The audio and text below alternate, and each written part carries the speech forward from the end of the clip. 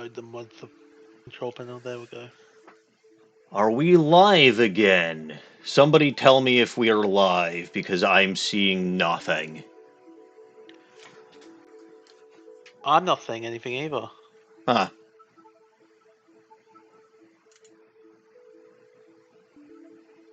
There we go. Okay. So, There it is, yeah. here we are. It's Safari Week 2026, and I have decided to abandon my quest to hunt for shiny female Mudsdale, which had actually about 1 in 315 odds, to do something even stupider. Hooray! Now,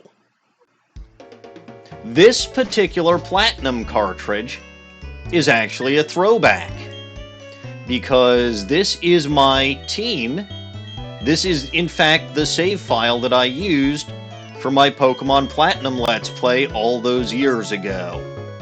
So you got Punguin, Masquerose, Juniper, Splurb, Grim, and Porygon. My squad that beat up the game in my Platinum Let's Play on the Bulba Garden YouTube channel. But nobody gives a damn about that, so we're going to the Safari Zone, which is the Great Marsh here. I don't want to do this, but sure. Are you hunting anything in particular? Nope. I'm just going into the grass and seeing what I can find. Apparently so was I this week. It happens. Hey, I found a Quagsire. That's gotta be good because of Joe, right? It would be if it was shiny. It would have been funny if my first encounter was a shiny. It would have been hilarious. It was unlikely. So, shiny charm? there is no shiny charm in this game. Isn't there? Oh, okay. Nope. That only showed up or started showing up in Black 2, White 2. Oh, okay.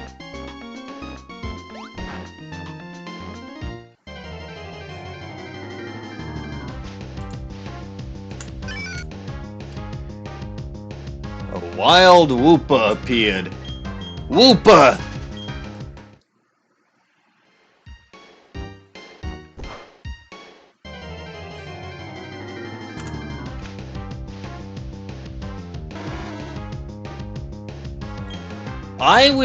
Well, that's... What do you mean I'm never hunting for anything I want? Sometimes I hunt for things that I actually want.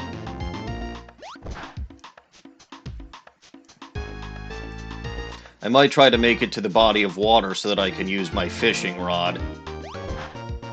There is a step limit here, yeah. That is what I am trying to do, is just standing in the same spot and go, but like, sometimes I move regardless of whether I want to or not.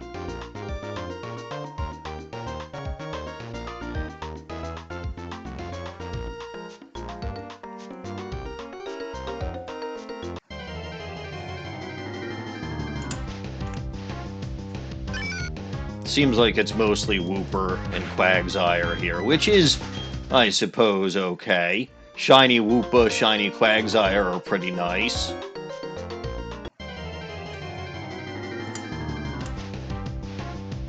Yanma! Ooh!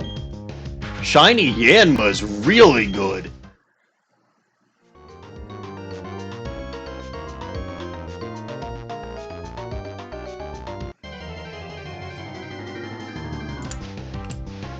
It would have been good if you got it. Yeah, well, I'm only 7 encounters in.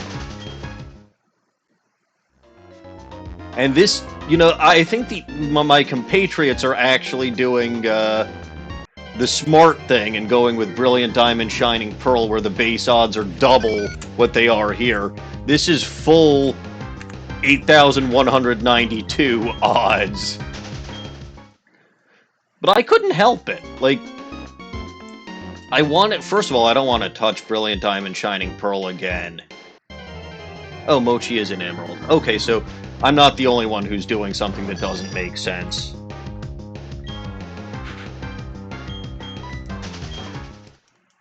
Oh, right. So I have a potential poll that I want to put up, but maybe I'll wait until about an hour into my stream to do it. I am attempting to figure out what the hell to do with my Ultra Sun series. And I've thought of a few things while I was in Jersey and New York this week. New York and New Jersey this week.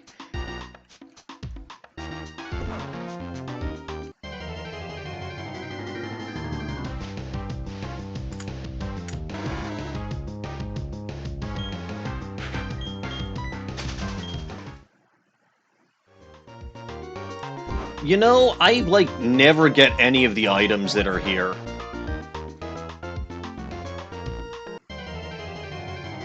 Like, never.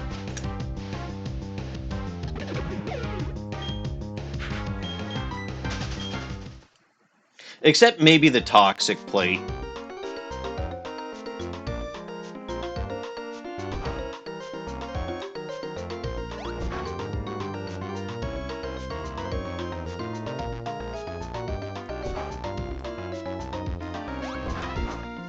You know what? I'm going to the water. I want to see what's in the water. Don't drown. I can't in this game.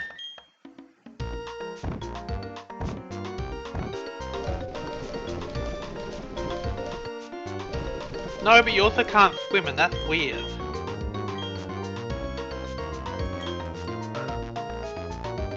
Do they not teach their kids to swim in the Pokemon universe? Nobody ever does. This is going to be a disaster. What do you mean the Pokemon got away? Yeah, this is going to be a disaster. Alright, landed a Pokemon, even though it's a fish. Ah! Gyarados!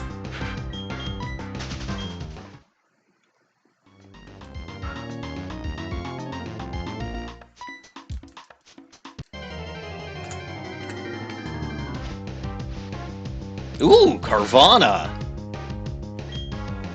That's pretty cool. What does shiny Carvana look like? I don't know. 35 again. Yeah. What 35? Stream. Oh, yeah.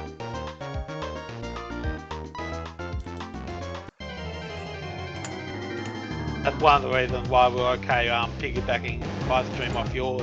I suppose. If anybody misses my stream, as long as they catch yours, they'll be fine. Yep. I'm not sure why that didn't show up in my... Oh, whatever. Whiscash!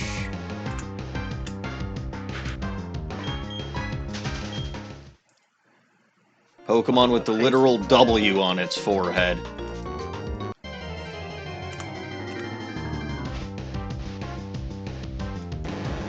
Hi, Gyarados.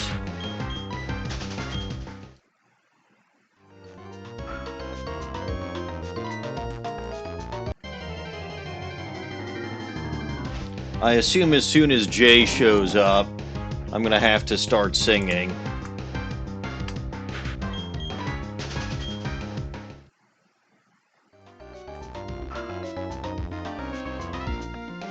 I mean, I expect to not get a shiny this week, because I'm hunting at full 1 in 8,192 odds. It would be ridiculous if I... shiny, so... It would be ridiculous if I got a shiny. Yeah, but surely we could both get a full-on shiny. No, because your full odds were still double what mine are. Also, you probably get a lot more encounters than I do per minute. That's true. Like, I could just run for a dozen Pokemon at a time. Yes.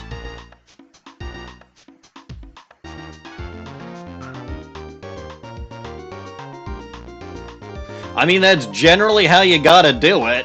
Alright, this is clearly not working.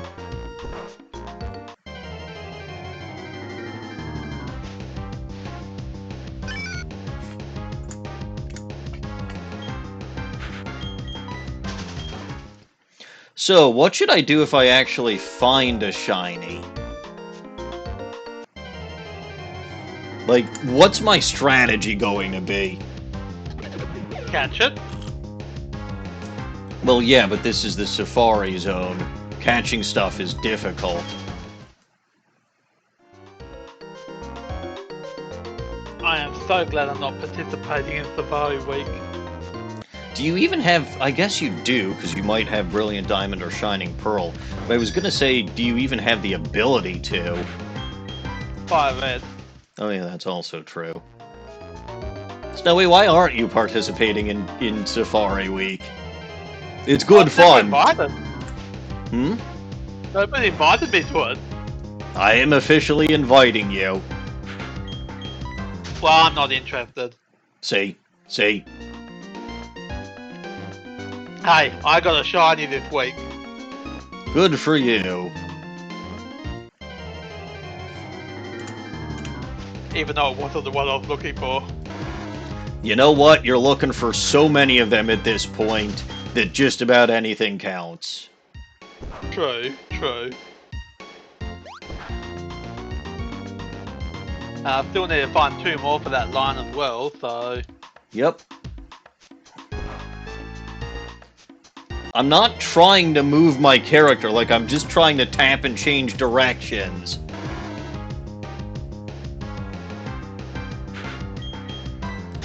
Z, I don't know if I want to do that. Also, I can't kill the shiny in this because it's the Safari Zone.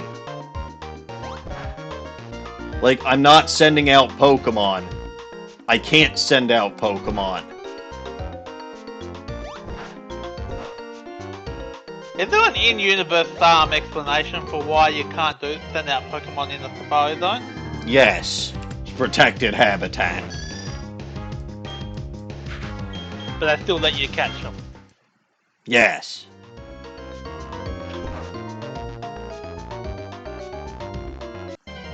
I guess if you catch them, you catch 30 Taurus.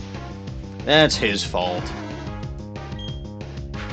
Unfortunately, that episode never aired in the West, so I have no idea what actually happened. Every time he tried to catch a Pokemon, the Toro Stampede literally got in the way. That would have been hilarious. Because it's not like he deliberately threw his Safari Balls at 30 Tauros.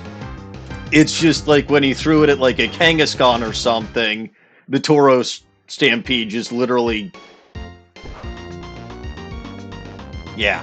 And he succeeded in every time he threw the Safari Ball, which... Geez, he was lucky.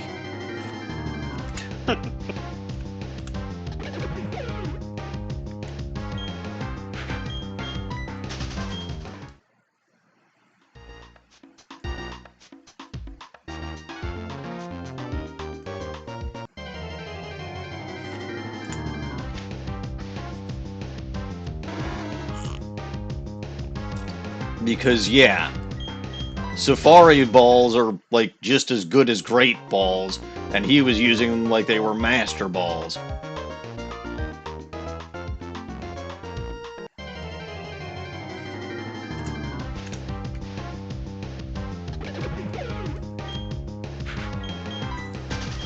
Why do people, like, I'm not sure, well, okay, I am kind of sure why this is a thing. I debated, by the way, trying to do, like, a dual stream where I set up, Brilliant Diamond and Platinum and try to run both of them at the same time. No. I am not that good. Like, some people can get really creative and, actually run multiple games at the same time. I can't. The hunt is going as expected. As in, I found Bupkish. Anyway, how Just are to you make this Jay morning, Jay? Oh yes, I suppose it's time to sing, because singing does work when it comes to finding shinies. That's the key. So let's sing my way to a shiny, and we'll see if this actually works. I would be extremely surprised if it actually worked, but at the same time, it's probably not, because my odds are low. I will have some tea, because my poor throat could use a rest. The air quality here sucks, and that's been problematic, because it's causing me to have some respiratory issues. But as they say, if you've got an issue, you should take a tissue. Let's keep spinning my character in circles to find a shiny, and we'll see what pops up, and that's just gonna be okay. Jay, I'm not hunting anything specific, because I'll be lucky if I even find one. I'm just going around aimlessly poking Pokemon, because they are called Pokemon, so I have to poke them.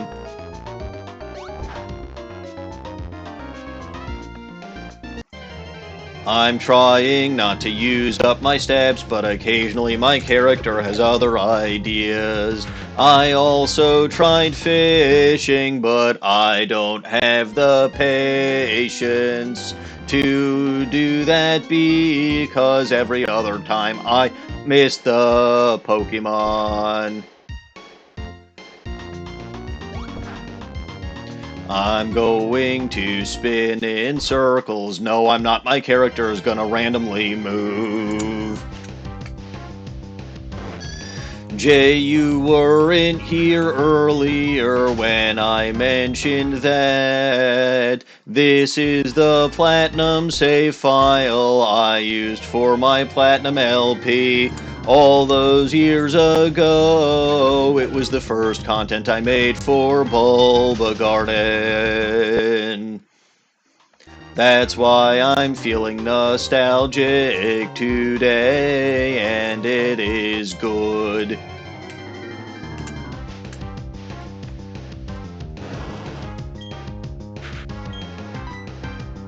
I don't know why I threw bait. I meant to hit the runaway. I don't have sweet scent to use, because that wasn't a thing in this game. Also,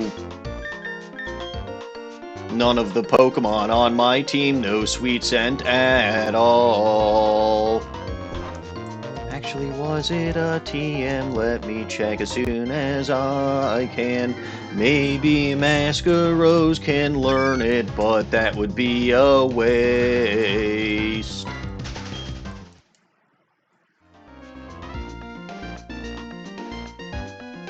Pretty sure Sweet Scent working that way only started in Gen 6.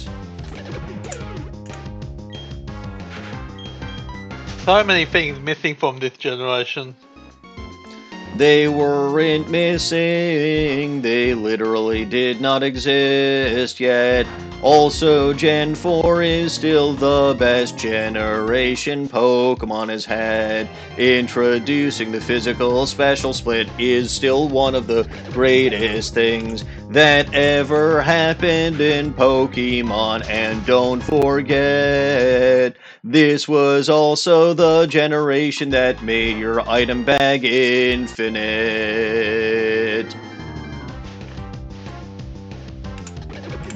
Well, Mayu thing has ended.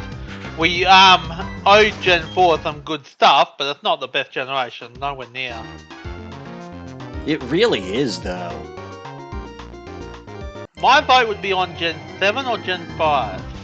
Gen 5 is solid. Gen 5 is very solid. I But like both of them for different reasons. Gen 5's biggest contribution, i.e. infinite TMs, seems to be going the way of the dodo because Pokemon is dodo brain. Technically, the TMs are kind of infinite if you have the resources in Yeah, you have to 5. have the resources. And getting some of those resources is such a pain in the tuchus. True, but it's not as bad as it was in pre-Gen 5 generation. Not untrue, but still. Like if you use a Fire Blast TM, that's the only Fire Blast TM you get in the game, then that's it. Well, Fire Blast was usually purchasable in marts, like the I know, but mall. I'm just making a point. Yeah, no, I get, like, the Earthquake TM in this game was, I mean, technically you could get more from Battle Zone, but geez, that's different. I mean, I understand. Gen 5 had some really good contributions. Really, Gen 4 and Gen 5 is when they truly, fully hammered out what it meant to be Pokemon. Gens 1 through 3 were just an experiment. I think every generation more or less added something to the Pokemon formula. Not really. Gen 6 added nothing. Except for Gen 2. I'm not sure what Gen 2 added to the game. Steel and Dark types. Also splitting the bag into multiple pockets. Which doesn't seem like a big deal necessarily now because you have the infinite bag. Oh. But remember that like bag storage in Gen 1 was literally 20 items in your bag total. Even then, it's still nice to have the separate pockets, even with the infinite. So I'll grant you that one. Also, yeah, so Steel and Dark types, splitting the bag, plus berries. Don't forget berries were actually introduced in Gen 2. They got revamped in Gen 3, but berries were introduced and held items were introduced, and breeding was introduced in Gen 2. Oh yeah, I'll grant you that one, yeah. Don't knock Gen 2. It added a crap ton of stuff.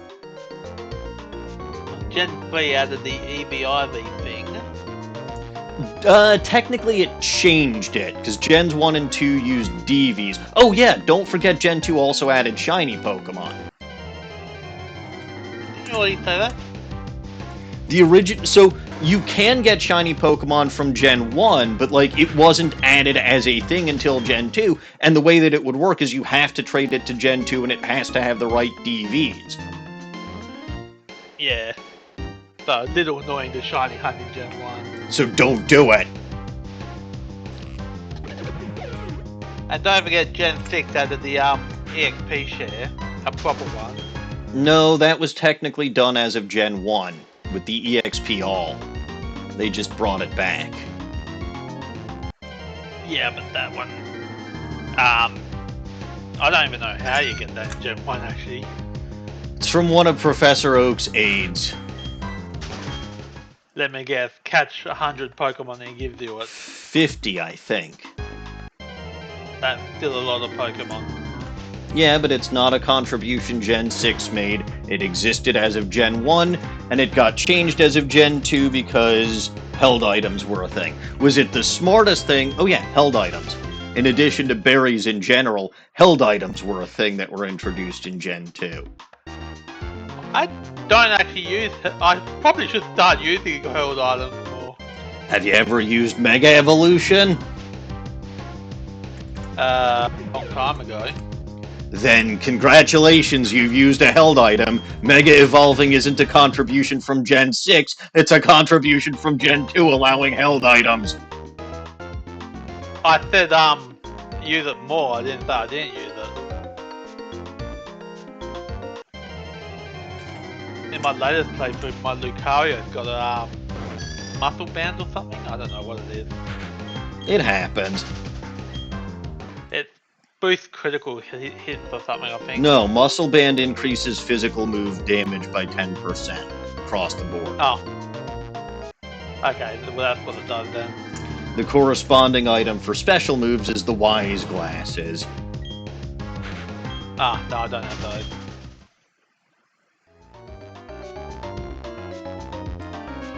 Oh, and I have to keep taking items off of Pachirisu. Yeah, pick up. So that counts as using held items, I guess. Yes. It also counts as using abilities which were introduced in Gen 3. Oh yeah, I forgot about that, yeah. That's probably Gen 3's most lasting change, isn't it?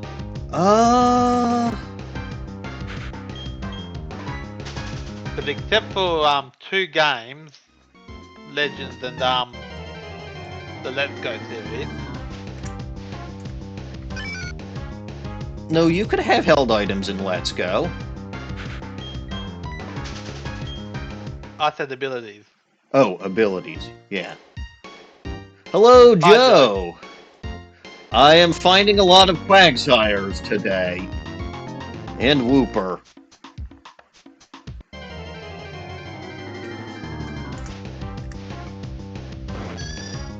What did Gen 7 add to the formula? I'm trying to think. Regional forms. Oh yes, of course. My Arbiter's a regional form, isn't it? Yes, well, one of them is.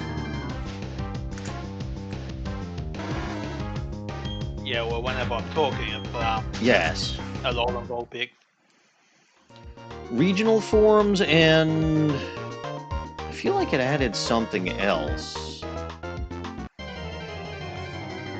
Okay, technically yes, Joe, but like it wasn't considered quote-unquote Cantonian Vulpix until a different form of Vulpix showed up. And in every region, Gen 1 through 6 that Vulpix showed up in, it was always the fire form. Gen 7 added, but like Z moves haven't been used since then. Z moves were exclusive to Alola, so they don't count. And I'll probably just butcher every word that says it, did I? You might have. It's not your fault, though. But yeah, figuring out what Gen 7 added to the mix is a bit rough. Because it didn't really...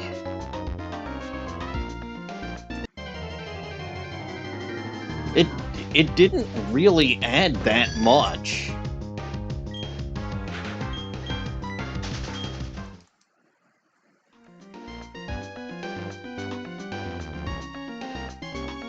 I think regional forms is probably one of my favourite additions ever added to the series. Oh yeah, it was fantastic. It was a good choice. I'm not saying that we should downplay it, but and they have been. What? Go ahead. What was that? I was gonna say they have been in every region since, so it is a lasting contribution. True. Did Paldea have? Yeah, they did. Yes. I mean, they technically have quote-unquote convergence in like Toadskool and Wiglet, but those are basically the same thing. Plus Paldean Whooper and Paldean Tauros. Oh, right, yeah. All three forms of Paldean Tauros. So what did Gen 8 add to the formula? Nothing. Bupkish.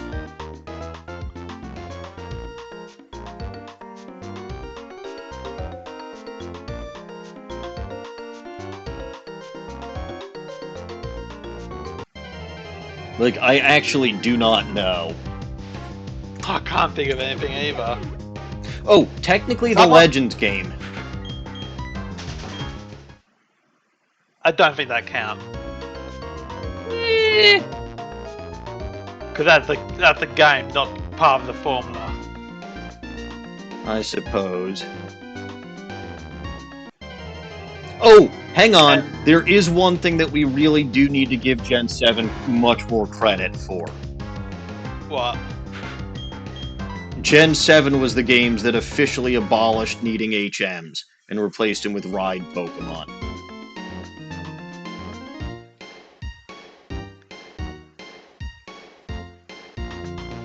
And that's a hell of a thing. Controversial opinion, but I like HM. Yes, so you've said, but you still get the Yeah, but- roadblock because you get the ride Pokemon at various points in your story, and you don't have to waste a move slot or a party member slot on your team to be able to use HMs, which were mostly garbage moves. There is a lot of things about the implementation of HMs I just don't understand. Like, HMs are permanent, so they don't break or anything, so why can I not delete a HM move and then re-add it again when I need it? Because you might accidentally soft lock yourself.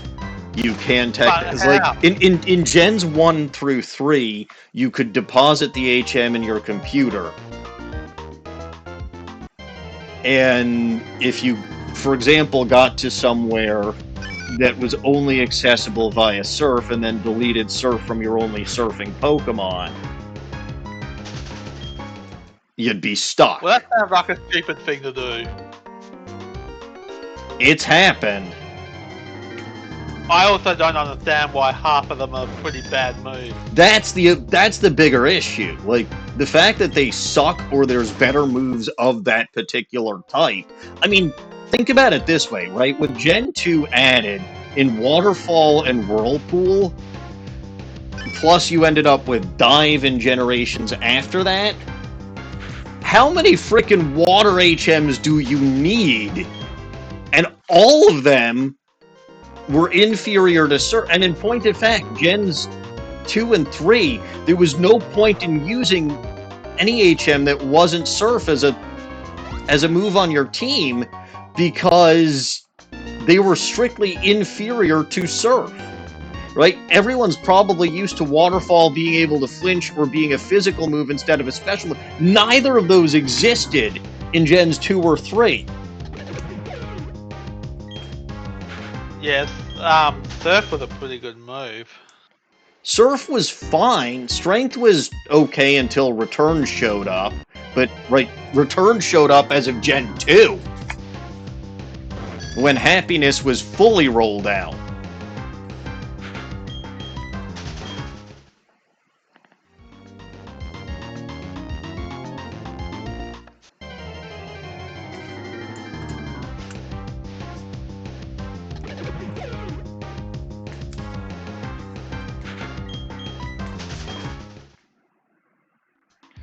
So yeah, older Pokemon games, you would not have as good of a gaming experience if it wasn't for those defining generations 1 through 5. I mean, I don't have a good experience with them anyway. That sounds like a you problem. I've left Fire Red half played because I just got sick of it.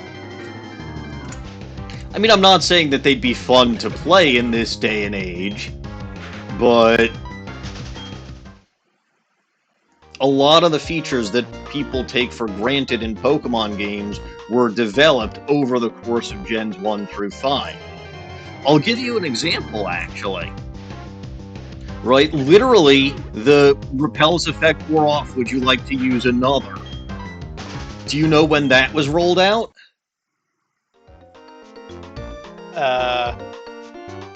Gen 2, I think, wasn't it? Incorrect. 3? Nope. Jay says Black 2, White 2. J is correct. Mid-Gen 5. Okay. I thought it was older than that. Nope. So even as Of late course, as Black 2... I mean, in Black 2, White 2 is also what added the Shiny Charm. So even as late as Black 2, White 2, there were still important contributions being made to the Pokemon franchise and formula. Gen 3 also introduced double battles.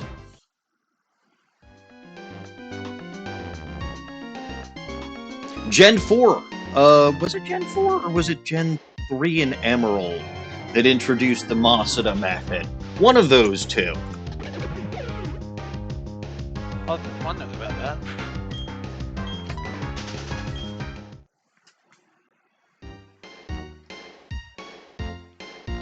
I thought it was Gen 4, but I know that there's a couple of things that happened in Emerald that, like, I want to say abilities like Magma Armor and Flame Body became useful for hatching Pokemon when breeding. And then Sticky Hold or Suction Cups had the effect on... Yeah. But regardless, right? Next time you're playing any Pokemon game except Gen 6, don't play Gen 6. Thank Gens 1 through 4 for the experience that you have. I Or mean, Gens 1 sure, through the 5 for the generation. experience that you have. I mean, sure, except for Gen 5, the generations themselves are not exactly good, but they added stuff to the formula that was long-lasting.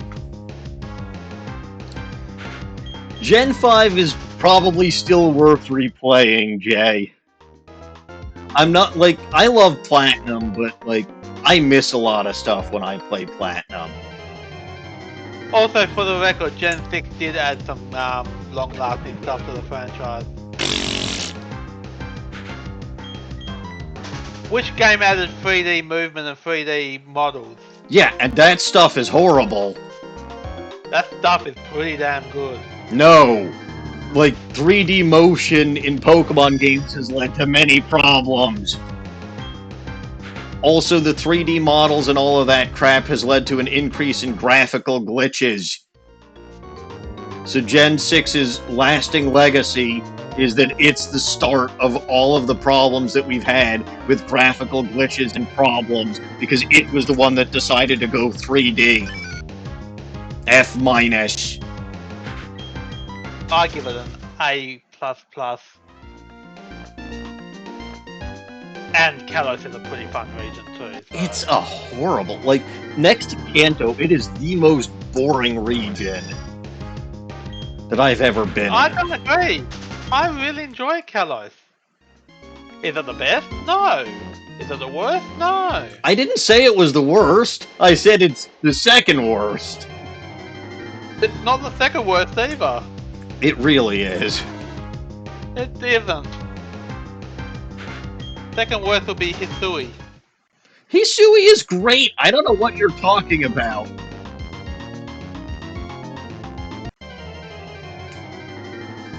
Kanto's only the worst because I'm sick and tired of it. I mean, Kanto is bad because it's pretty bland. And that's, you know, partially because it was the first region. Right? You don't have areas like desert. You don't have areas like... Oh, also, Gen 2 added weather via TM. Gen 3 added external weather. Like, weather in the field. Gen 2 added day-night cycle. Gen 4 added fog, which is a strike against it, but whatever. Personally, I don't think Kanto is boring. It's not as variety. I'll grant that it's not as variety as the other regions. I'll grant that. Yeah, that's what I'm saying. I don't think it's boring. But I do think it's overused.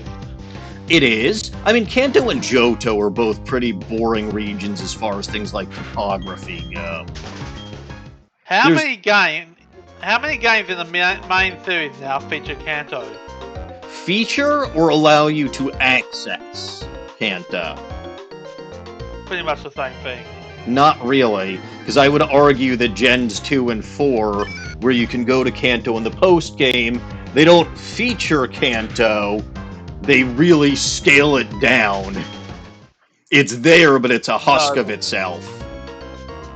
my point is that Gen 1, Gen 2, Gen 3, Gen 7... You forgot Gen That's 4 if four you're counting Gen 2. Oh, Gen 4 as well. So that's 5 generations. Out of how many? We're at Gen 9 at the 9. moment?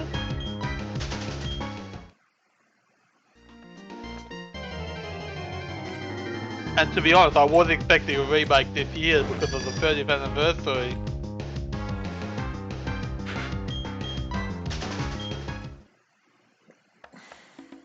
It wouldn't surprise me. Like, it wouldn't surprise me if the second games in Gen 10 end up being Kanto remakes.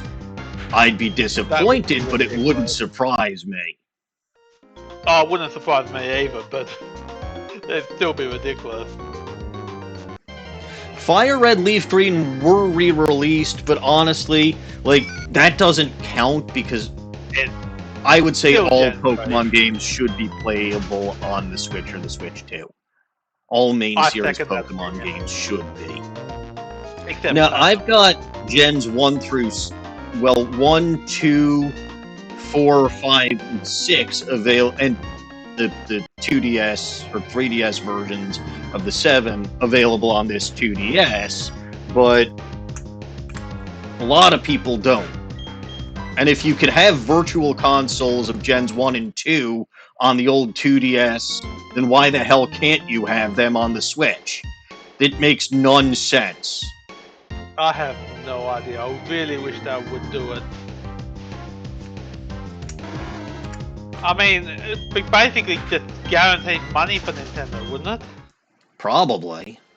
You have a lot, like, don't get me wrong, I have nostalgia for my first playthrough of Pokemon. I do. But, and I played through Pokemon Blue version on Virtual Console for this channel. I don't find the games to be as bad as all that, right? But, like, I wouldn't go out of my way to buy Kanto games on... And in point of fact, I haven't bought Fire Red Leaf Green for my Switch. So, according to Eurogamer, Fire Red and Leaf Green on the Switch sold 4 million units in 6 weeks. Yeah, that's free money for that. Yeah, as I said, release the old games, release Gen 4, release Gen 2, release, where are we? Maybe not Gen 2 because they do have the remake. Stuff, but release them anyway. Yeah, release them at, like... Gen 5, Gen 6, Gen 7. All of them should be on the Switch. Half of Gen 7 anyway, because Let's Go obviously is already on the Switch. Yeah. There's no reason they shouldn't. Again, it's free money for them. Also, I would not object to them releasing an update for the Switch too.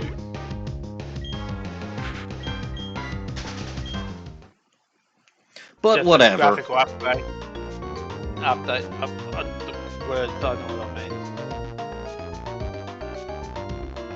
mean. Dance player character dance. Have you found a shiny yet? No, and I'm not going to. Actually, Snowy, how much longer are you going to be sticking around?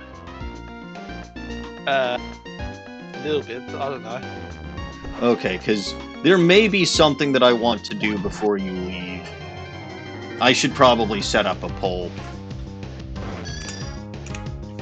Because like I said, I've been thinking, and that's very dangerous. Yes, it is. But I really do need to figure out what the hell I'm going to do with Wheel Madness. And I have some solutions or some options, and I really need to... I really need... do have a suggestion. Okay, what's your suggestion?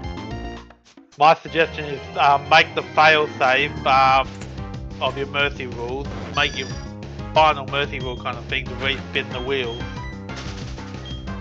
If you go too many streams without catching anything. Hydrate! Yes. I'm gonna hydrate too. I've got a big bottle of water here.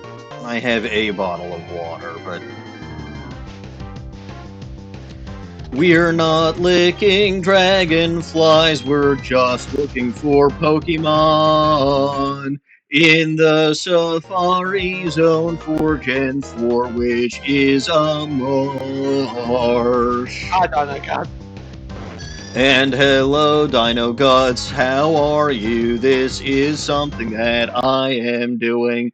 I don't think it's going to work, but oh well, let's see what happens when I sing while looking for a shiny. Odds are not with me because it is, in point of fact,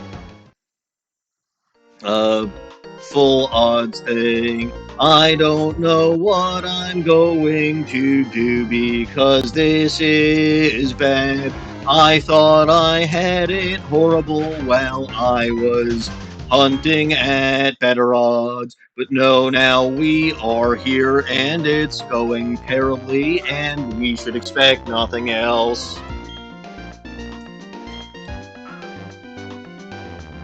Yeah, I think I you mentioned have that in meet server, Jay. I have to Glad pay I'm meeting. attention while I'm trying to fish. Otherwise, the Pokemon might get away.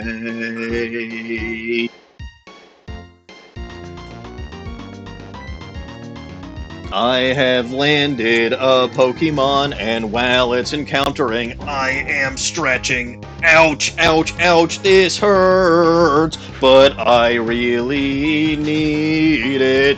My flight home from New York City was delayed by an hour, so I was stuck in a cramped airplane for too much time, and it was bad. Hey, look, it's a Carvana. I think that has a cool shiny. So does Gyarados, and I don't actually know what Whiscashes looks like. Let's find more Pokemon, so hopefully at some point I'll find a shiny. I rather doubt if I will because the odds are against me. But that's just how this goes, and I suppose that's why it's fun. Even if I find a shiny, I probably won't be able to catch it because this is the Safari Zone and Pokemon are such a pain in the neck to catch here because the system is broken. I don't blame newer Pokemon games for not having Safari Zones. We can thank Gen 5 for that since it's the one that got rid of all the Safari Zones that used to be in these games. Let's see if I can find another Pokemon by fishing, and I landed one. It's a Carvana, but it is not shiny. I suspect it'll be at least 1,000 encounters before I find one. Let's keep going and using my fishing rod to see if I can find a shiny. Also, it's extremely finicky as to when the Pokemon gets away, because I swear my reaction time is basically the same for them all.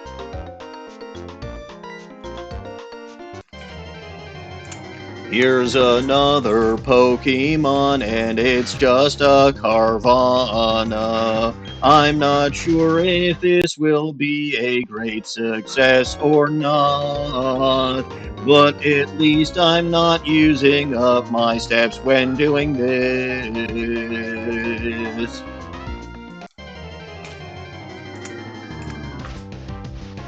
Here's a Gyarados, and it's not red, but red Gyarados is overrated anyway. Everybody has at least one red Gyarados that they've caught.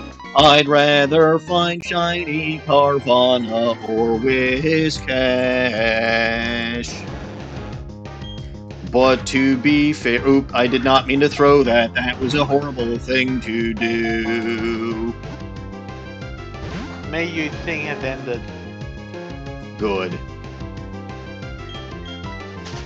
That was bad. I really, really should not have thrown that Safari Ball. Oh, we still got, what, 29 more?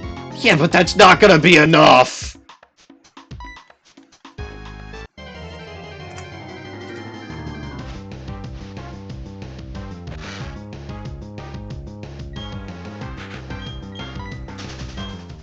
Yeah, this is a lot harder than regular shiny hunting, even Yeah, because even again, odd. even if I find one, which is unlikely, but even if I do find one, actually obtaining it is going to be difficult. Yeah, because you have 29 balls, a good chance that they'll run away. The balls are only as good as regular Great Balls, and you're always catching the Pokemon at basically full health. Yeah, because you can't damage the Pokemon. Correct. You can't damage, you can't status inflict it. Your only options are bait, which makes the Pokemon less likely to run away, but less easy to catch. Or mud, or rock, which depending on which one you're playing, which makes the Pokemon easier to catch, but more likely to run away.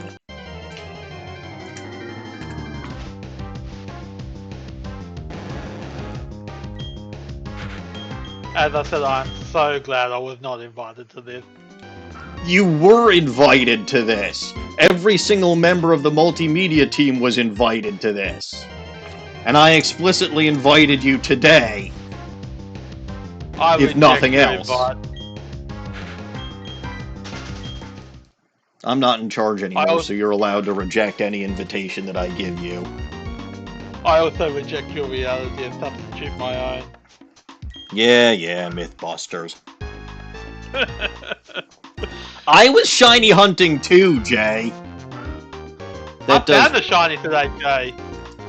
That does remind me. I really, really do need to get up that pole, but I just don't want to do it because it's wasting time. Well, you have time, so waste it. Fine.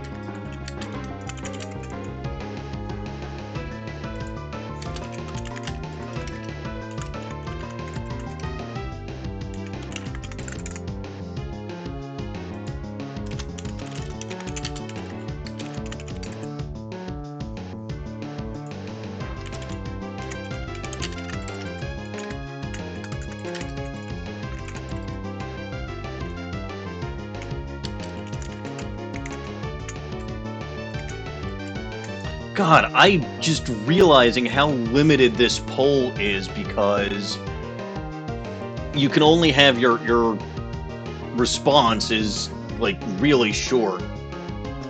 60 characters, I think it is.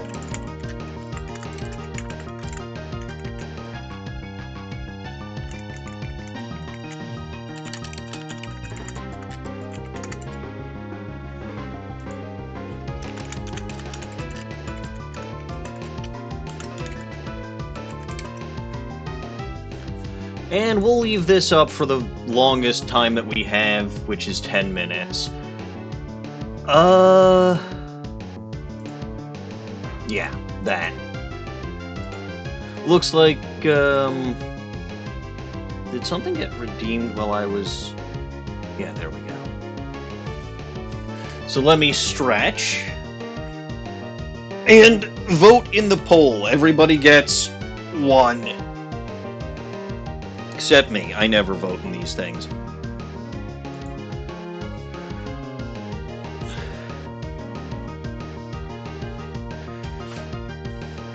Alright. I have stretched. I am running.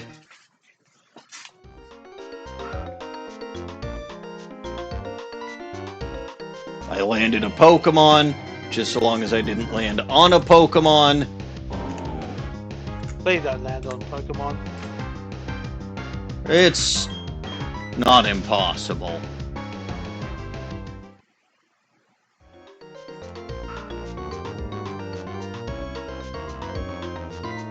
Five votes so far. Well, hey, that's good. 2 to 3. I'm keeping an eye on the... I'm keeping an eye on the whatcha-who's-its, sort of. Yes, just one vote.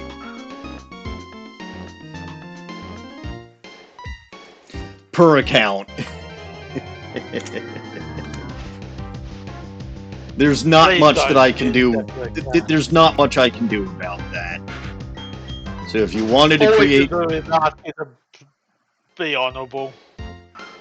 Well, theoretically, if you wanted to create 50 alts just to vote for something, I wouldn't. Yeah.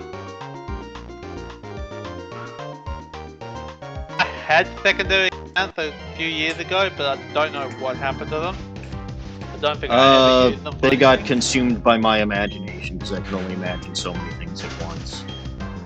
That's probably true.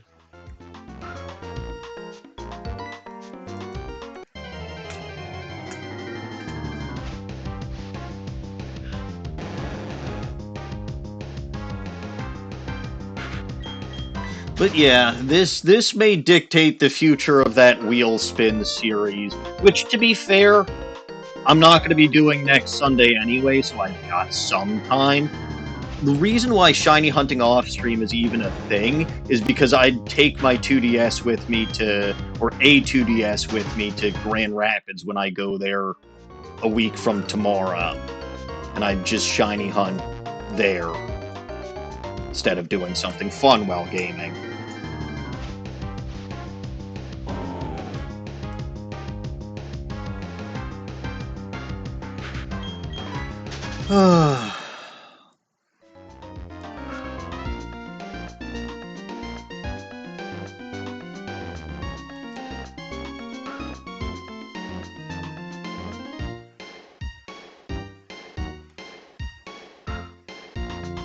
But yeah, those were the ideas of the options that I came up with. I think that they're probably not great, but oh well. Like, they're the only solutions I can think of. I really feel like, yeah, I felt like nobody was going to want me to shiny hunt on stream anymore. Because that's just...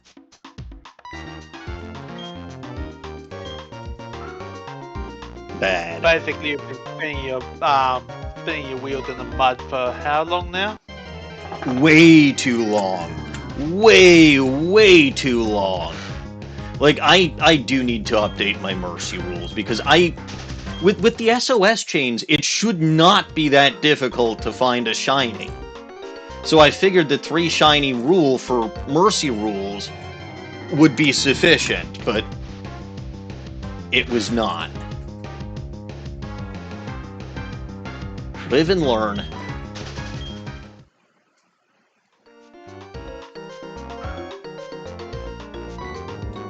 While you were looking for that one Mudsdale, I've caught, what, 3 shiny? Not counting the welfare shiny? Maybe?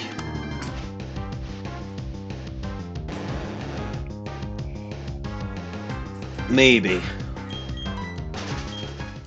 I don't actually remember, but that's probably about right.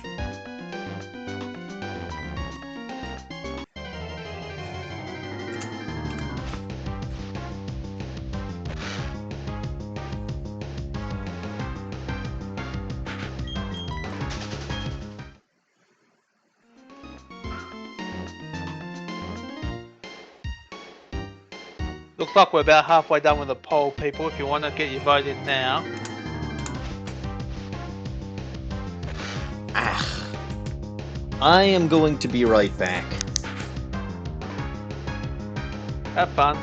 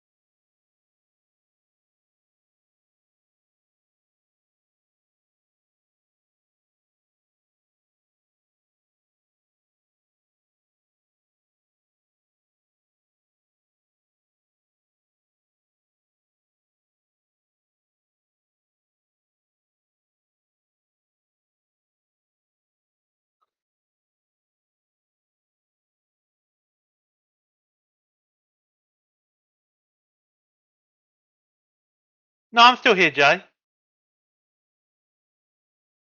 I was just struggling to stay awake. Oh boy. You didn't mute Discord when you left, did you? No, I did. Oh, okay. There we go. So I was basically babbling to myself for a little bit there. Sorry about that. I was wondering how Emma got into this room. Any idea how? I didn't close the door properly. Anyway, I had to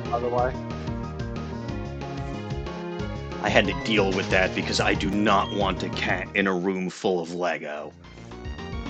No, That said, it is time to sing once again and find a Pokemon.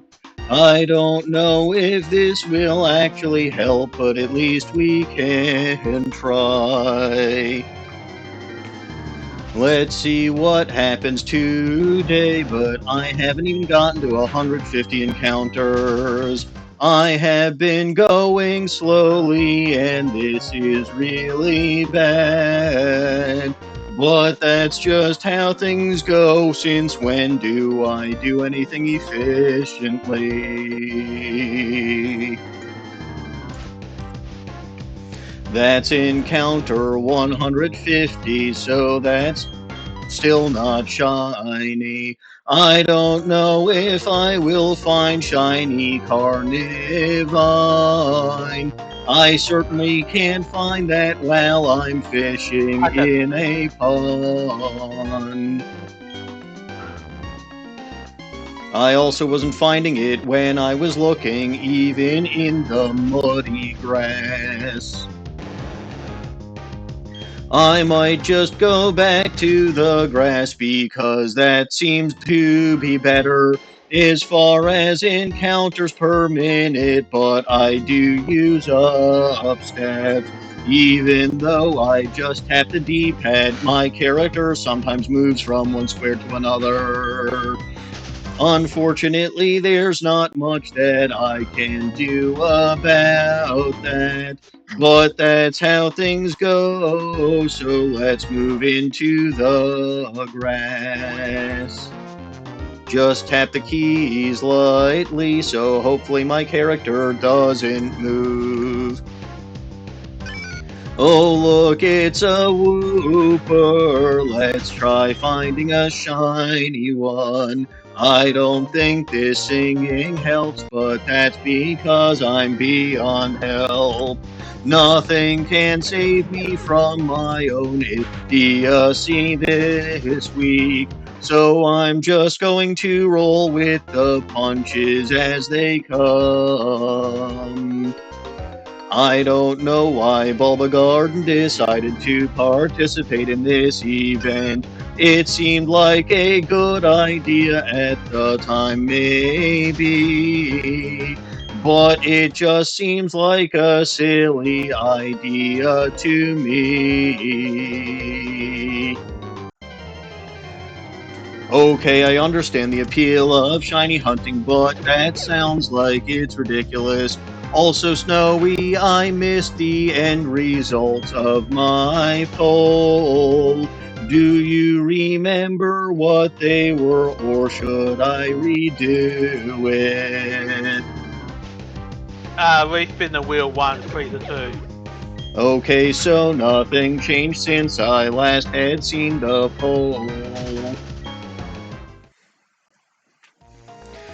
Once I get back to Ultra Sun, I will respin the wheels. Which is a shame because I really do like Mudsdale. That said, it is just a pain to find a shiny one. So I suppose this is my punishment for trying something stupid.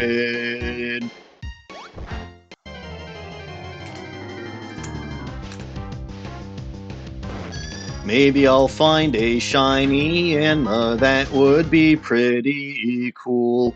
But I won't be able to catch it because it's impossible. to catch anything in this swampland that is terrible.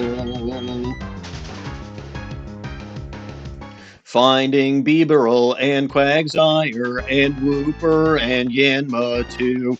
Once in a while I will find Tangela as well. This is my personal soggy damn hell. I sometimes decide to rhyme when trying to sing, but mostly I don't care what I'm doing or what I'm saying when I sing. That's just because this has sort of become my thing. Let's keep spinning around in a circle and please don't move to another square. Just keep going and spinning and spinning, spinning, spinning. Hopefully all this spinning will eventually lead to winning. I rather doubt that though, because this is an impossible game. Oh, look, there is Tangela. It's covered in vines, except for its tiny feet and its two eyes.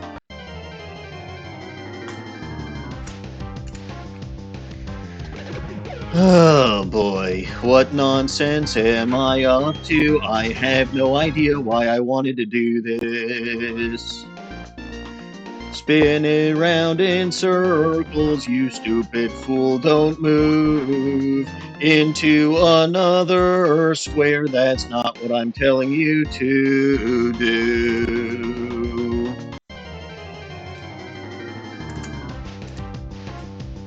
Oh, look, a Quagsire. Who would have guessed?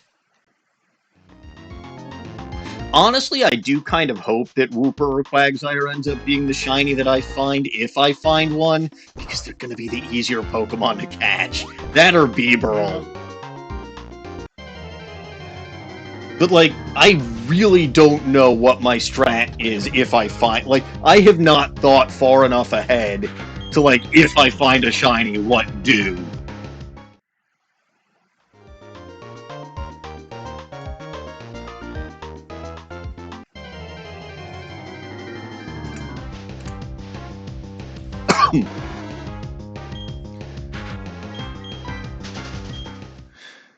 I mean, if I find a shiny, what do is probably fail.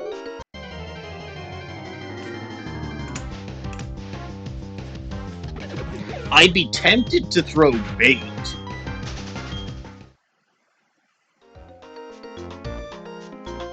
But I feel like I'm just better throwing the ball. I guess it depends on which Pokemon it is.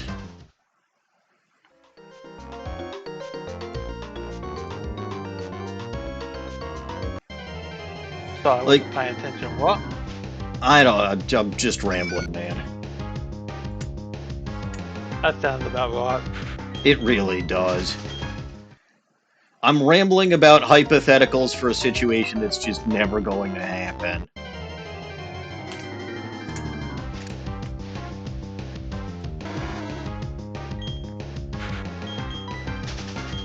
But I feel like if it does end up being Whooper, Quagsire, or Beeberl, the best bet's just to throw a ball.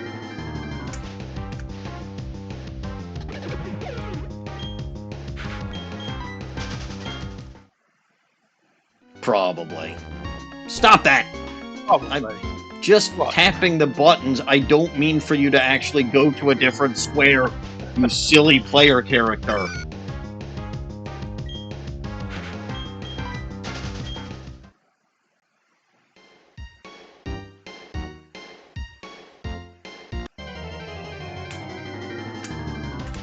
But yeah, considering the fact that I'd be lucky enough to find any shiny whatsoever, there's nothing worth specifically hunting.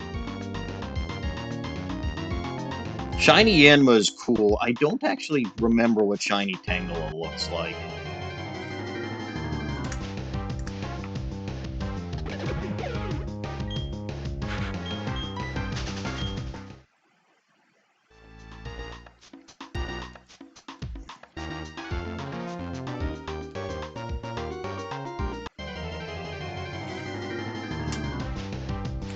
Oops.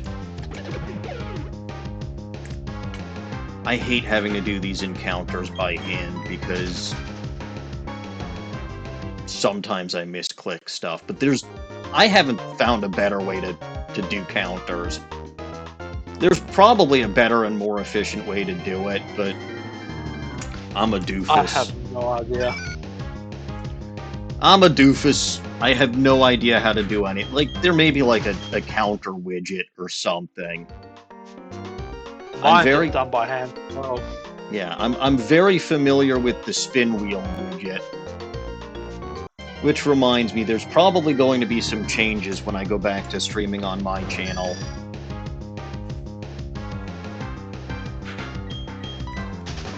What are you breaking this time? I'm not breaking anything, I'm unbreaking things. What are you unbreaking? My sleep schedule. Is that possible?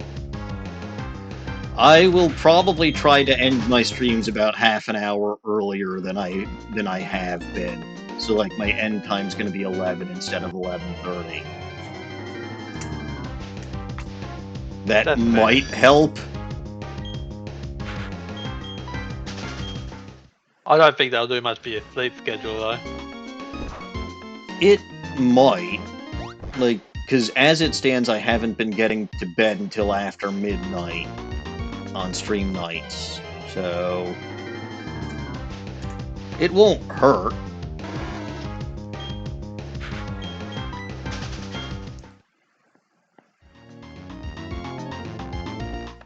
Also, I might finally just decide to get rid of Little Goblin Knows Best, because I think we've determined that, in fact, I know best.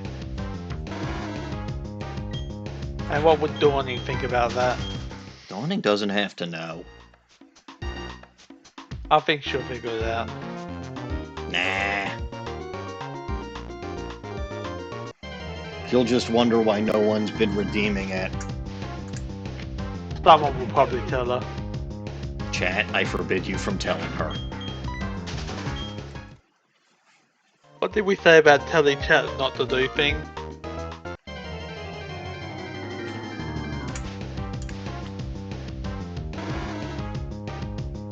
I'm also, as much as I don't... As much as I do like the stupid voices, I'm debating whether or not I should get rid of those. Because they are very loud and disruptive, and it doesn't seem like any kind of... It doesn't seem like any kind of soundproofing has worked when it comes to trying to save my wife from my loudness. Up and stretch. Oof. Ow. Ooh. Ah. I don't know. There's a lot that I have to... Like, I think for sure stream time will end half an hour earlier than it has been. I think that's just a given. Whether or not I make any changes to the channel point rewards, we'll see.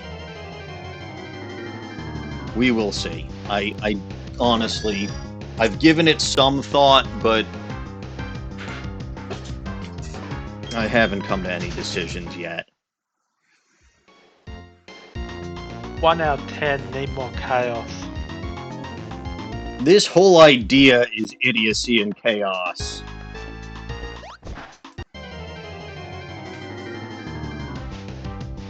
What, the Safari Zone thing? Yeah. I have no idea whose idea this was. I don't know either. I want to say Caps, but it could have been Archaic. No, like participating in Safari Week for Bulba Garden. That's not the crazy. The Safari Week existing is the crazy thing. I understand why we'd want to participate in it because it is a larger or larger Pokemon community event. I get it.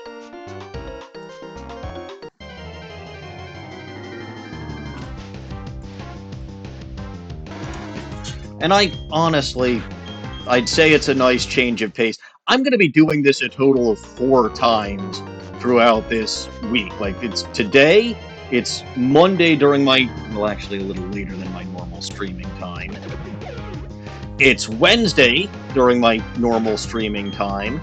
And it's next Sunday during my normal streaming time. So I do this a total of 4 times. Hopefully I'll find at least one shiny during one of these streams. Probably not, so but glad I'm not participating. Well, you can at least stop by voice chat and say hello. I probably will. Hello. Good night. I'm tired already. Oh. Well, I woke up tired. My trip was... There was a lot of good that happened during my trip, but it was also exhausting. It really was. I'm also tired, but that's because it's nearly midnight. That's reasonable. My conclusion, by the way, from last week's trip is I hate New York City traffic. I really do. Only an idiot would drive in New York City, and I did so multiple times. Granted, I didn't have much of a choice, but... Couldn't you just take public transport? It's not very convenient, is it? At America. Factoring in where I had to go, there was really no good way to take public transport from JFK Airport all the way out to where I needed to go in New Jersey and get in a stop at what should have been a kosher grocery store that was open 24/7. So it would not have worked.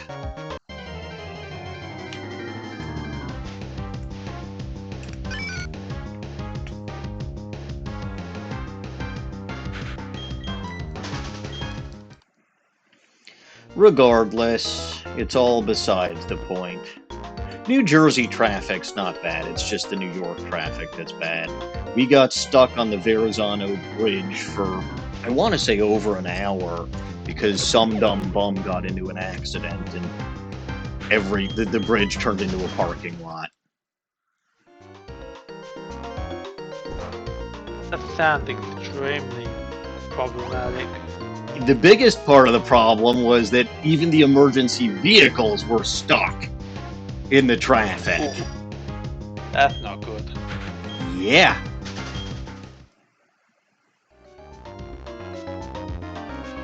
Three lanes of traffic, all like jam-packed, and emergency vehicles trying to squeeze through. And it being New York, at one point I even saw an ambulance or fire truck driver lean out of his window and try to yell at the guy in front of it. And I'm like, where the hell do you think he's going to go? There's no room. I understand you're frustrated, but so are all of us.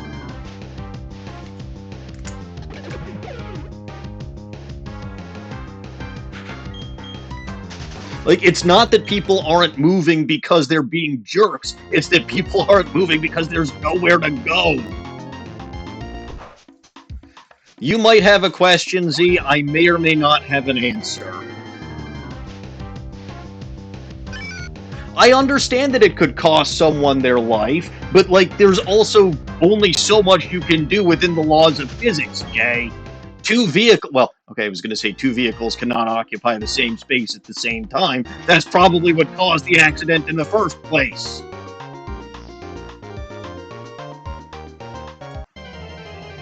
And we're talking about a fairly narrow bridge. Yes, there are 3 lanes of traffic, but like the lanes aren't huge. There's a limited amount of physical space. Eventually, like, what it took was the cars in the middle lane going as far left as they could go, and the cars in the right lane, like, literally squeezing up against the side of the bridge, and eventually the emergency vehicles were able to squeeze through barely. You'd think New York City's emergency departments would have a better plan for this.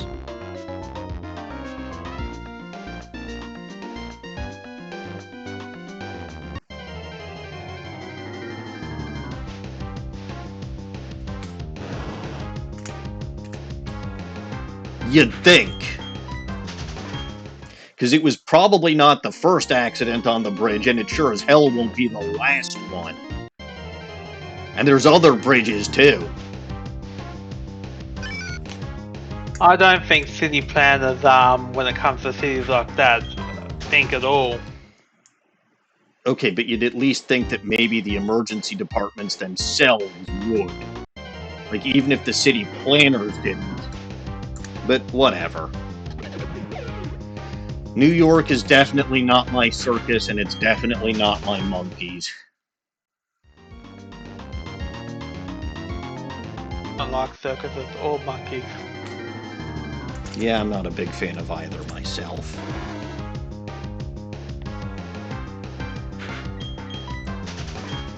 I don't think I've actually ever been to a circus.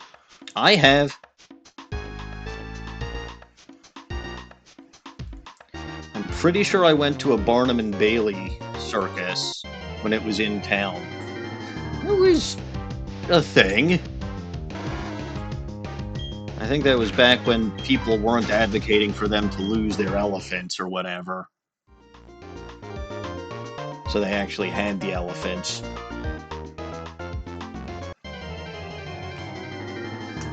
I have been to zoos though. Zoos are, like, I've been to quite a few, although I want to say the last couple of times I was in a zoo, I wasn't actually there for the zoo.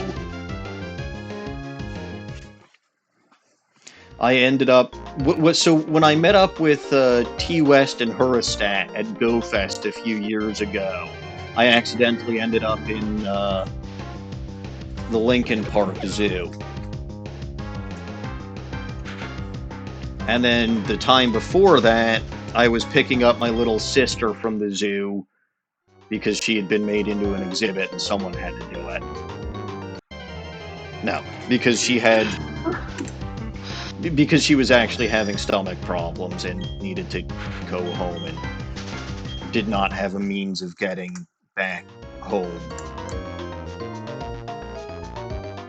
I was half dozing, half paying attention. Next thing I know, you're calling your little sister a zoo animal. I was like, what? Yeah, that's fair. That's mean. It's also not untrue. What is my favorite Nintendo console?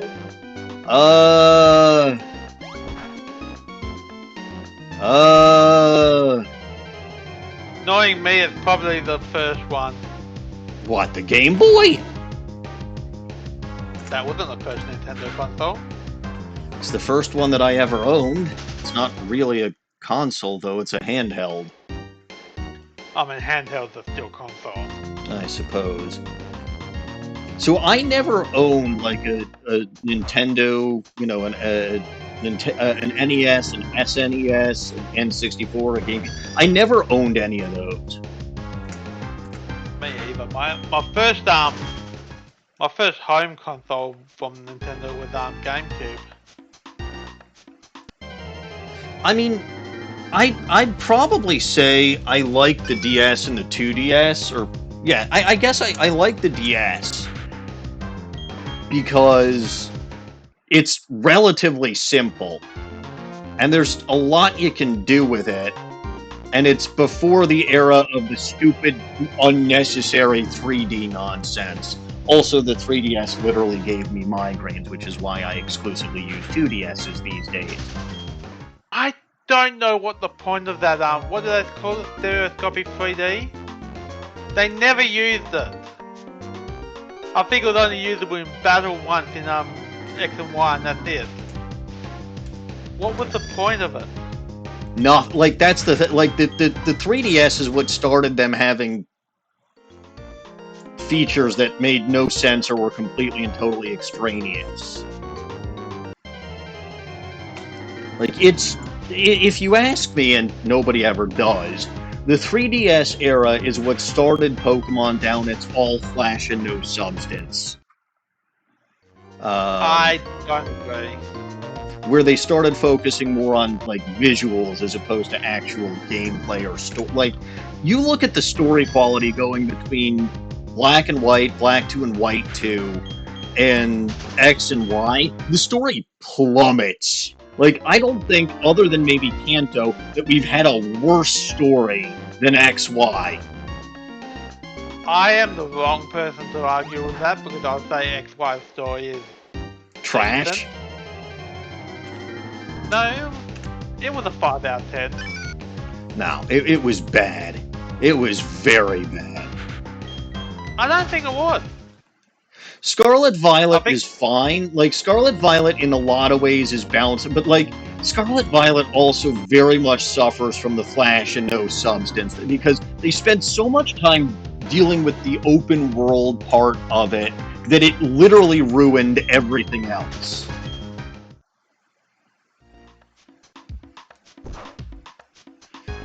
Either directly or like, I'm sure that trying to deal with the open world caused a bunch of the visual glitches and all the other stuff that the game had.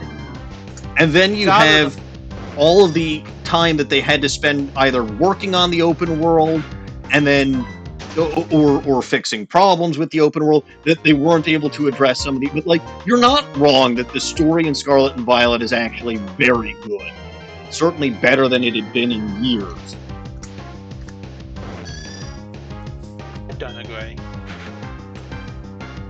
Also, AI Sada is very cute.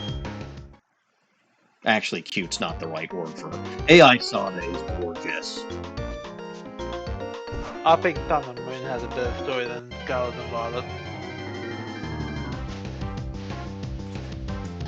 But they have recovered a bit since, like, with like the 3DS era into the early Switch era is when they really suffered from, let's pile on a bunch of worthless visuals and ignore the fact that we have and to be fair, does anyone play Pokemon for the story? I don't know. I mean, I like a good story, but is it the main reason that I play Pokemon? Not really. I don't know why I play Pokemon. I really don't. The main reason I play Pokemon is to catch little critters. Dino Guts and Jay, I'm allowed to say that I play Pokemon for the story, but I'm also allowed to like characters that aren't redheads. Just because I have a general preference doesn't mean that I only date or will only appreciate characters that fall into that preference. Although, to be fair, Sada would be better if she was a redhead. Oh, for the love of.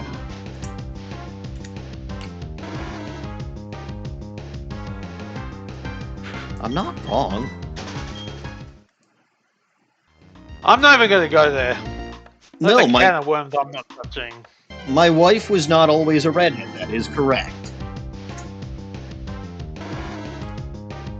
And completely... I'll run out of tea. Go have tea. Completely independently of me, like, I never mentioned to her a preference for redheads. Completely independently of that, she started dyeing her hair red, and I'm like, okay, this is yet another reason why this is the perfect woman for me. Have I mentioned recently how much I love my wife? I don't think it's worth going to get some more tea. I might go to bed soon, so... Yes, well... I really do love my wife. We actually... So, I will say, I brought my Switch 2 with me on my trip last week. And I did not really get to use it much. because, I mean, first of all, we were visiting relatives, or I was driving, and I don't feel like driving and playing my Switch 2 at the same time, especially in New York, New Jersey traffic, is a good idea. I don't think that it's a good idea regardless.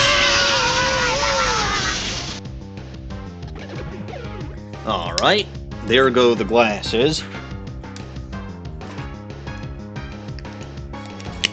Someone's gonna have to tell me how many encounters I have while I'm blind as a bat. Cat, can you keep a track of that, please? No, Snowy, you're the one who did this. You take responsibility. Do you really want someone that's struggling to stay awake counting sheep, encounters? yes. None of these encounters are sheep. Someone will figure it out. Yeah. Also, I will point out, I literally started wearing glasses instead of contact lenses again, specifically because of the lose the glasses redemption.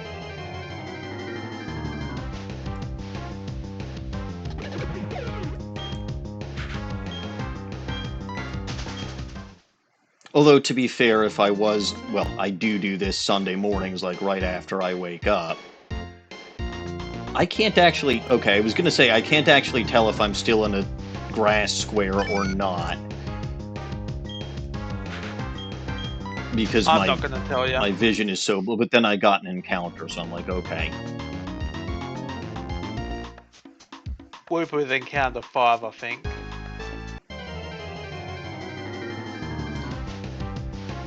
None of them have been shiny, because there would be, I believe, an audio cue in addition to a visual cue. Yeah.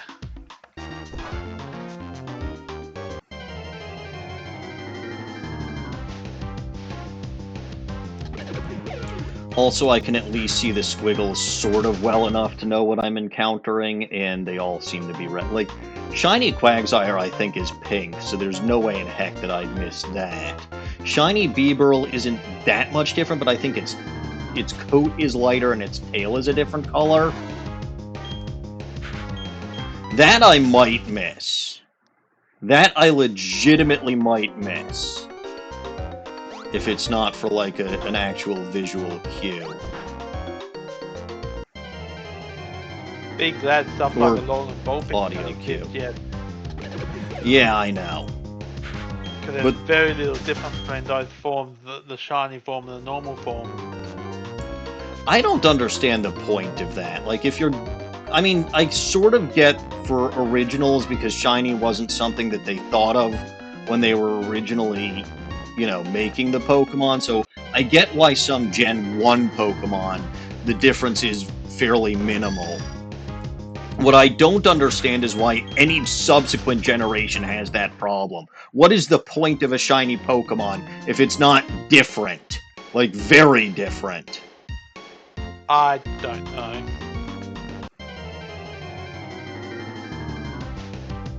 I mean, for some Pokemon like Reshiram and Zekrom, I get wanting to keep their primary coloration black and white, because that's the whole point.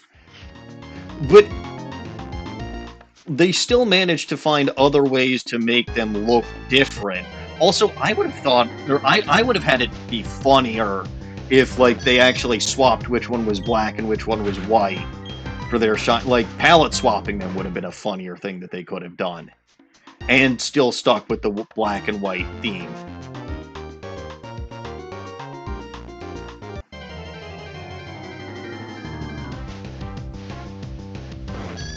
Anyway, that's all beside the point. I legitimately have lost count of the number of encounters that I've had since my glasses have been That off. was 14 encounters.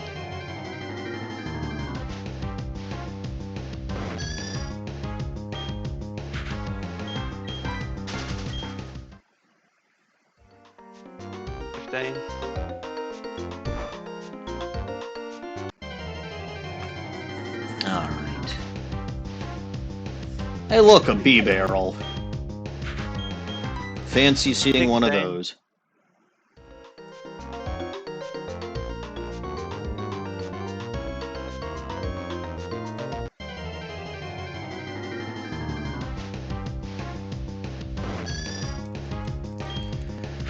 17.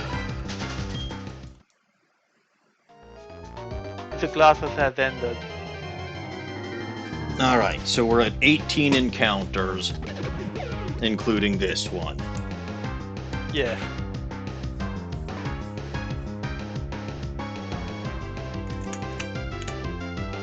That should be accurate.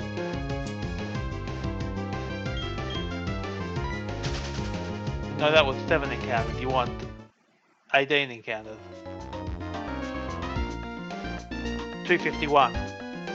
Oh. Yep. I forgot my math. I needed to add 10.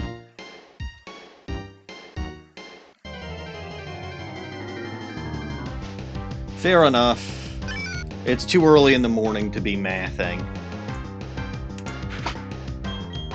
Also, I haven't had to use my math brain for over a week.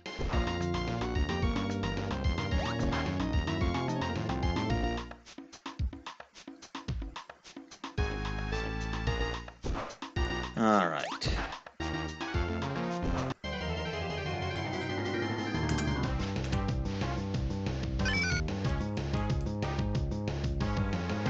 Hello, Woopa.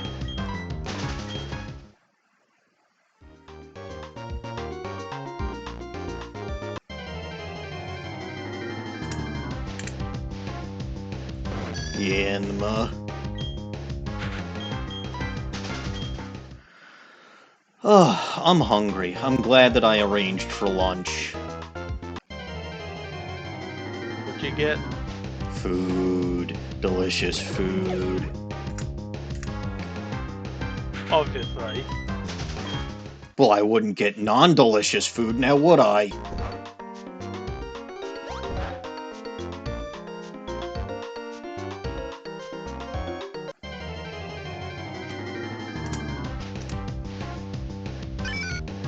I got something that should help with my dietary and supplement needs. My nutrient needs. By the way, I will also point out my Friday, which was the day I was flying home, was a very bad day for my muscle spasms. I was spasming left and right. Literally both sides of me. Not fun.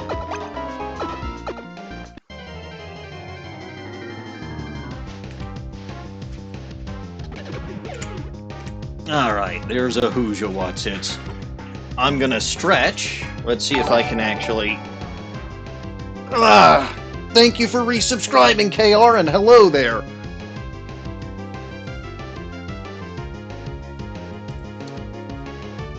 Ow.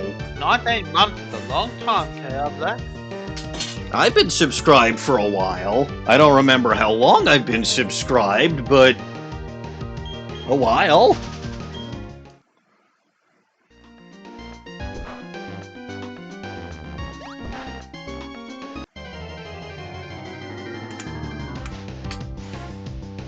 Quagsire! We are swamping for Safari Week, yes. And KR, you might actually remember... I don't actually remember how long, but, like, you might actually remember this. This is my save file from my Platinum Let's Play that I put up on the Bulba Garden YouTube channel. The very first content that I made for Bulba Garden. So, I got my crew here.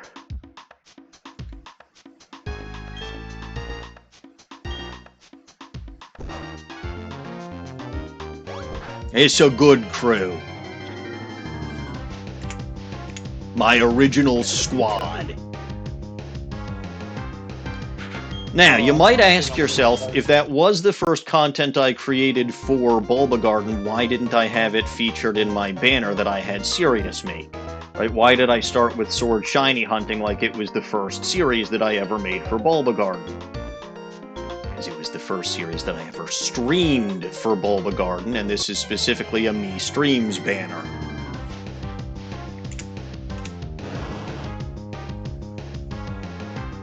Okay, well, I'm off anyway. Good night, Snowy. Have a good rest, and I'll probably not find any shinies, but you're free to ask later. I probably will. Hmm. Or I'll probably harass you. When are you next? Monday night at my usual time. So I'm still streaming at like all of my usual times. It's just going to be specifically on this channel for Safari Week.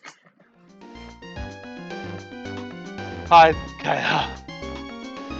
Yeah, okay, well, I'll probably check in during that stream. Very good. Good luck. Yeah, I'm going to need it. Alright, chat, so it's just you and me. What game should we play? No, we're already playing Platinum and we're already doing something incredibly stupid. I don't need to do anything even more stupid.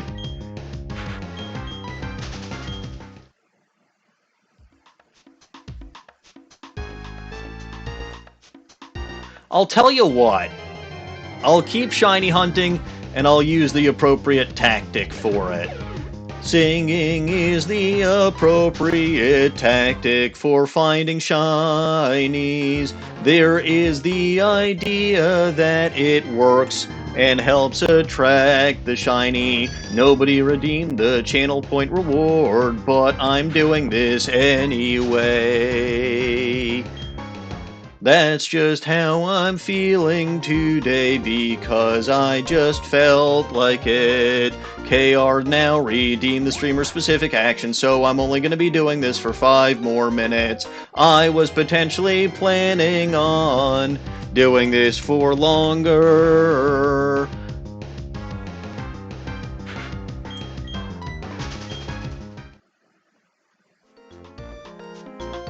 That's definitely an answer, and it's definitely an idea. I do appreciate things that bring the Pokemon community together, because as we've seen lately, there are things that the fandom disagrees about, such as whether or not Gen 6 was garbage, or whether or not games are going in the right direction. There's a lot of hostility among the fandom. I'm also a little sad that I couldn't participate in that Bulbacast because I am the toxic fan that they were probably all talking about. Just because I have strong opinions doesn't make me bad. I try not to reject others' opinions out of hand. I just don't understand how some people can defend certain Pokemon games or certain Pokemon, but it's not really my business. I don't know if I ever will finish Z minus A. I've kind of gotten bored of even Legends Arceus at this point. That just might be because I am stressed out, and it is easy for me to do nothing rather than do something. I am always lazy, even if it's to my detriment. Let's keep going and hunting for shiny Pokemon in this godforsaken swamp that time has forgotten. I may encounter an ogre here telling me to get out of his swamp. In which case I will give him an onion and say I understand you, and hopefully we can be friends and I'll be less annoying to him than his talking donkey, because that donkey just never stops talking. Then again, since when do I stop talking? It is a thing. Sometimes I even sing, which is probably even more annoying. Let's try to not move any squares because that wastes steps. I don't need to do that, and why the hell did I throw a safari ball? I hate these misclicks, they're awful. Please don't catch this stupid Quagsire. Thank you. I am running away because it's not the shiny Quagsire. Let's try to fish again. This will end poorly. There's a Pokemon on the hook. Let's see what it will be. Oh, look, it's Whiscash. It has the W on its forehead. That's why it could eat the Master Ball, because W is the exact opposite of the M that was on the Master Ball.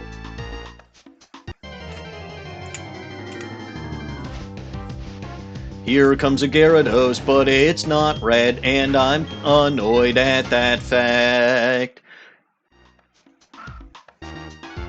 I don't remember if I increased my counters when I found the Gyarados. The encounter total is just a suggestion.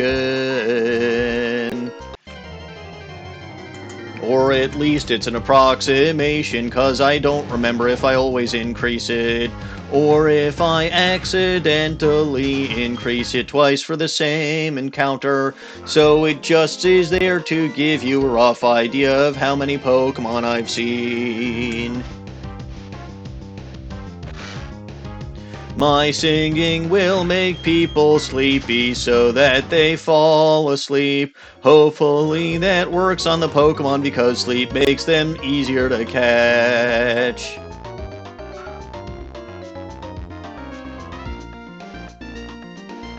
Looks like 5 minutes is up. It doesn't seem to be working, but honestly, I don't expect it to. 1 in 8,192 odds is a lot worse than 1 in about 315 odds.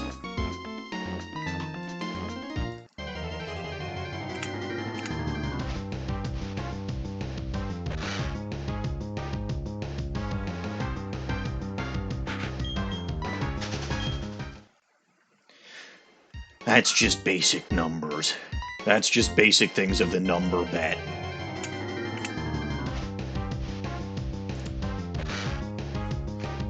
I kind of do want to get a shiny Carvana. I don't think I've ever actually gotten a shiny Carvana in any game. I suppose ZA would be the easiest one to get it in.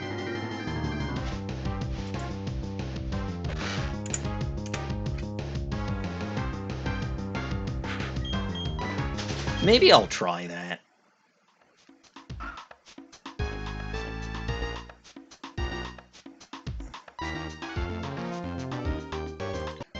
I mean, I know ZA can't transfer to other games. I'm not saying it has to.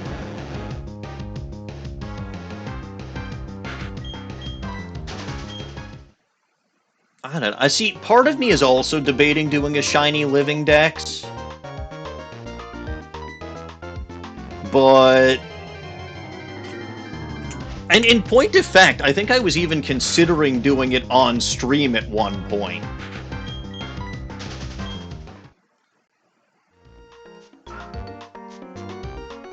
But I don't know if that's a... I mean, it's not a good idea. It really isn't. So if I do a shiny living dex, it would probably just be for my own personal... whatever, my own personal satisfaction.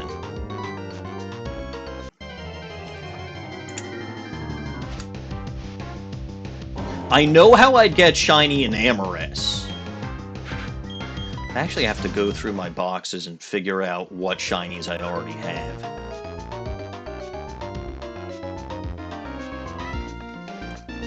Shiny starters are obviously hunting those would be in Blueberry DLC of Scarlet Violet. There's no question about that. There are some Pokemon that are like event-only shinies, and that's That is one major knock that Gen 5 has against it.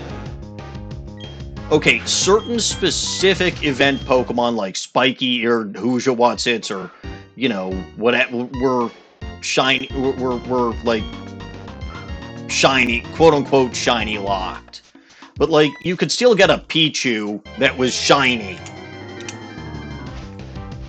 Also, is there really anything that significant about Spiky or Pichu? No.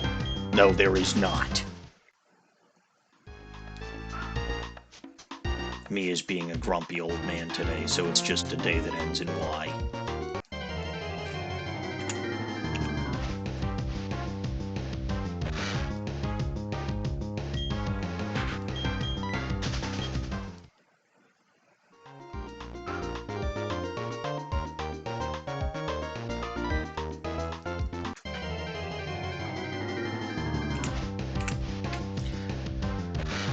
You know what I'm not looking forward to is going back to work tomorrow.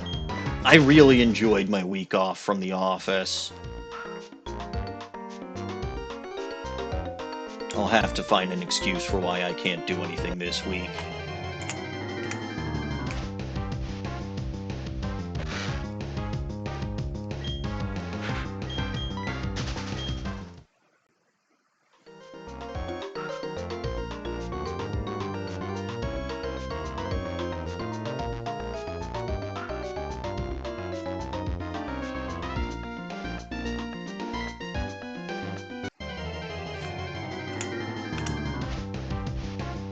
Oh well.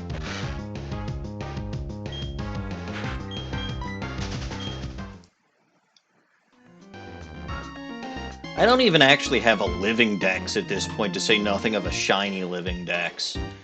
But we'll see, like, and if I do this, it's not going to be like I need every single form of every single Pokemon. That's ridiculous even by my standards.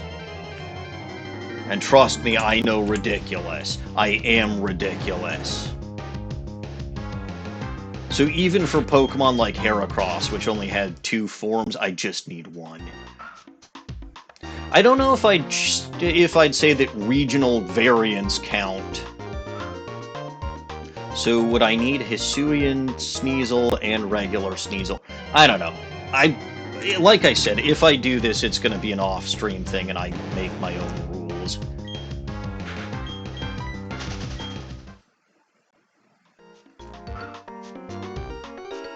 I'd also probably need to use a different home account than my main one. Or I'd need to clean up my main home account.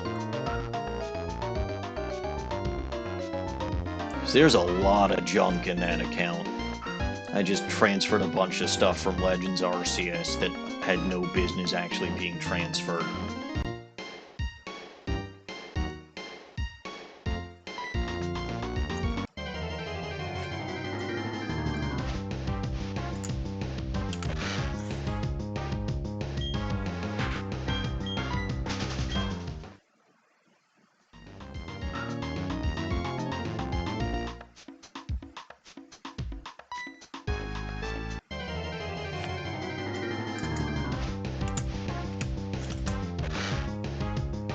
Hi, Carvana.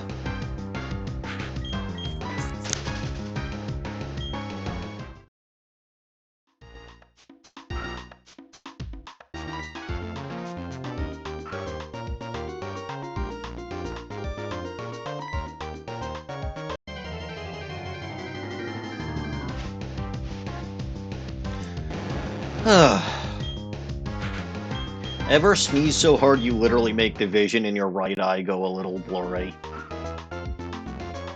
Neither have I. I don't know why you thought that would be the case.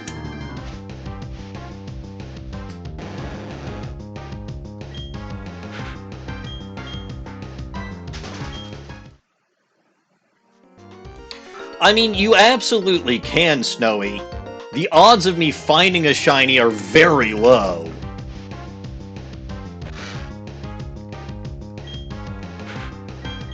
The odds of me even getting 8,192 encounters today is very low.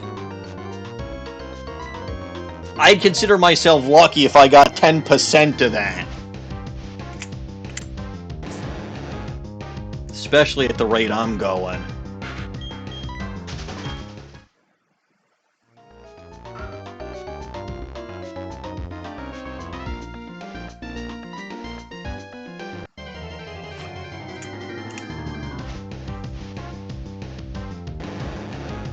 Maybe since I have my lunch already on order, I could just bring it down here when it arrives and eat lunch while streaming.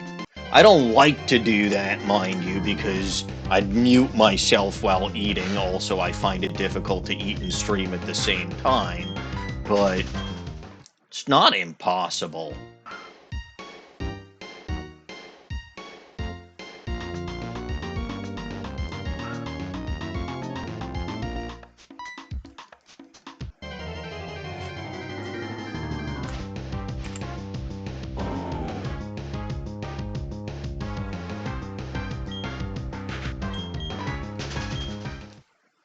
We'll go for a few more encounters via fishing, then I might go back to the grass.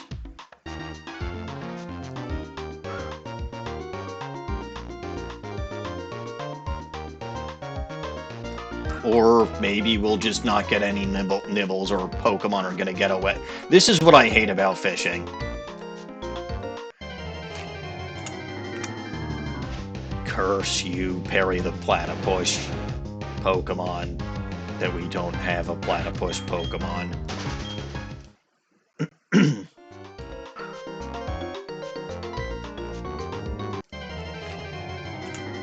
Sometimes fishing can be efficient if you're actually good at it. I'm not particularly good at it. I never have been.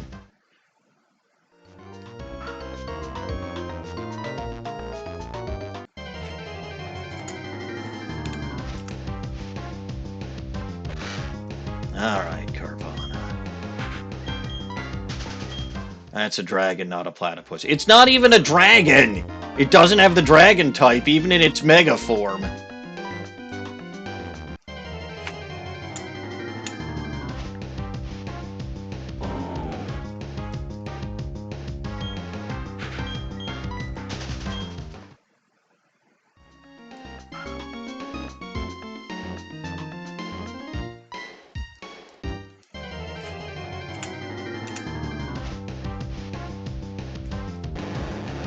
Doesn't have any arms either. I kind of feel bad for it.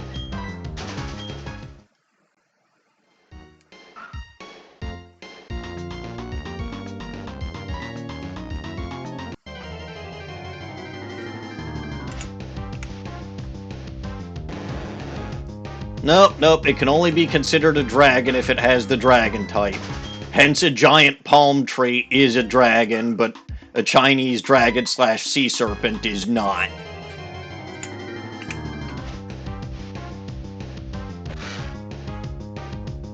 That's what I'm going with.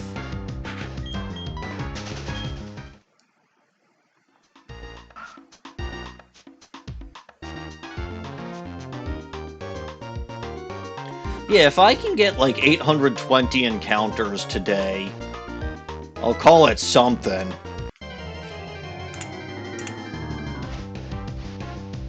I don't think I can, but...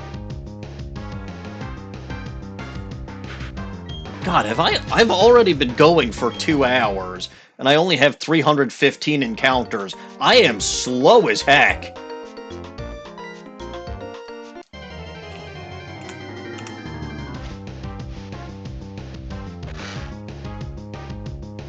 Mega Charizard X is a dragon. Other Charizard isn't dragon. It's just a lizard. A flying lizard.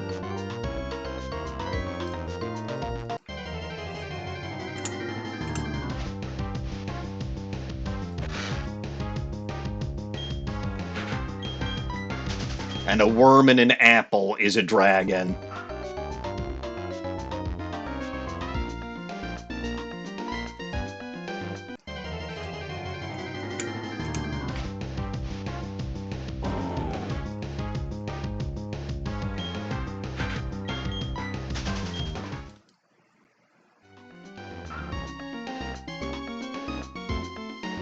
I mean, that's what Applin is.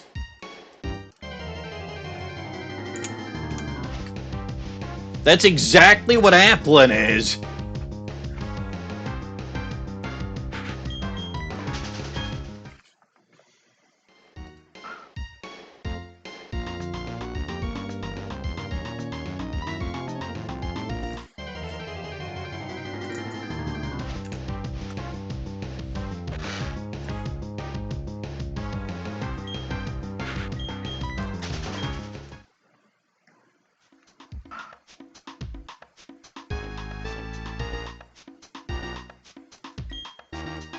Psyduck is not a Dragon Z, and that's the only Pokemon I'm aware of that has headaches. There's probably more, but it's the most famous one with headaches.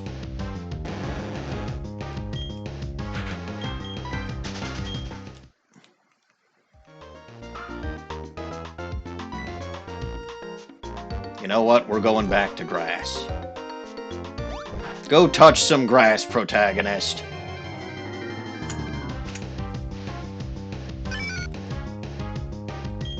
Roll around in the mud while you're at it. The Pokemon Company. That's what TPC stands for.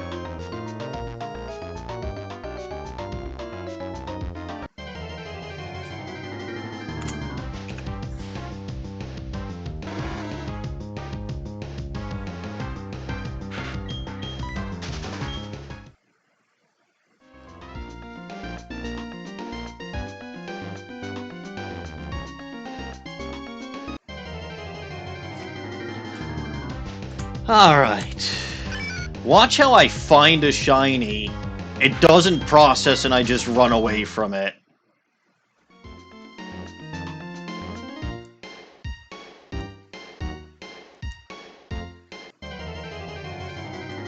I always say that and it never actually happens. I almost reset on Shiny Dialga, though. I did not, but I almost did. That would have sucked.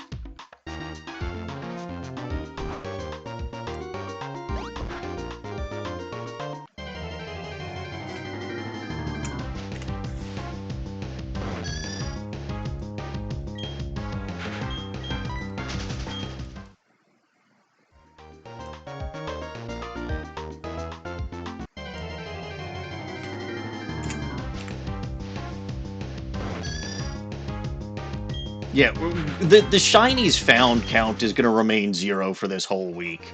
I'm predicting it now.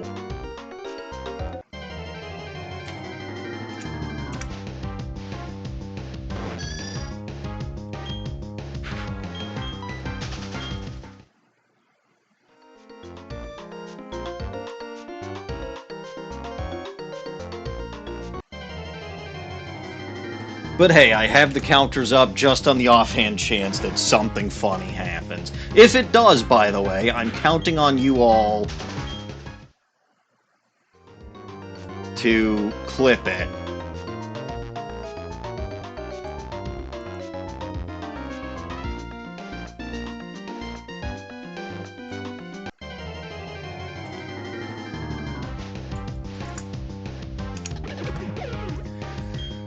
Alright. We're getting close to 5%. I'll probably have 5% of the total one in it. And again, that's not how math works. I'm not guaranteed to get a shiny if I happen to have 8,192 encounters. But we're getting close to 5% of that.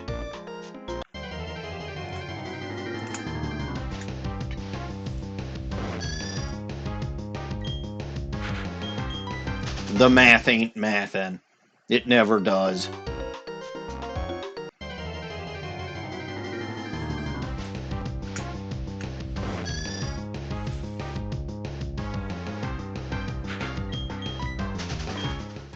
All right.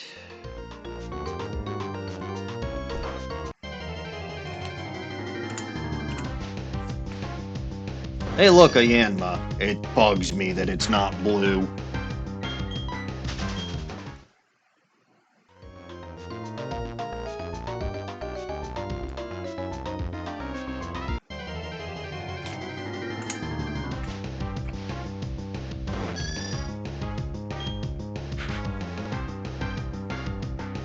My hair is already on fire. Yandere-chan was snuggling earlier. And she sneezed. She does that. It's adorable.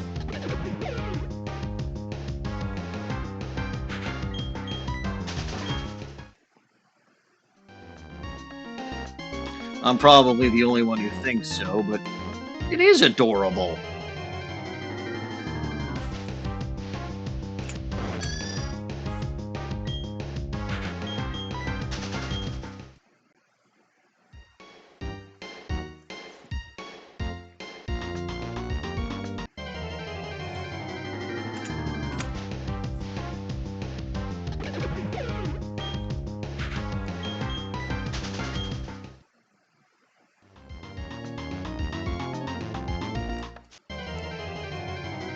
Yandere-chan is my overly affectionate Alpha Rapidash.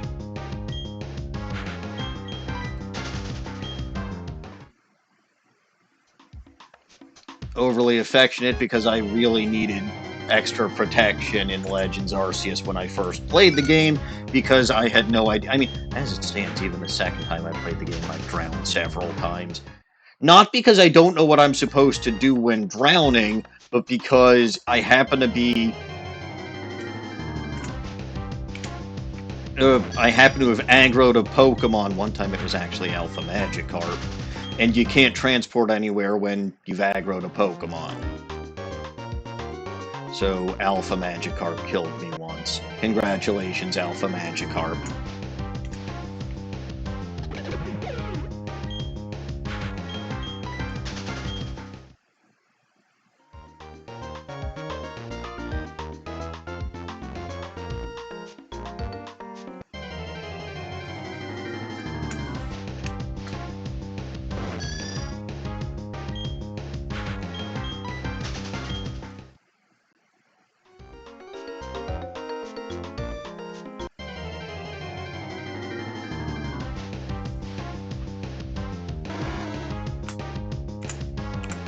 I did not remember that. I have difficulty keeping track of what happens in my own life, to say nothing of other people's lives. My apologies.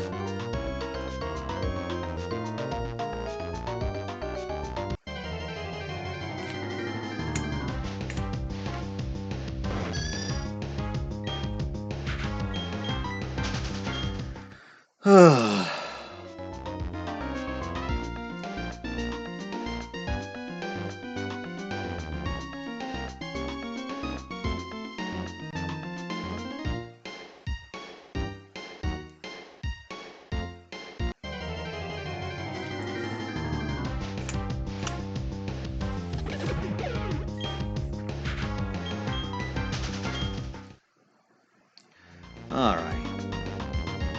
Let's see. Keep going. Keep going.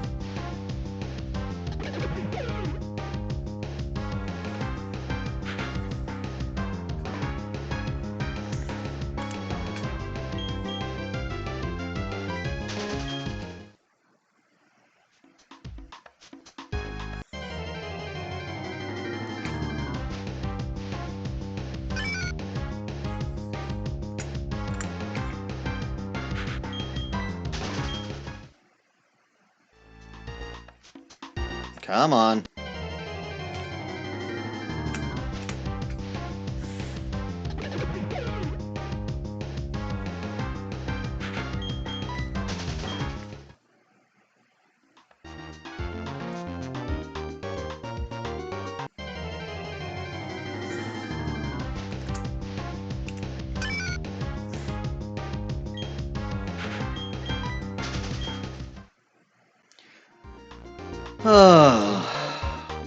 I don't know. If I'm doing something like this, I kind of run out of things to talk about, which I realize for me is a little bit unexpected. But like, how much do I even have up my sleeve to talk about when I'm wearing short sleeves?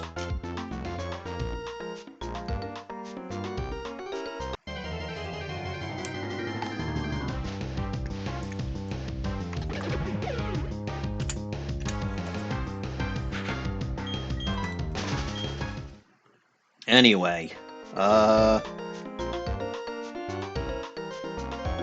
on. I also, what I really don't understand is why my character moves sometimes, but like not others. Because it's not like I do anything different. I just lightly tap the D-pad.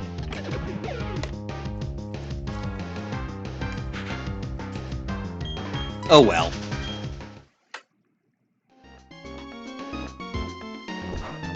Stop that. Because I'm not trying to move anywhere. I want to conserve my steps. I'm pretty sure that's a thing in this game.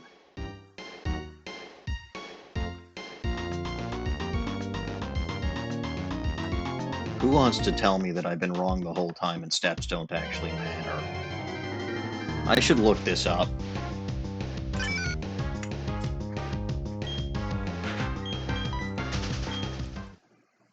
Should being the operative word. Will I? No, I'm lazy, even to my own detriment. That's what I thought I remembered. I think most Safari zones do. I'm trying to think if there is one that doesn't.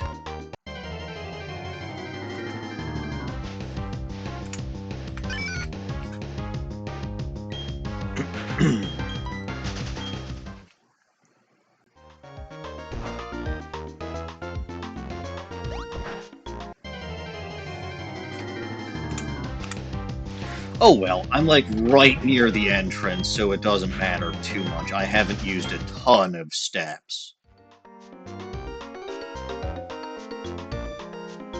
I do find it a little annoying that they have a step I mean, I understand why they did in Gen 1. Because there was the specific contest to get HM03, and if you could just wander around as much as you wanted in the Safari Zone, you'd find what you were looking for eventually. But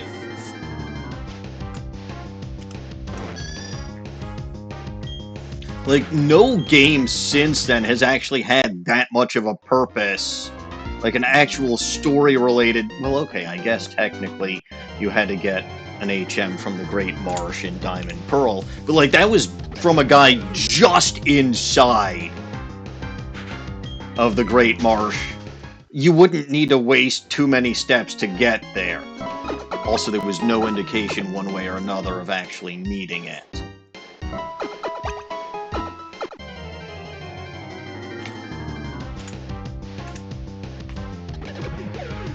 Alright, up we go. Come on, get off your butt.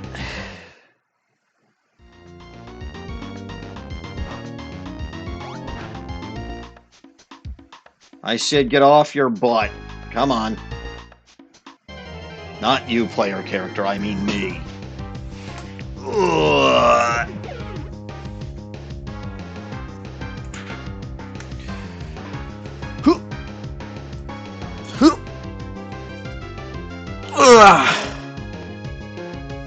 Ow, my back. Me is old man hurt back.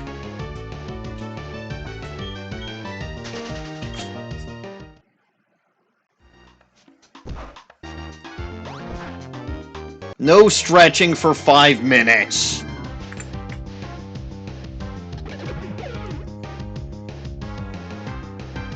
I suppose I could try some leg stretches while sitting and actually playing the game, but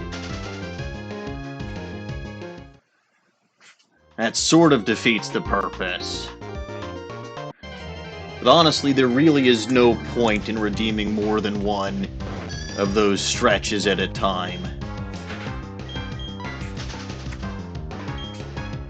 I am stretching my legs.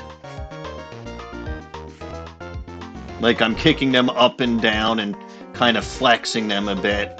You'll have to take my word for it.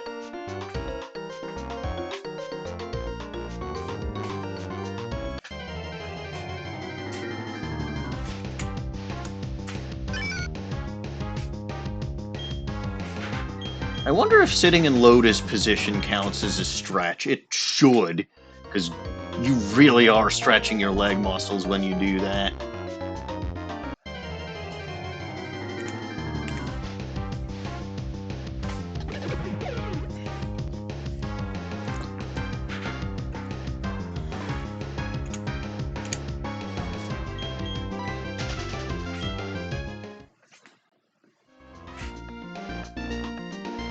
Will you were stuck in the mud.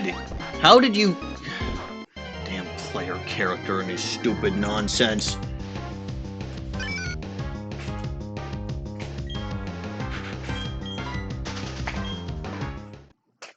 Alright, hang on. Let's stretch by putting these feet up on the table. That actually gets a nice stretch of my leg muscles.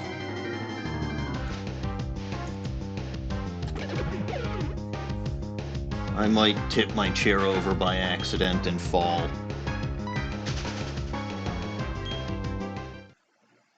That's fine. Nothing bad could ever happen to the streamer while they're streaming.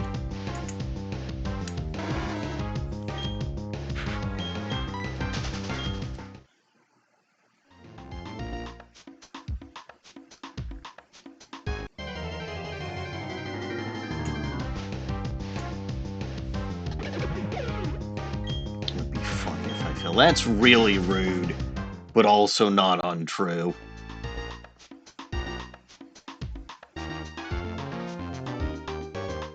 It's unlikely, though. The incline isn't that great.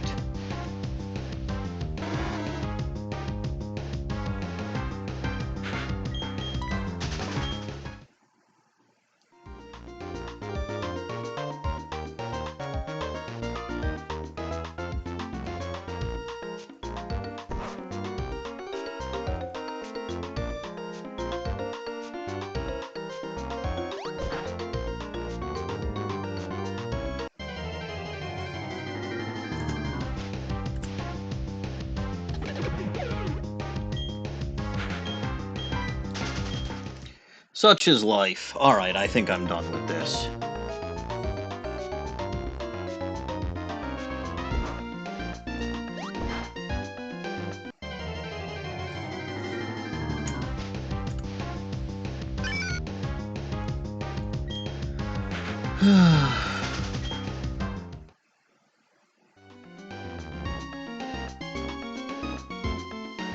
Come on, will you stop moving and just, like, turn? You forgot the player character.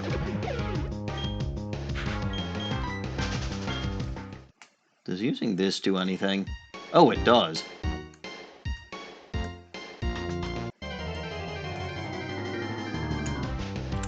Doesn't seem to actually help the problem, though, but...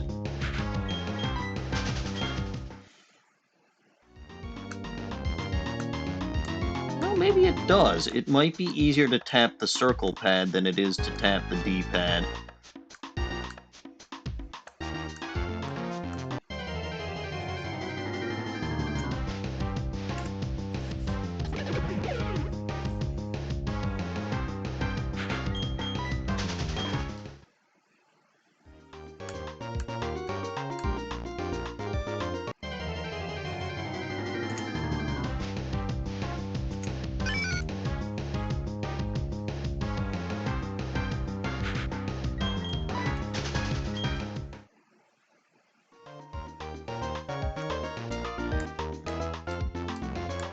Yeah, this is the way to do it.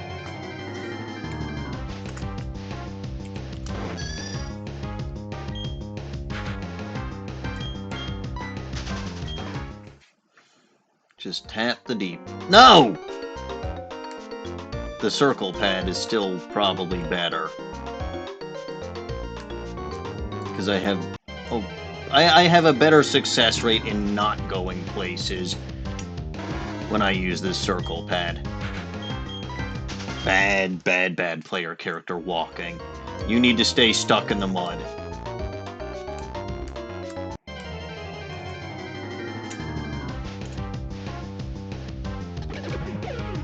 This means probably no more fishing, which is fine. We're not going to find a very exciting shiny if we stay here in the grass, but I honestly do not care.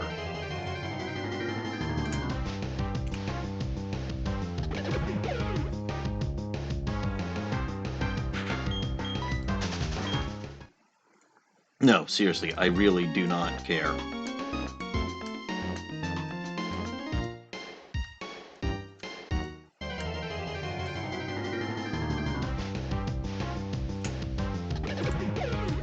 Hello, Beeberl.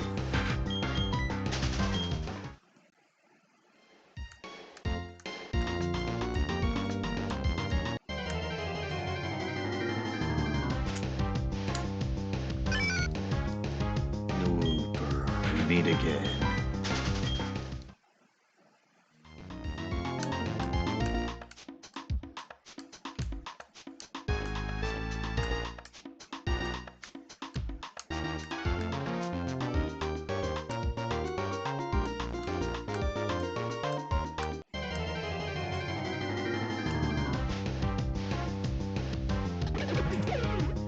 You know, considering how the DS games have a reputation for, like, finding Pokemon all the frickin' time, I do find it hilarious that I'm having difficulty stacking up encounters.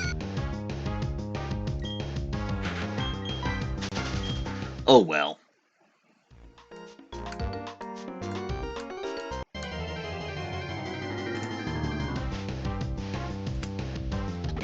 Getting close to 400, which is not quite... is not quite 5% of the total shiny odds.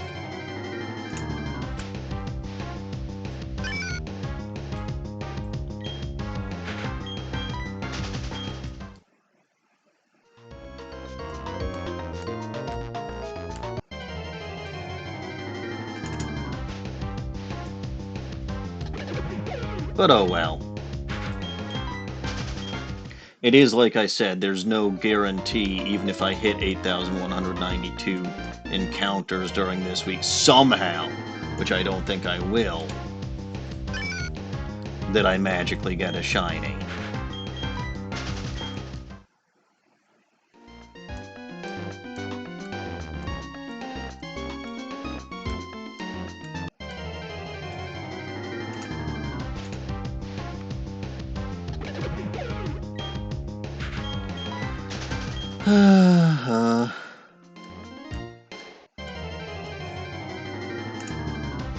Alright, we're starting to get some encounters, starting to get some encounter stacking.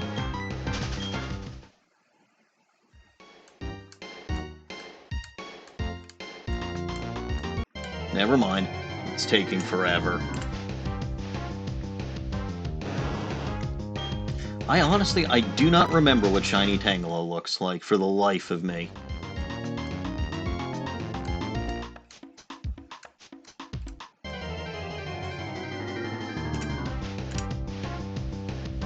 It's already green!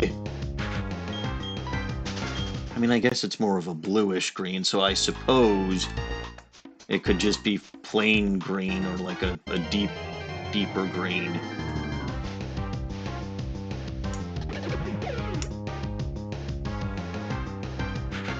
Neon green. I mean, again, it wouldn't just... It would show up as like a jingle, plus it would visually look different, so I don't think I've missed one.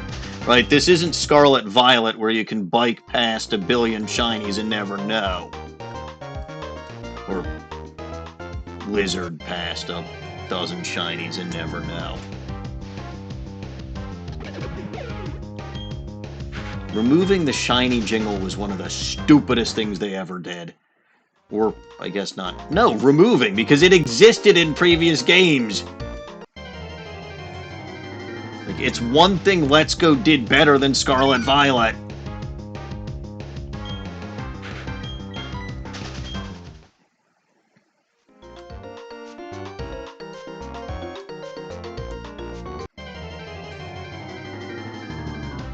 It's really helpful in the... Yeah, no. Especially since when I found my most recent shiny there, which was a Bidoof, the Bidoof was completely obscured in the grass, so I would have had no way of even A, knowing that it was there, or B, that it was a shiny if it hadn't been for the sparkles.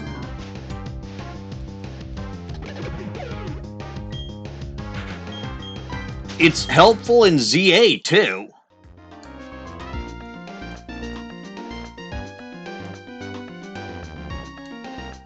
Like, I do give ZA credit for having that. Well, I really shouldn't, because you lose credit for not having it, but you shouldn't gain credit for something for having something that you should have by default. I don't know.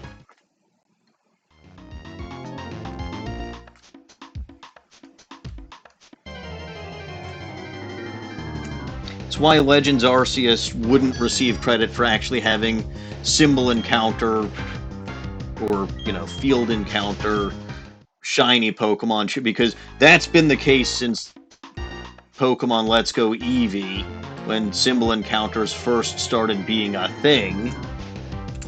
And then for some stupid reason, they removed that in, visible shinies and symbol encounters. They removed in Sword and Shield and Brilliant Diamond Shining Pearl. Yes, Legends Arceus brought it back, but it never should have gone anywhere in the first place.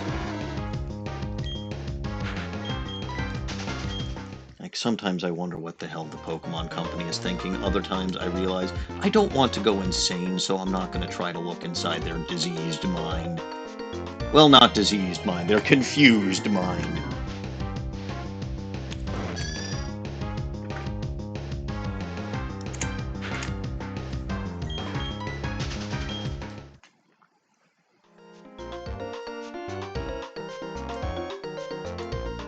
Yeah, it probably is thinking I like money. To be fair, I feel like they do put some thought into games, but, like, I wonder how much thought.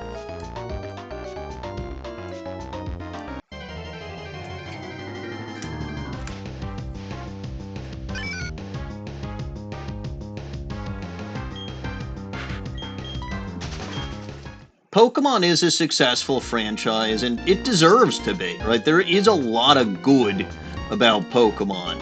But, like, it shouldn't, and it shouldn't be allowed to, and it really shouldn't just coast on its laurels because it's Pokemon. Like, if something comes out that's unacceptable, like, as much as I like Scarlet Violet,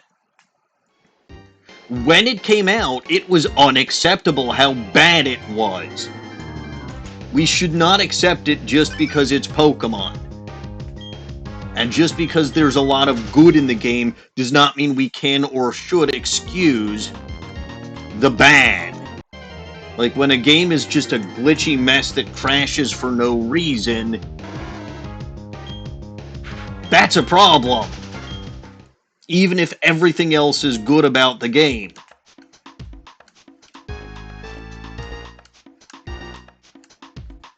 I'd say vote for your wallet, but unfortunately there's a lot of people who will... Well, unfortunately I think... Well, I didn't mean to throw the bait, but whatever.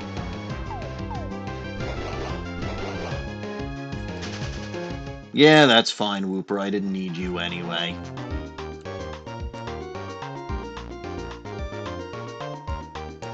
But yeah, Pokemon, like, I also don't think there was much of a way to tell how bad Scarlet Violet was going to be prior to actually buying it.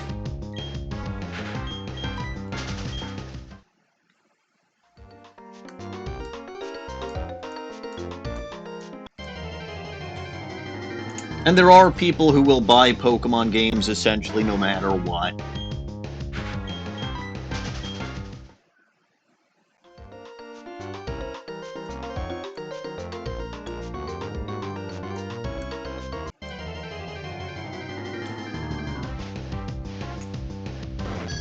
But yeah, big franchises will have...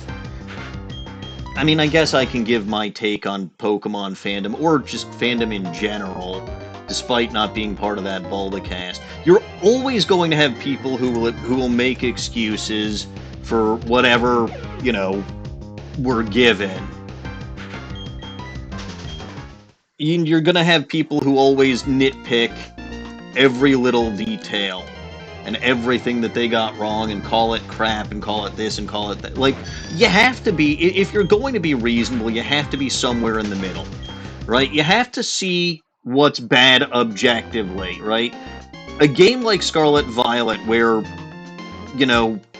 it can and will literally crash for no apparent reason and just randomly. That's objectively bad and should not be accepted by anybody. Graphical things or graphical problems or who's your what's, right? Those are not great, but unless they actually have a negative impact on gameplay, they're more cosmetic issues, and I'm generally okay with cosmetic issues. It's still problematic, but it's not like the same hierarchy of, there's this one graphical problem that this game had, or in the case of Scarlet Violet, there's these multiple graphical problems that the game has. It's complete garbage specifically because of that. No. You point them out, you say, I think you wasted too much time on the open world and you weren't able to fix some of these problems, but hey, they're purely cosmetic, so they're not as good.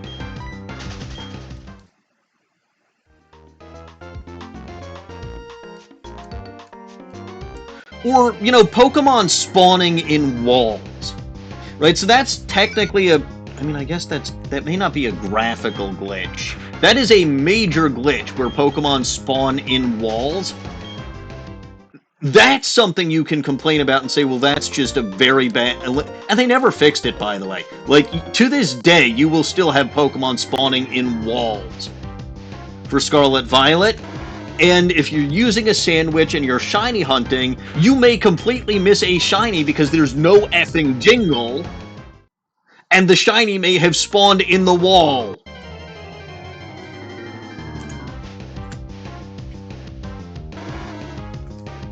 So, yeah. I mean, again, it's first world problem, but, it is a major issue. And some of the horde encounters, by the way, I think I had a bombardier horde where, 3/4 of the bombardier were just spawning inside the cliff.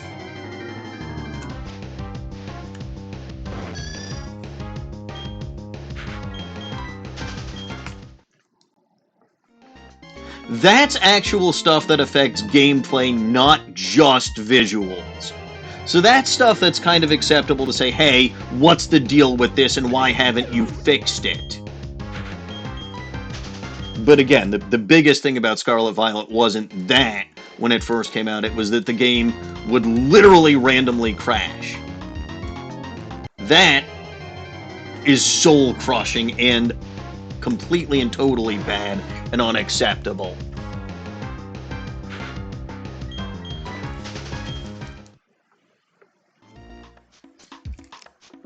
But at the same token, one has to acknowledge what was good about Scarlet and Violet if you could make it past all of the gameplay problems.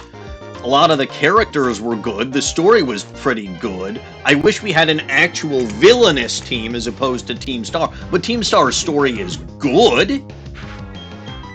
Arven's story is good. Nimona doesn't she's got more depth than most people, but she's still, at least in my opinion, hands down the best rival we've ever had in Pokemon.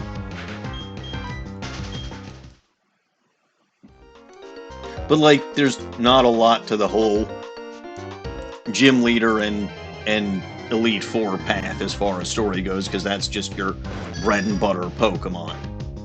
They've been doing that for ages.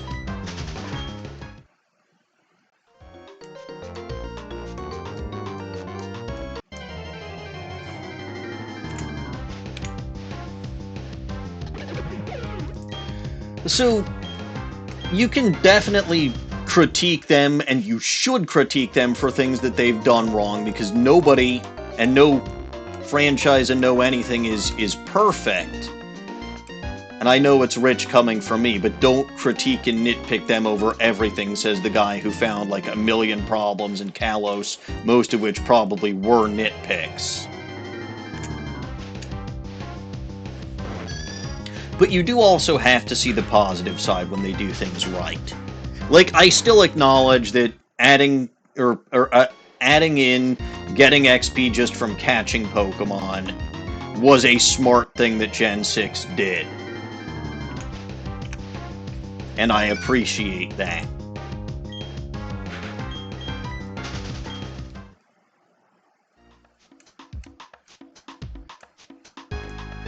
And even if it wasn't the generation that officially got rid of HMs, it was the generation that introduced Ride Pokemon.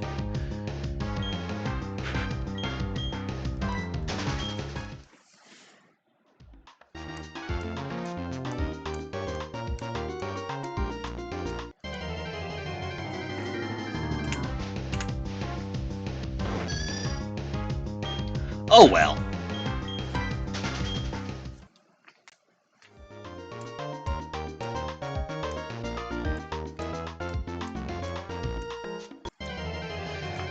Things happen, and yeah, no. Again, Scarlet and Violet do deserve a lot of criticism, even if they are some of my favorite Pokemon games. Well, Scarlet in particular, and the Violet pair. I'm weird. I like Scarlet better because of Sada, but I like the Violet Paradox Pokemon better.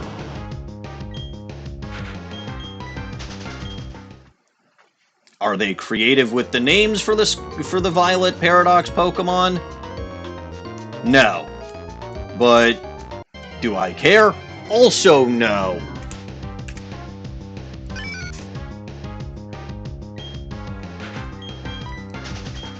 Yes, I like robots.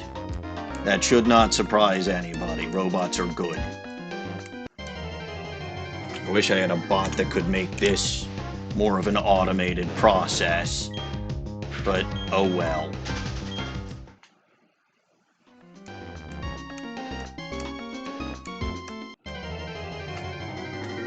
Like, if I had bots or whatevers to do stuff like this, I probably could set up multiple games at once. Only two, because I've got just one capture card for my 2DS and just one capture card for my Switch. But, like, 2 is still better than 1, especially when the odds in this 1 are 8,192, and the odds in the BDSP would be 4,196, but need to make a horse-licking bot. We already determined that I'm respinning the wheels for that.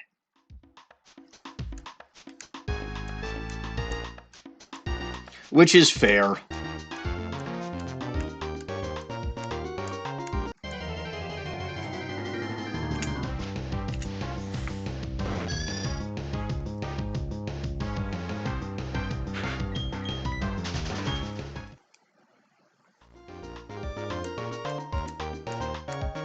Come on.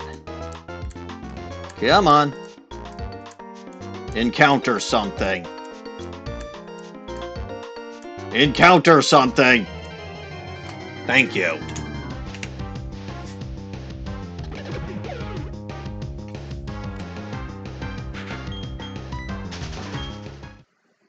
I mean, it does give a chance about re-rolling shiny. It does. In which case, I think we're all gonna be a bit broken, but... oh well.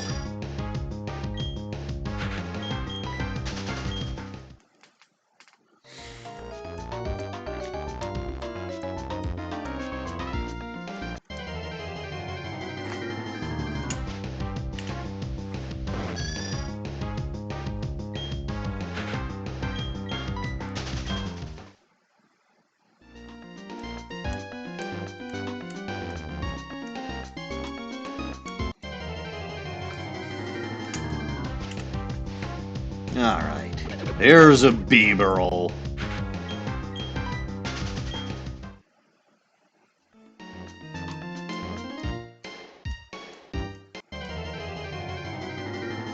If my wife was going to have me committed, she probably would have done so long ago.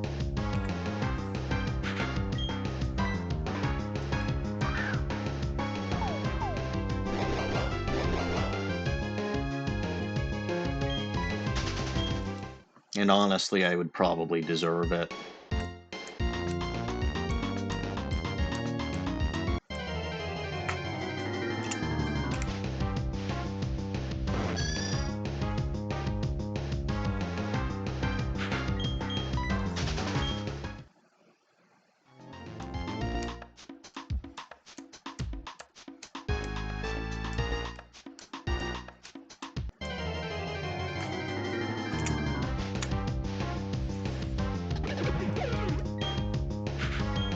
Alright, let's keep going. Come on. We got this.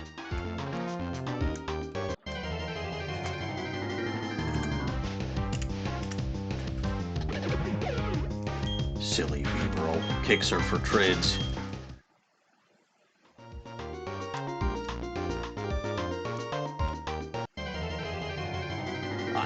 That implies that I had control over my life to begin with. I don't think I've had control over my life since... well, probably since I got married.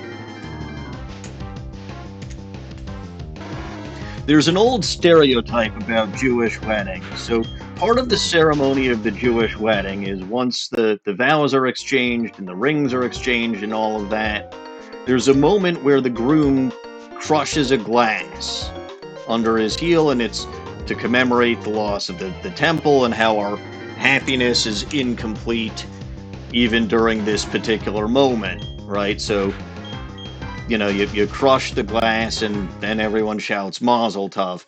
The stereotype is it's the last time the Jewish husband ever gets to put his foot down.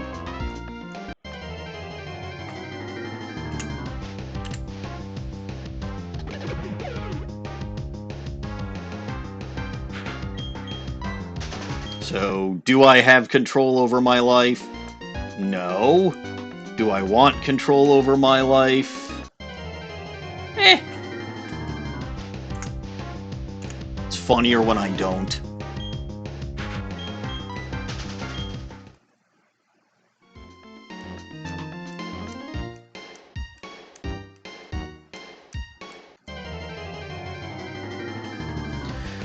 When I met him, actually, at the Star Trek convention, William Shatner had a panel, and he said that one of his first gigs that he ever got was to play the role of a Jewish husband in, I don't remember what series or what, you know, what specifically the role was, but he got the role of the Jewish husband, and his mother was disappointed and said, "I wanted you to get a speaking part."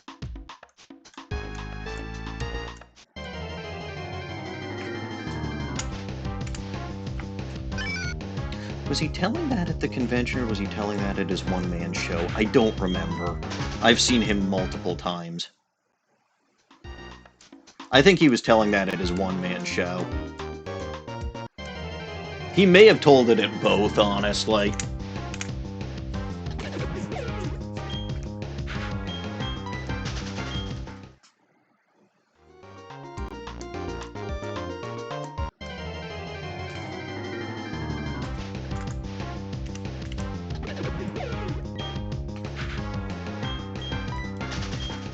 I mean, it probably was in his auto, but, like, I heard him say it. I just don't remember if it was at the convention or if it was at his one... because I did go see him at his one-man show. And at the time, I thought that was going to be as close as I ever got to meeting him. And then he showed up at a Star Trek convention, and I actually not only met him, I got a picture with him, I got his autograph, and I spoke to him in Hebrew.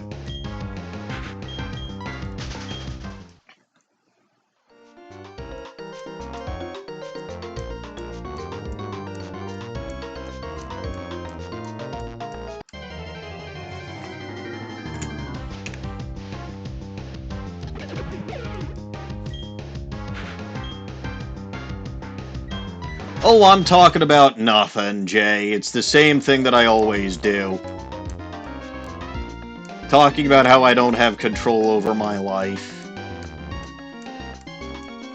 and somehow bringing William Shatner into the conversation and bragging about how I met him again.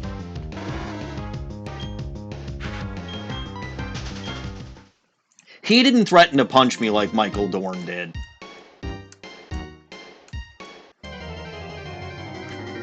But even I'm not gutsy enough to mouth off to Captain Kirk.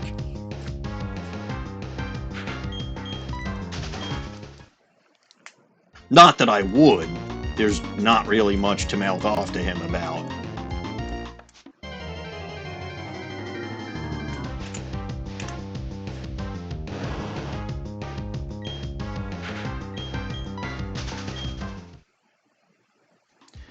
I mean, he might, yes.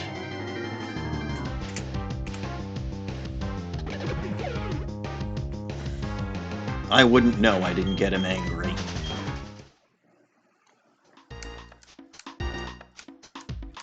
I do kind of miss going to conventions. I really do. They were fun. But they were also expensive. And I have a mortgage now. Have I mentioned that life sucks when you grow up and have to be an adult and do adult things?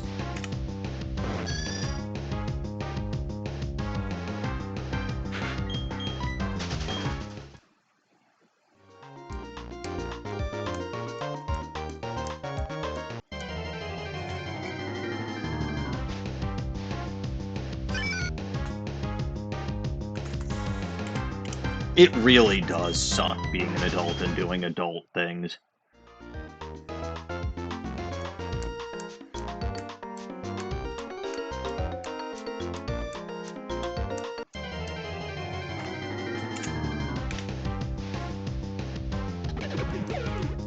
Hi, Beaverall.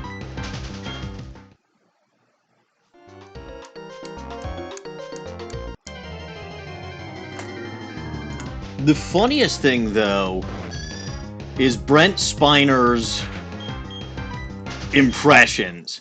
Because boy, oh boy, he can do a really good Patrick Stewart.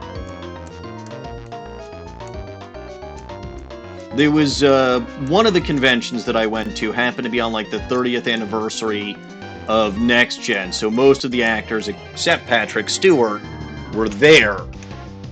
And Brent Spiner kind of filled in for him by doing his Patrick Stewart impression.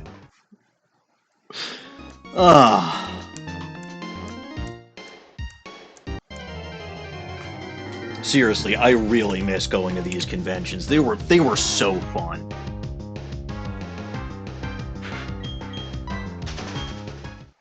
If you ever get a chance, and maybe, you know, again, maybe Star Trek's not your thing, but there's conventions for just about anything. Plus the more generic Comic Cons, which it's not just comics. You'll find basically any fandom has a presence there.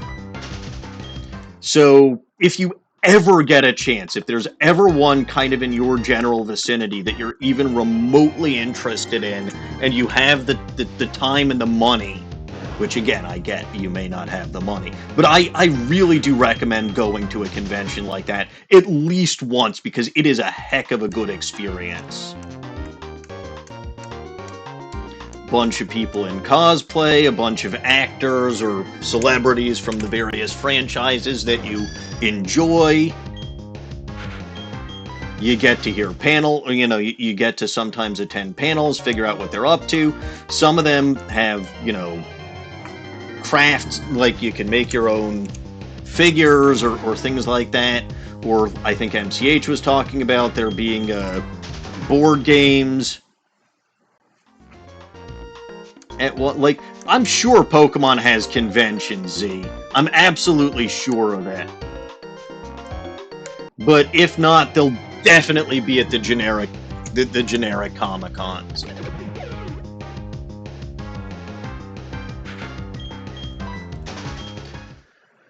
But yeah, no, they are expensive, and I was only able to do that while I had low expenses. But again, a heck of a lot of fun. And if you're going to go, maybe think about doing some cosplay while you're there. Like, if you're gonna go, make it a whole thing. Like, actually engage in what's happening.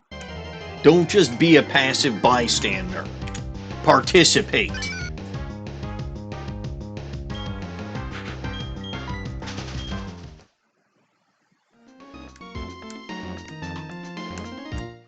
And tell Tim Ross that he really needs to stop asking female officers for their clothing. It leads to many misunderstandings.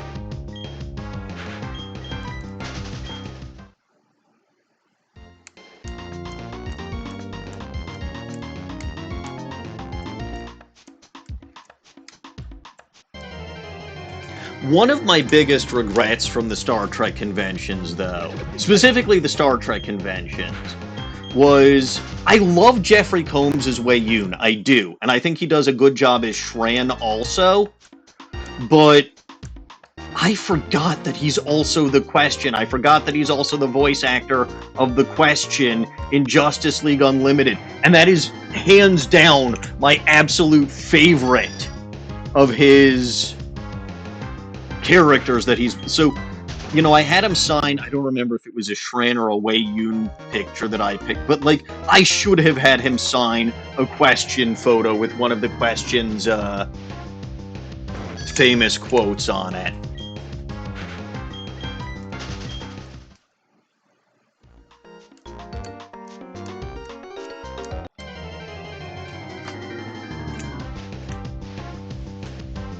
And he was never at any of the other conventions that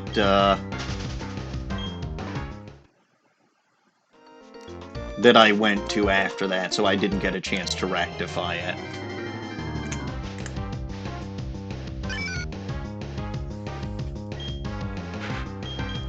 It wasn't from me.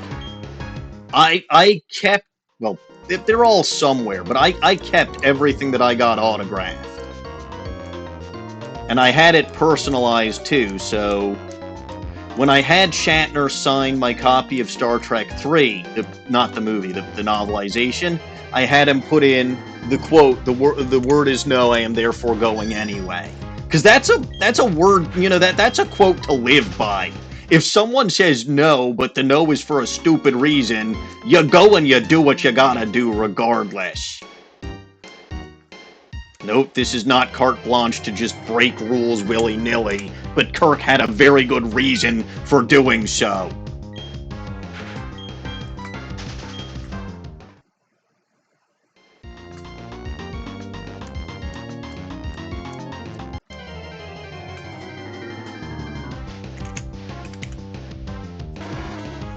I have to figure out what happened, because I've moved several times, or at least a few times, since the conventions. Like, I moved out of my parents' house, I moved out of the apartment and into my house. I've got to figure out where all this crap, not crap, where all of these collectibles went.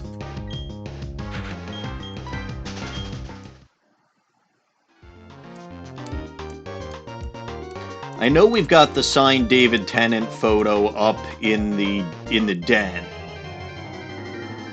If you could dress up, you might be able to, but like nobody would understand it, Z.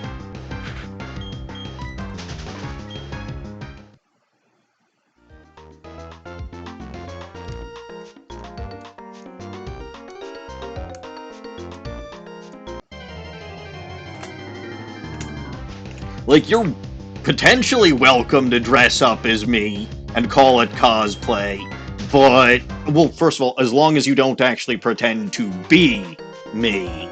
Second of all, as long as you're also okay with literally nobody understanding it, because nobody knows who the heck I am.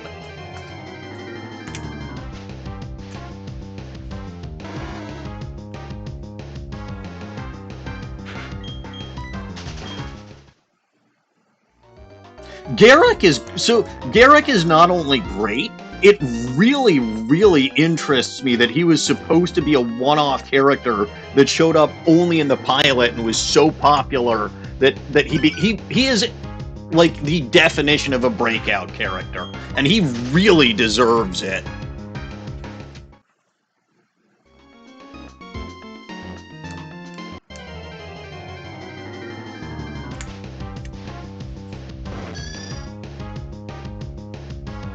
If I read A Stitch in Time. I don't think I have. I did get John Delancey to sign IQ, though. Oh, I know breakout characters happen all the time, but, like, he was supposed to be a one-off character that showed up. I think Klinger, right? Corporal Klinger from MASH was a similar situation.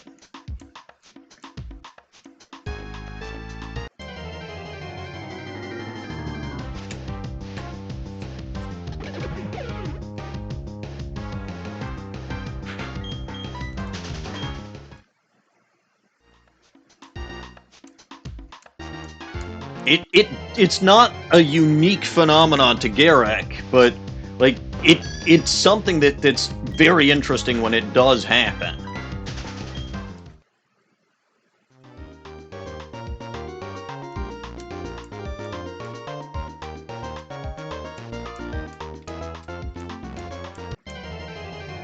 I mean, again, it becomes whether or not people will actually recognize what you're dressed up. And if you don't care, you don't care.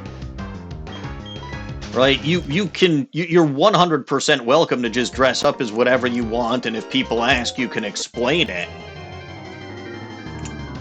I've seen some interesting cosplay at these conventions before.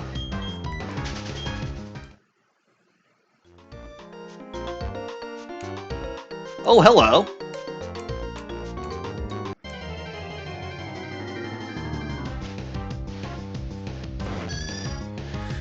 Uh, 502 encounters and counting. No shiny yet, no surprises.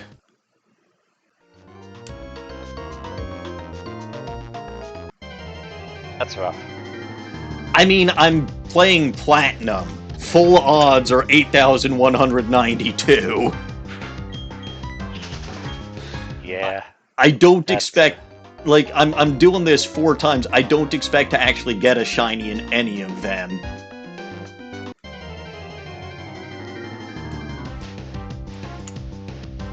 Because this makes me think how bad things are going to be for me on Tuesday. Yeah, well... what are the shiny odd rates in Leaf Green? 1 in 1,192. Up until Gen 6, that was it. Yeah, I mean, I'm kind of lucky that I was up to that point in my run anyway, so I'm... You're participating coincidentally. Yeah, pretty much. It's a... Call it a crossover stream. Yeah, like I did once when I was shiny hunting in Brilliant Diamond, back when I was streaming both Brilliant Diamond and Sword shiny hunting.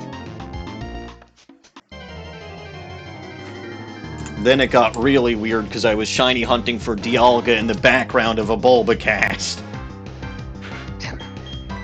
And I'm just glad that people reminded me last week that at least in my Leaf Green Safari Zone, I can just spin on the spot so I don't use my steps up while having encounters potentially trigger. That's what I'm trying to do, but like occasionally my character will move anyway. Well, yeah, but it still uses up significant. Like I've been going for over 3 hours, and this is still my first. And I went to the water at one point and started fishing until I realized just how bad I am at fishing.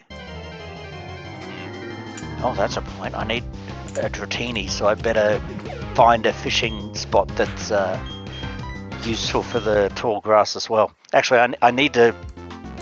I am allowed to check Bulbapedia specifically for the purposes of catch tables. I put that in the run rules, so I will...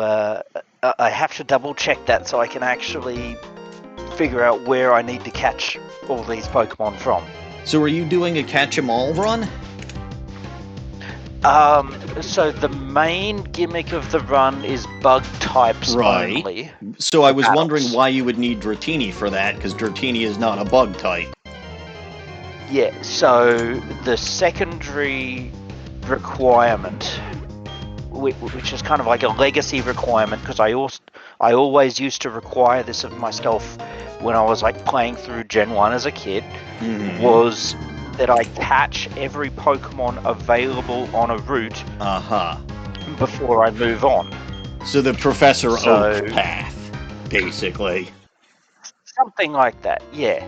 Like, we haven't entirely been able to keep to the rule, because we kind of decided that, okay, we can come back and do the fishing later. And there was one Pokemon where they gave me a mercy rule on it, because I'd be able to get that Pokemon via a trade later, and it was 1% and it was taking far too long. You want to talk about taking far too long? I was trying to find a shiny female Mudsdale in an SOS. It's an SOS battle exclusive. Yeah. Yeah, that's why they mercy ruled me. Yeah. Because of that one. So, but now that I've entered the Safari Zone, this means that before I kind of move on with my journey, I need to catch Chansey. I need to catch Kangaskhan. I need to catch Dratini. Well, just be Dratini thankful... we could probably get away with going back to the Rocket Game Corner for, but yes, we're here and I'd rather save the money. Well, just be thankful it's not Gen 1 Frapper where the Pokeballs can actually miss. Yeah, well, see, here's the thing. I remember doing all this in Gen 1 and never having a problem. And I'm just wondering, was I just that much more patient back then? As one gets older, one loses more and more patience. Trust me, I saw a 95-year-old and a 93-year-old this past week. Oh, as you approach your impending demise, you definitely want to be using your time as efficiently as possible, and games that require you play them 20-25 times doing the exact same thing over and over quickly lose their appeal. Yeah, well, I find that I have less patience for shiny hunting even now compared to when I started streaming for Bulba Garden.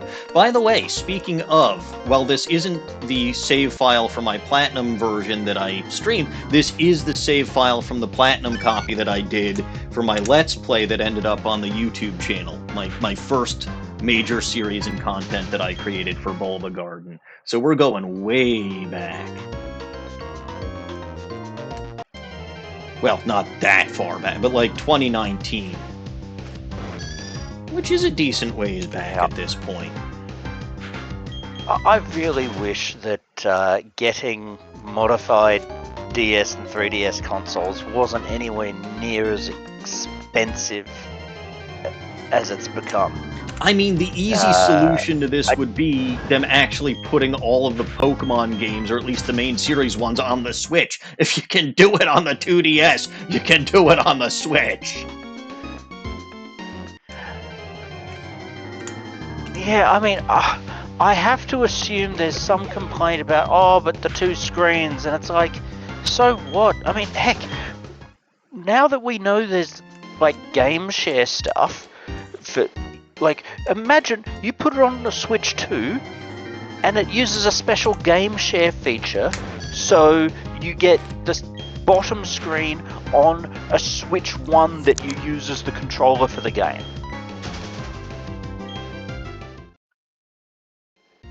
So, like, anyone who had an old console and the new console could absolutely use that. And otherwise, and don't have that as, like, the required feature, just otherwise have it both screens on the TV at once or something. But the bottom line is there are ways you can make it work. Let you play in portable. Yeah, there's multiple ways you can make it work. And they just, I mean, look at Brilliant Diamond Shining Pearl, right? They made it work even though there was no bottom screen. Yeah. The Poketch was a bit intrusive sometimes, mind you, but it worked. I mean, I do fear that Brilliant Diamond Shining Pearl put them off doing further remakes for now, and I fear it's just that they learnt the wrong lesson from it. It's like we wanted Ovras or Heart Gold, Soul Silver style remakes. We didn't want Faithful remakes. Like, at least include the quality Too of life faithful. improvements. That Yeah. Speaking of Pokemon games they should be making, we need more spin-offs. Like, just off the top, I mean, we got Pokopia, and that was excellent. And it was basically the Pokemon / Animal Crossing kind of deal with its own take on the genre that people have been demanding for a long time. So actually call it more like Pokemon / Stardew Valley. Like, I know we talked about that as a possible style of Pokemon spin-off for ages, so it exists, great. The other obvious ones. Poké Dogs and Cats. that could work. So, instead of Nintendogs with actual dog and cat breeds, Poké Dogs and Cats with, like, all of the Pokemon with the puppy pile stuff that they've just had in Everyday Wonders. I mean, come on, you've been hyping up the puppy pile stuff. Of course people are going to think these. And, like, have them Sprigatitos and Meowths, and, like, surely that could work.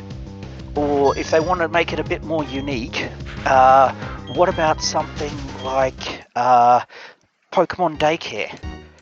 So, like, you too can experience the wonder of trying to figure out where the heck that egg came from as you. I don't think any of us actually want to know. What about the disputes over which trainer should get the egg when it's two different trainers Pokemon hooked up? But,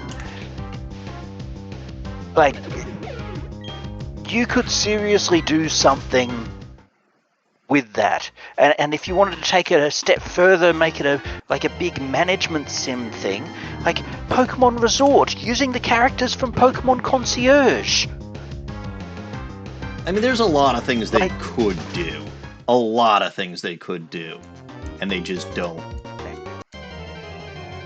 And I don't know if the issue is that they're not willing to think of them, or that studios haven't been pitching them. Because, like, you look back at so many of the previous spin-off games, and it's not like Game Freak worked on those games themselves, right? I mean, even Brilliant Diamond Shining Pearl, they didn't work on themselves. Well, exactly. But, like, I don't know, let's see, Pokemon TCGGB. Who was that? That was developed by Hudson Soft and Creatures. Do Hudson Soft still exist, actually? No, they don't. Okay, well that probably explains why. Oh, they're merged into Konami. So, I don't know, Konami, you've got years of experience making all of the bloody Yu-Gi-Oh video games. You're telling me you couldn't pitch a Pokemon TCG video game to Nintendo and that it wouldn't print money? Yeah, well. Sometimes I've found that logic and franchises don't mix very well. Heck, who was the last Pokemon pinball developer? That was Jupiter Corporation. Okay, so the ones who make Picross most of the time. I mean, is there any reason why Jupiter couldn't pitch that? I don't know. I guess they're making lots of money on Picross, and that's probably a lot easier to make than pinball games. But, like, we've got actual physical Pokemon pinball tables now. You're telling me someone couldn't literally just digitize that, plus make recreations of all the old pinball tables and spruce them up? Like, there you go, that's 5 pinball tables already. Admittedly, that's probably not a lot of money. You probably couldn't sell that for too much with the freemium model that the big pinball games like Pinball FX and all that work on these days, where, like, you get the base game and then you just buy individual tables as DLC. But I'm sure it couldn't actually take that much to create a whole bunch of tables. Like, heck, if you want to be lazy, just like literally get Nintendo involved and get every pinball table from every Nintendo game that's ever had one, and just like change the gimmicks and graphics to be Pokemon based. Sure, Like, I don't makes know, sense. the pinball table from Revenge of the Gator, but it's for alligator. The pinball table from Metroid Pinball, but I don't know, I guess Sandshrew curls into a ball, so that could work. Like, How long am it I? doesn't I take mean, a lot of that's a good imagination. question, Jay. I did get a text that my lunch just arrived, so I should probably go deal with that at some point. But I do acknowledge that I'm going later than usual. Maybe I'll go 4 hours today. Maybe.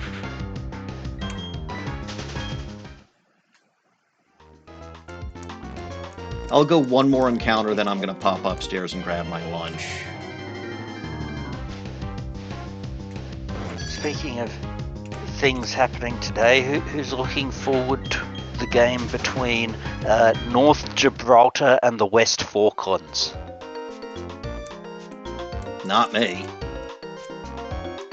That's happening in New York City, though, or I think, right? New Jersey. New Jersey. Yeah, that's why I saw all the frickin' signs for that while I was there. Thank God I'm back home. I mean, there's two reasons, thank God I'm back home, because I almost started talking like a New Jerseyite.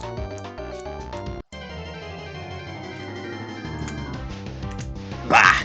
That kind of makes me wonder when I'm going to lose my Australian accent now I no longer live in Australia. Who knows? I mean, I never had a New Jersey. It's just, like, it's in my blood. I think my wife noticed it when I was particularly annoyed at traffic. A little bit of the New York, New Jersey accent came out. And I don't know why. I really have no idea, because I've never had it. I mean, when I came back from Japan in 2005, I talked English with a Japanese accent. I believe it. That was like, I mean, it's an old stereotypical chestnut, but fried rice. like you could hear the inflections on my L's and R's that blew them together. Yeah. Though I'd rather have fried rice than fried lice. Bugcatcher J, my Australian accent is probably been moderated a bit after I started teaching in university in the late 2000s and 2010s. Like, there's probably there's not a lot of people still around the community since then who would have heard my voice, but if people dug out some of the oldest Bulbacasts, you'd probably hear it. Like, my accent used to be incredibly broad. Like, as Australians would say, it was a very ochre accent, like much closer to Steve Irwin than you'd think. That's gone away over time as I worked in a more professional context and had to deal with lots of international students who often struggled to understand the accent. I see. Have you mentioned how much you love gaming? I kind of figured you did, Z, but it's always worth... Like, I mean, I'm one to talk. I mention very frequently how much I love my wife. Like, that has become... I mean, that has become my Discord status, and that has almost become a meme how often I mention how much I love my wife. But it always bears repeating. Game & Watch fan, I am supporting North Gibraltar today.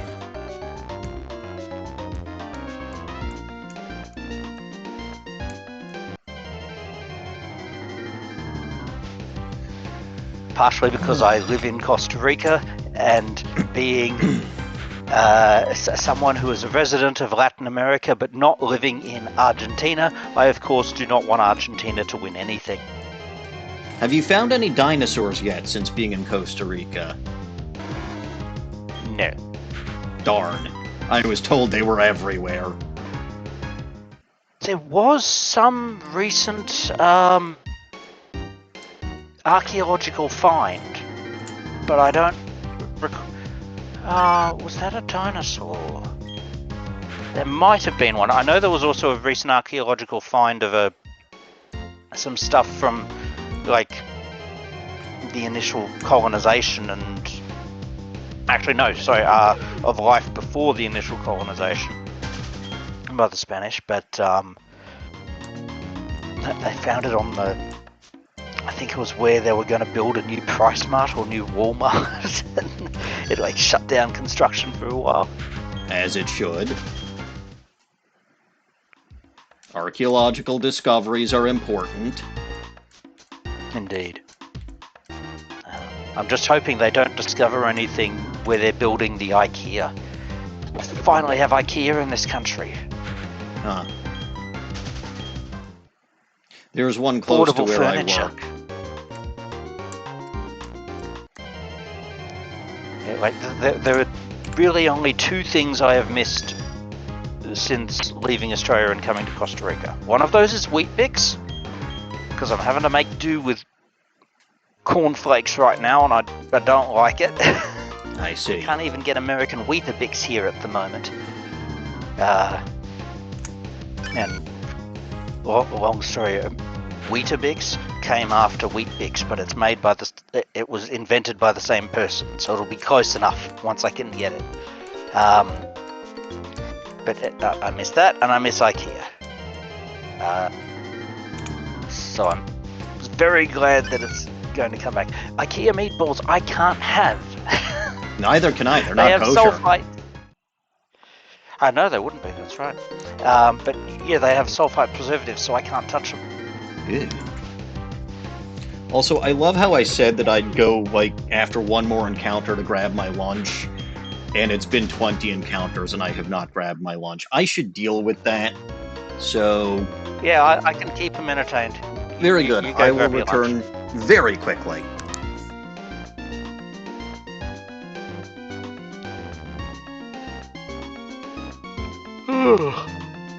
But yeah, so look forward to a whole week of Safari Zone content.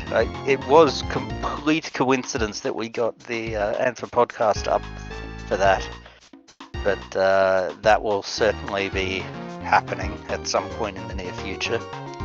And after this Safari week's over, you may occasionally see me popping up with some TCG live streams.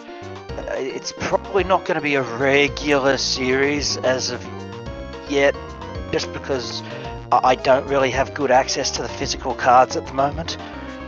So it's very hard to build my collection. Well, not very hard, but very slow to build my collection in the game to get like any sort of decent competitive deck. But I've been doing the build and battle events in the game just to get my mind back in the game. It's been far too long since I've been able to play it. Okay, why did I make Bulbagarden? So, fun historical fact.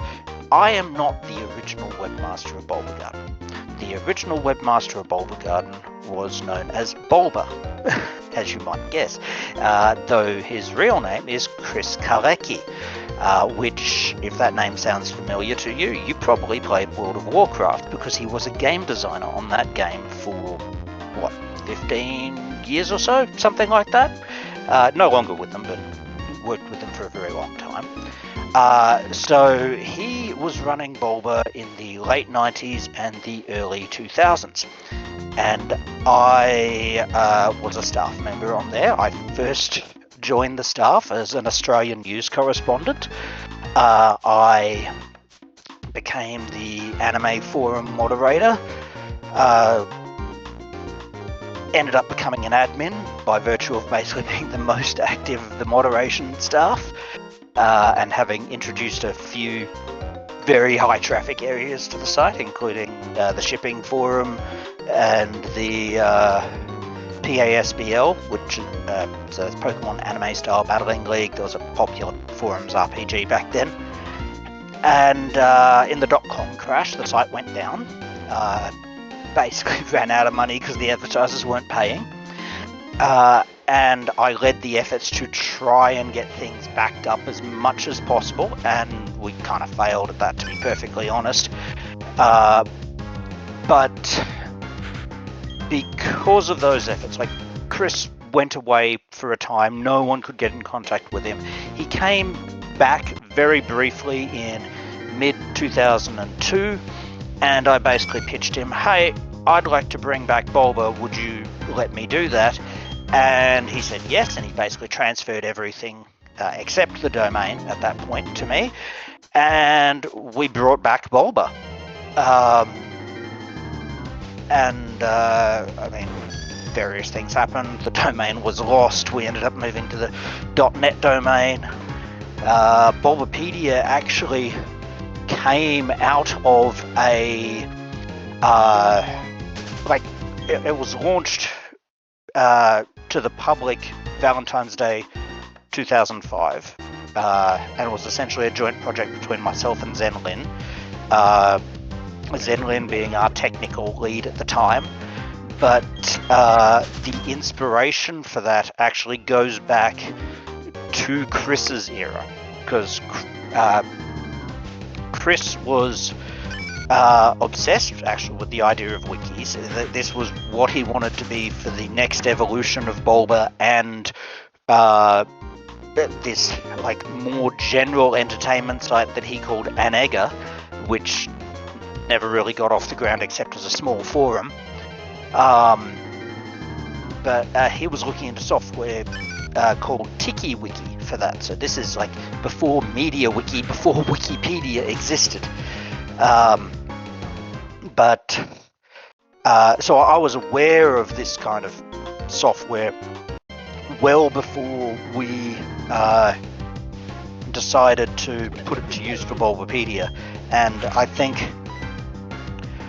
like we tried to build a traditional website at first, because I was like, well, if we don't have the content, like realistically, are people going to contribute and build towards this? And so we tried for that. Quite honestly, completely failed. We struggled to get access to all of the original Bulba stuff. The databases and backups had been corrupted, so we were redoing a lot of stuff by hand. So when we saw Wikipedia come up, we were going like, that is going to be more effective, and it's probably easier to put together than like coding all these pages via HTML and uploading them, and then like people can work together a lot easier, because like online collaboration was not the easiest of things back then. And it's kind of like all developed from there. So I mean, if you're asking why did Chris make Bulba? Because he loved Pokemon. Why did I bring back Pokemon? Because I loved Pokemon and I loved Bulba, and I wanted Bulba back. And like at that time in the fandom, we'd seen a lot of the largest sites of the community like go down, vanish, kaput. And it wasn't uncommon for some fan sites to go down for extended periods because of technical issues or just not paying their bills. Like to this date, I still don't know why Cerebi.net was down for 6 months in 2002, but it was. And like that, it going down, because of course, like another big history thing for those who don't know. I was an admin on Cerebi at the time. I was like literally Cerebi's right-hand man. But Cerebi was down for an exceedingly long period of time, and I was like, well, I should bring back Bulba. And I did. And Joe and I have you were never never gotten forgiven since since. then. Well, so Joe, at the time, accused me of having hacked his site and having caused that downtime. As in, like, after I announced that I was bringing back Bulba, he made that accusation. Like, obviously he never had any evidence or something for that because I didn't do any such thing. Right. But he made that claim, and I never forgave him for making that claim. I mean, to be fair, that's one hell of a baseless claim to be making. Yeah, it's not the only point of argument he and I have, but I mean, without going too deep into the weeds, one thing I really didn't like was when, while I was working for him, he demanded I install an emulator to play a Japanese copy of Ruby and Sapphire before they were released internationally to get information about the game to put on his site. Mm-hmm. And that never sat well with me. Because I was pretty well known as I do not do emulation stuff even back then. So that was, yeah. But yeah, so I try to have. I haven't talked to Joe in almost a decade at this point, I think. Huh. There are lots of people. I have a Twitch channel or YouTube channel. I have accounts. They are not actively used. I may have a separate channel at some point in the future, but if I did, it would be for non-Pokemon content. Like all mine. my Pokemon content will be kept on Bulba. And yes, Cerebi was known for fandom beefs. Cerebi's beef with me, I'll be honest, I probably egged him on more than a bit. Because it helped us. Him engaging in that beef with Bulba for so long probably did more to promote Bulba to other people than anything else at that time. It was like the way people found out Bulba was back was because Joe was ranting about us. Any publicity is good publicity. Yeah. I mean, not necessarily, but like at that point in time, certainly.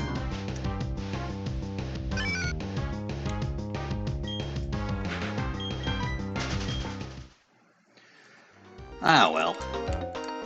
But yeah, these days, like, I intentionally don't look at what Cerebi and his site are doing, because he can do his thing and we'll do ours.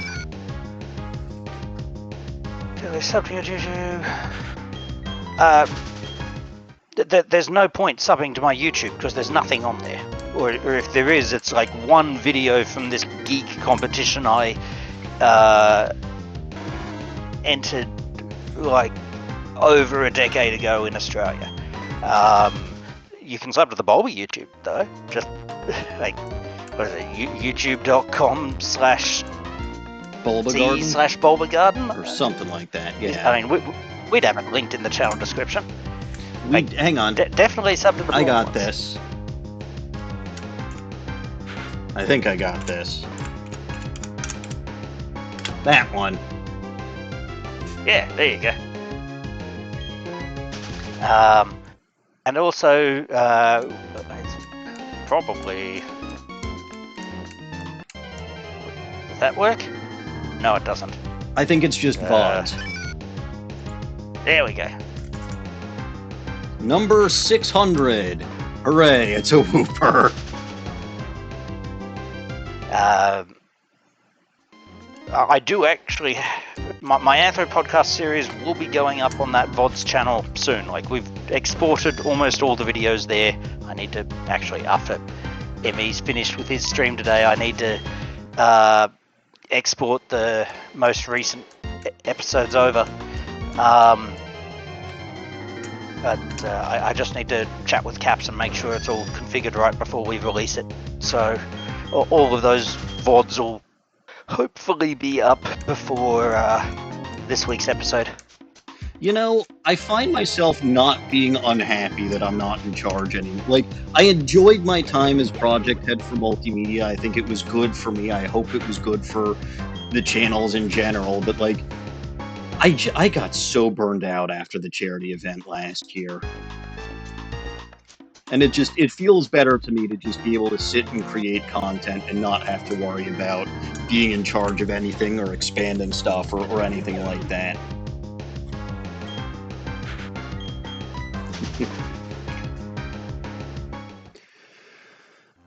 Plus, Caps has a lot more technical knowledge on a lot of this stuff that I just don't have.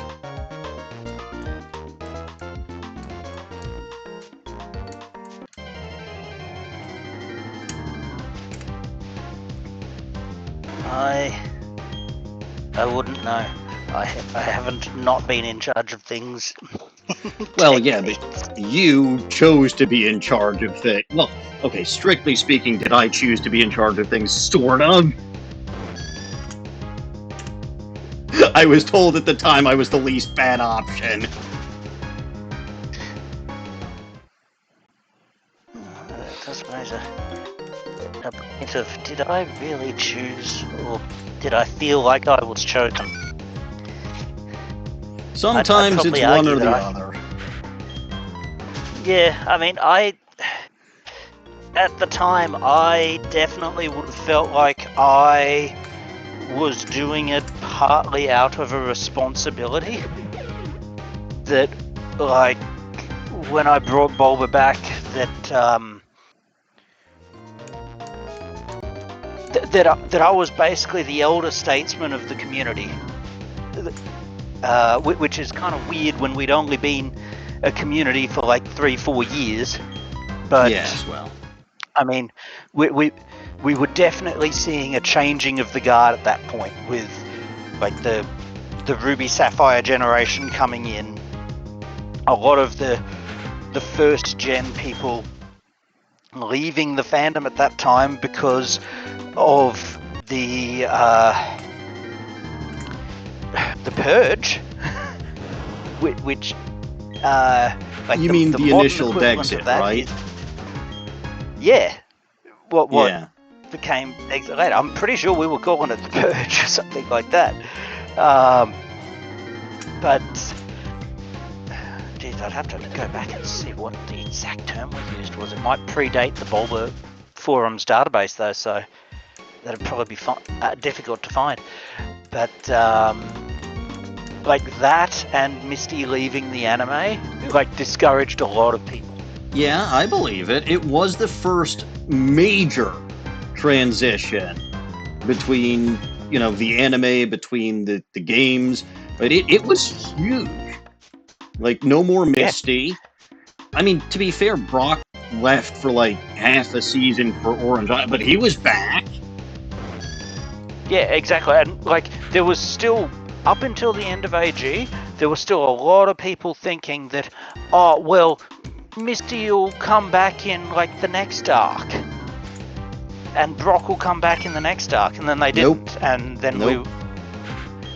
Yeah, and because you have to remember, in the early 2000s, one of the biggest, most active forces in the online fandom were the shippers. Yes, of course.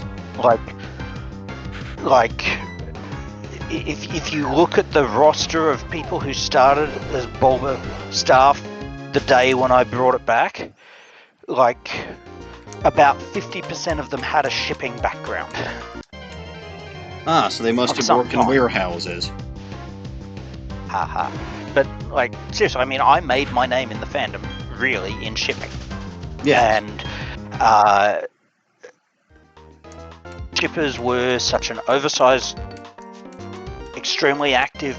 Well, not oversized. We were extremely active, and because of that, we were disproportionately represented amongst the leadership groups because we just posted everywhere so Yes. much.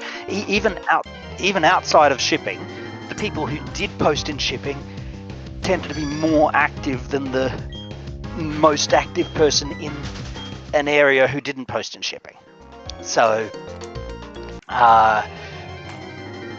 once the shippers lost their big thing, so you didn't have Misty there, Yeah, so that the was poker it. shipping debates Adventure were kind of shipping dying. done. The palette, Or no, pokey shipping. I'm sorry.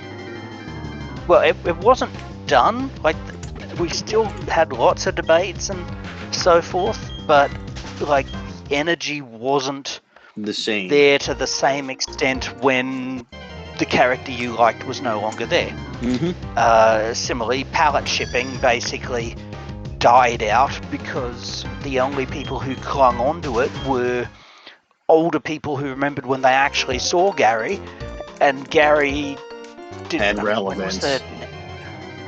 Yeah, like, when did he show up in advance? Did he?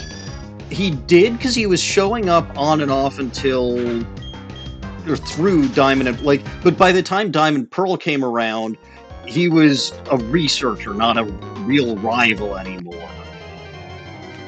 Yeah, okay, I just double checked. So he appeared once with the Aerodactyl episode, and once where he battled Ash, and the other two things were just like flashback in the childhood and Yeah. a postcard to Ash at one point. Like, he didn't exactly show up to keep relevance. Right. When you consider just how wrong AG was. Yeah, no. And again, he did show up in Diamond and Pearl. I know he did, because I think at one point Yes. he battled Saturn's Toxicroak or something as a researcher. Or was it Pokemon Hunter J or something like, not to be confused with you, Jay. You're Bug Catcher J, not Pokemon Hunter J. But there was an interaction between the two. He was in Diamond and Pearl, but really the climactic battle between Ash and Gary happened at the end of the Johto arc in their 6-on-6 when Ash barely squeaked out a victory. Yeah, that was like, it for him. There was definitely a feeling amongst a lot of shippers that like those story arcs were over, and they basically were. Well, yeah, and I mean, one thing that that first gen of shippers had that many later gens didn't was that a lot of us had always argued that it wasn't that a relationship would develop during the series so much as it would be there at the end of the story. So, because like the Digimon Adventures ending and putting characters together who no one saw any evidence for developing a relationship shook a lot of people. I hate Adventures 2 specifically because of that. Come on, Tyora forever. And so what a lot of shippers had been arguing essentially was that it's a children's show. They're not going to make romance a major part of the series. No. Because if you have an actual romance between these characters, like how do you handle these two characters dating for however many years of episodes? Like, it's at side purposes to the series. Like, you don't have this stuff happen in the series. You have it happen in like epilogue sort of stuff. Ash never got an epilogue, so as far as we know, he's still 10. Well, yeah. I think a lot of the poker shippers on that, at least from my era, who might still be looking at things, would go that we said we could have a resolution at the end of Ash's story, but they have not actually ended Ash's story. It's on hiatus. They There's no intentionally need for gave that us a many situation- hydrates.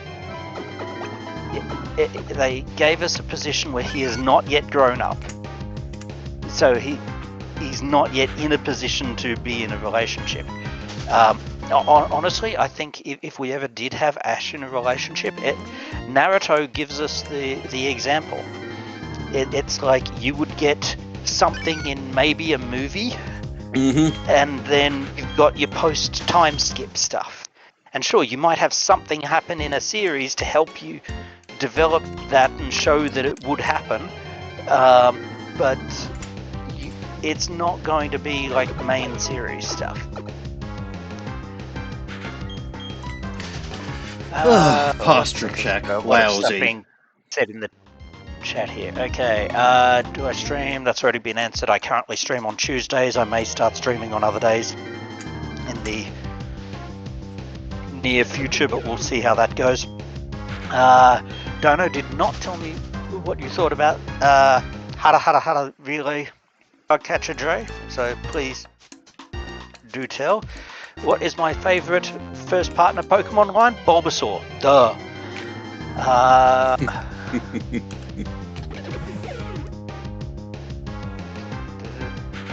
Yeah. Okay, the song makes no sense. The song makes perfect sense.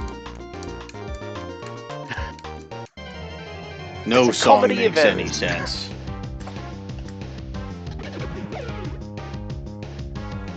Because see, they're trying to get me to do a karaoke thing at some point. Oh, right? Listen.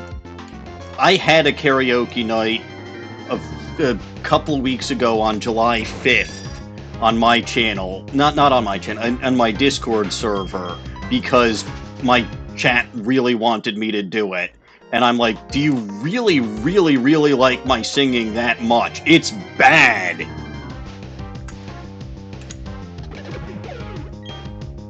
So Bugcatcher J, it is random, but that's the point. It's like it's because of like it goes better with the music video, so you can see how the actions kind of chain into each other. But yeah, I was basically like, if you're gonna force me to do a Pokemon karaoke, I'm gonna have to practice this again so I can subject people to this. Good luck.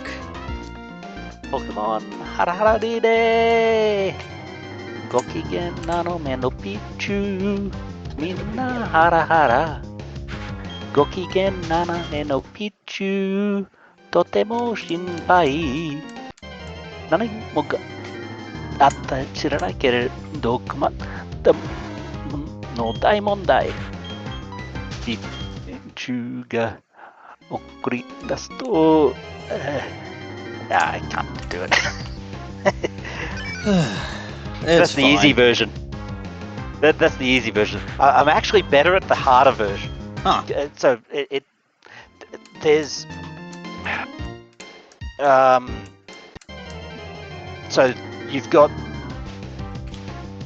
well, okay, there's technically 4 versions. There's the TV size basic. There's the full version basic, which is like 2.5 times the length. Right. And then you've got the so that first one's Pokemon Hara Relay, and then you've got Pokemon Hara Relay, which is also like it's written as like Pokemon Hara squared Relay Muzukashiban. Like End of the Nth, which is a secret song that you get for like the end battle, but is not actually in the. Yeah. So yeah. Muzukashiban is hard version, like literally hard version. Lovely. So that one's like Pokemon Hara Relay Muzukashiban.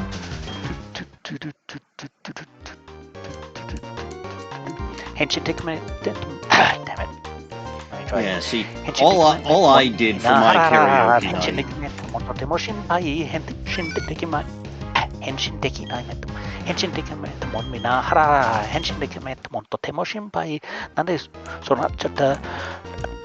God damn it. I used to do it. Well, you'd get some practice in beforehand, presumably, but all I did for my karaoke night was the Pokemon theme Unbeatable, which I sang once during a charity event, and then the other songs that I sang were Crazy Train by Ozzy Osbourne and then Carry On My Wayward Son by Kansas. I'm no Would I have good at been any able of to them. pick up... Bugcatcher J asks, since I understand Japanese, would I have been able to pick up on the song's meaning? When I originally heard it and when I originally became able to sing it, I couldn't speak Japanese good enough to understand it. Not without a translation. Now, there are still some words that I would... Like, I'd understand a lot of it without double checking, but there are definitely a few words that I would have to double check.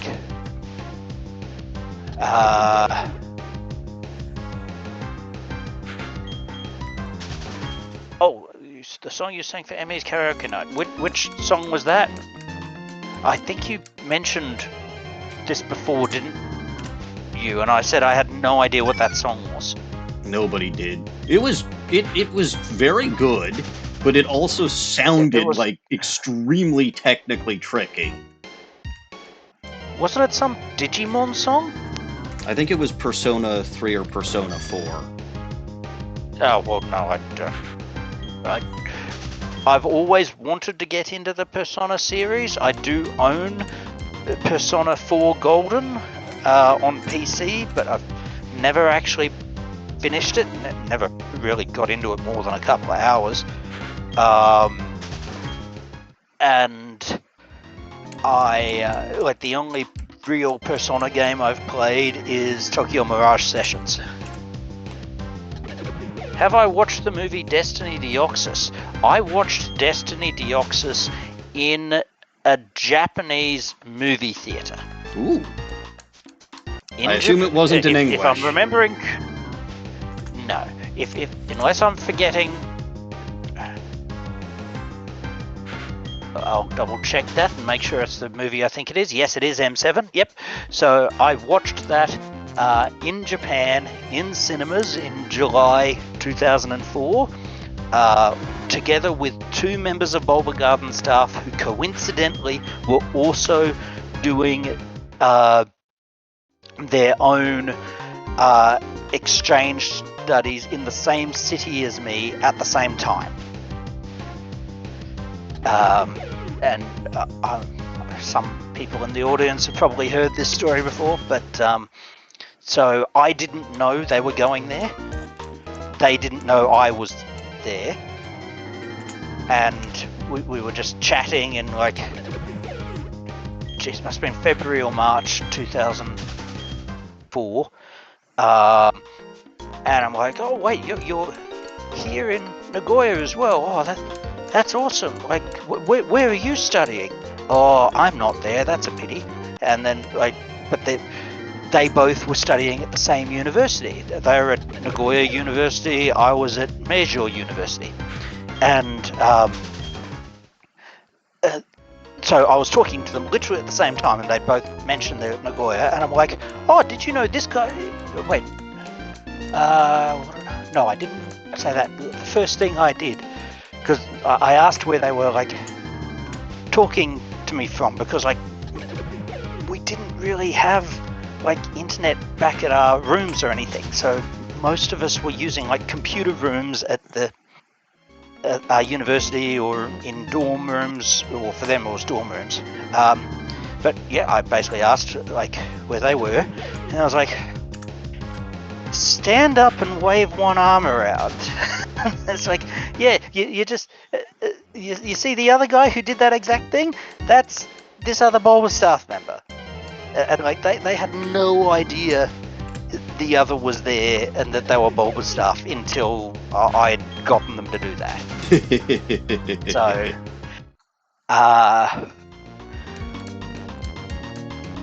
Yeah, so that was Dogazu, who people would still know as the guy who runs Dogazu's backpack, dogazu.bobgun.net, and someone who's no longer with us, King Lord 2.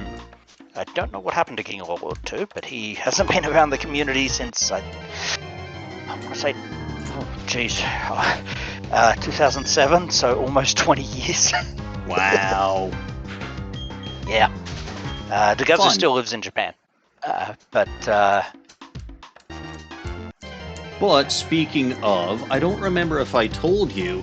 So obviously you know that I was in Japan for the robotics show back in December, right? yeah. There is a non-zero chance that that becomes a regular thing that happens every other year when the show happens. That would be so cool. You might get to see the thing that I just saw announced earlier today then.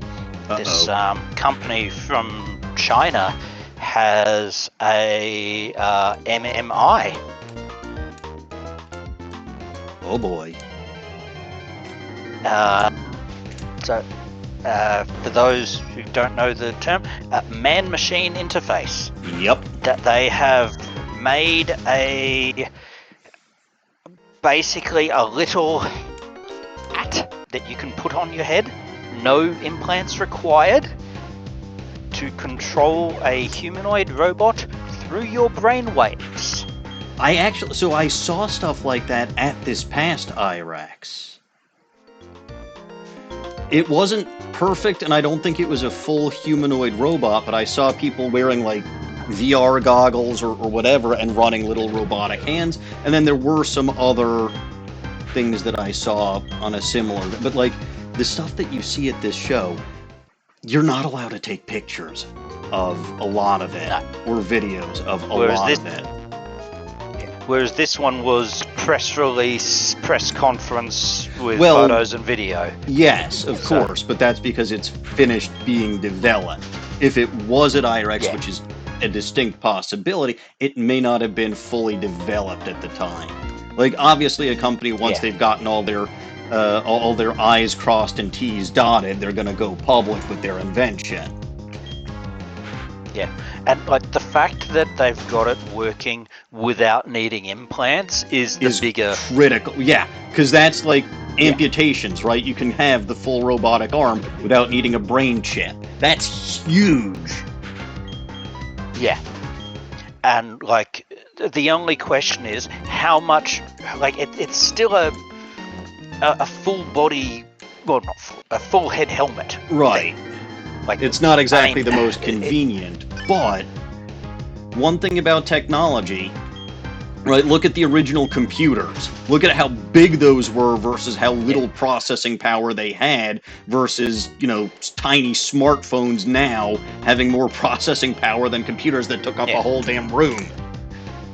I mean, the question becomes, do they need like a head-wide sensor net?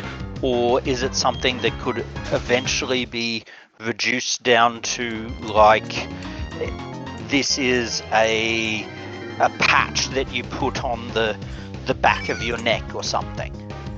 Like if it can be reduced down to being unobtrusive. Yeah, we'll see where this goes, but it is exciting.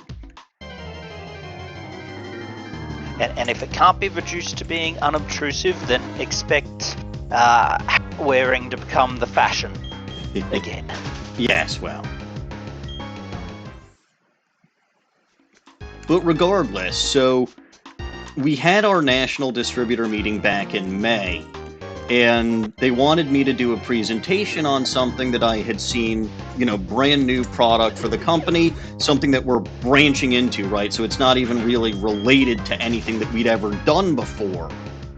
And when I gave the presentation, the company president, who's normally very jet-lagged and sometimes even sleeps during the presentations, at least according to my boss, he was wide awake, alert, and paying close attention to the presentation because it was that engaging and I had the power. The other thing was they gave me the PowerPoint, and I'm like, okay, this is a good starting point. Here's what it's missing. Here's what I know to be factually incorrect and was probably caused by a mistranslation. Here's something that I can add. Here's really good videos that they took from the trade show that I think add a lot. So all of the personal touches, and the other thing being, right, where I could say that I was able to use the simulation software, it's incredibly intuitive. I used it in a language that I do not speak and have very little frame of reference for, and was able to pick it up and get it to do everything that I needed it to do very quickly with minimal, input from someone else.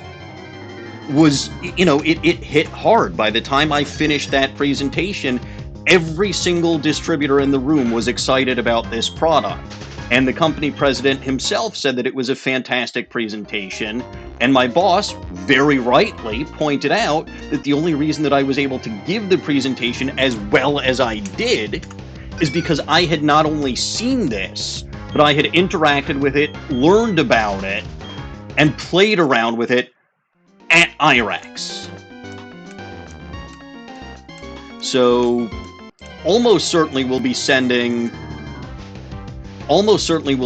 more people to Japan moving forward, but they may ask for me specifically because they know how good I am.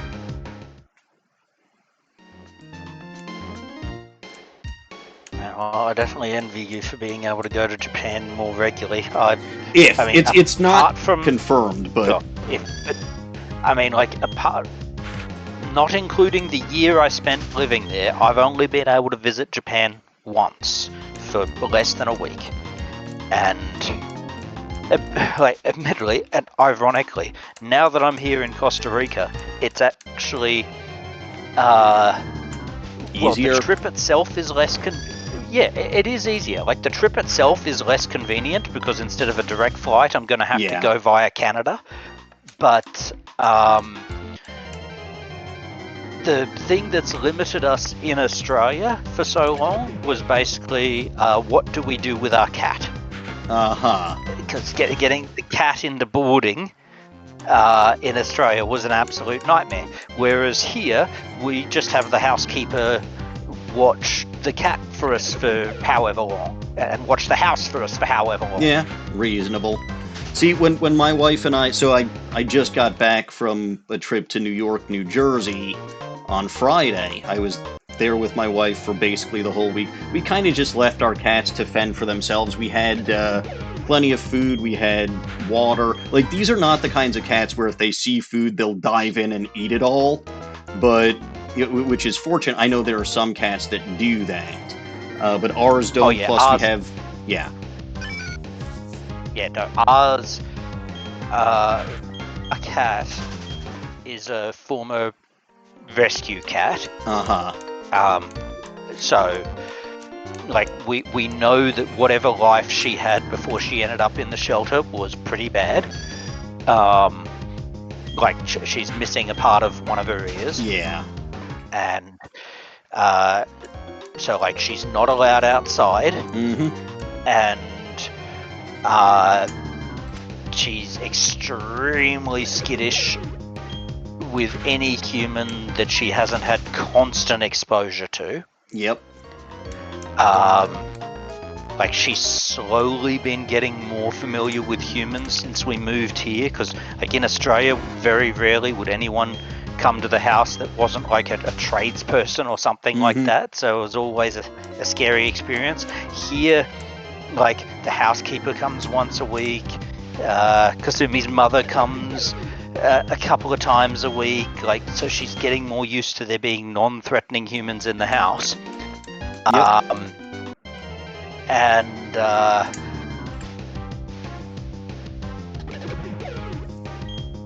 yeah, just because of her background, like, you give her food, she will devour it. Yes, She'll no, devour that makes absolutely sense. everything.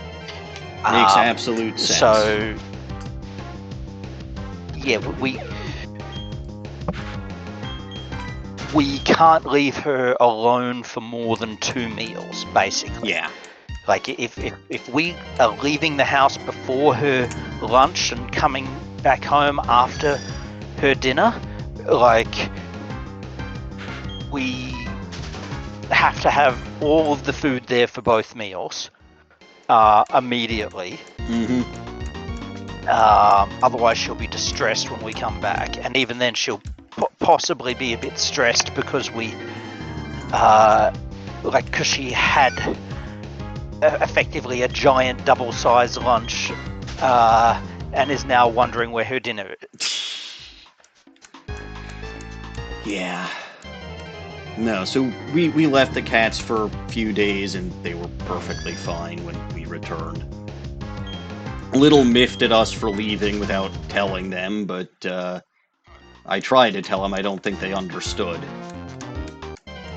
I mean, the biggest difficulty with leaving a cat for long is its litter. Yeah, but It's that like, had just been cleaned out beforehand, so... Yeah, but like, how often do you clean your cat's litter? Because we're cleaning it I every single day. Don't. My wife does. Oh. They're her cats, yeah, or our they cat- were cats that came with her, so... Like, I'll schlep the trash up the stairs and out the door, but that's her job. Fair enough. I mean, like, this is the thing. You shouldn't. I mean, I guess some cats can deal with it better than others, but for most cats, you need to clean up that litter every single day. So you can't just leave for a while and let it accumulate. I mean, we've got at least 3 litter boxes around, and I think we might have left an extra one just in case. And they're not small. Well, yeah, I imagine they wouldn't be if you've got multiple cats. Only 2, but yeah. No, they're not small litter boxes. And yes, that's essentially like when we walked in, Jadzia came over. You know, she was, and then Emma came over, and like the way they were squinting their eyes, it's like, yeah, where have you been? Like, you probably didn't even notice we were gone.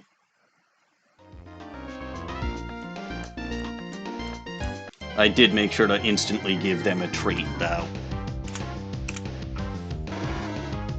Don't want them to be vindictive. Not that they get vindictive, but... Why am I still going? I said I was going to go for 4 hours. It's been 4 hours, 8 minutes. I swear, I have a problem where it's like, it's gotta be the next one. It's gotta be the next one. It's the same thing with the damn horses all over again. I'm the same at the end of my streams. I'll lose track of time. I'll be like, oh, well, I had to take a short break, so I'll go into a little bit of, like, stoppage time and add a few minutes on. And yeah. Yeah, and that's, you know what, I took 2 breaks today. One because Emma somehow found her way into this room, and the other was to go grab my lunch. So I'm not too unhappy. Maybe we'll go to 750 encounters. Let's go to 750 encounters, or if somehow my steps run out beforehand. Yeah, but somebody stop me when we hit 750 encounters. Okay, I will try to remember. But yeah, oh, good. Guess what Jay just did. I will... Oh, what's he required you to do? Singing helps with finding shinies, at least that's what they say. The 2 shinies that I found in the Mudbray chain happened while I was singing. That said, it hasn't worked since then, so I don't know why you think it will work this time. I rather doubt it will, but that's okay. Let's keep singing and finding Pokemon in this great marsh, and perhaps we'll find Shrek. I don't know what I would... You need to make that at least rhyme. Fix it to at least rhyme. Sometimes I rhyme, other times I just sing whatever pops into my head. I never have a plan for when I start singing, but this does leave people's ears ringing very frequently. See, you should have been ending that line with ringing, and it would have worked. I don't care so much about whether things work or not. I'm just trying to sing to prove that I am not a bot.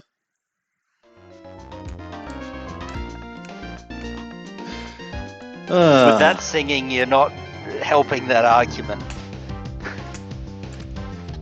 I know that my singing sucks, but people want it anyway. I have no idea why they do, but this happens every day.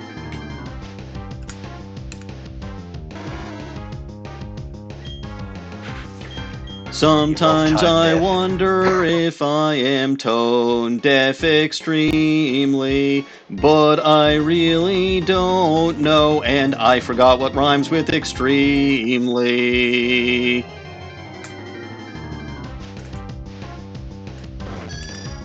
I'm horrible at this. Anyway, I was going to say, like, going back to the going to Japan thing, as it is, I can't go to Japan for the next 2 years.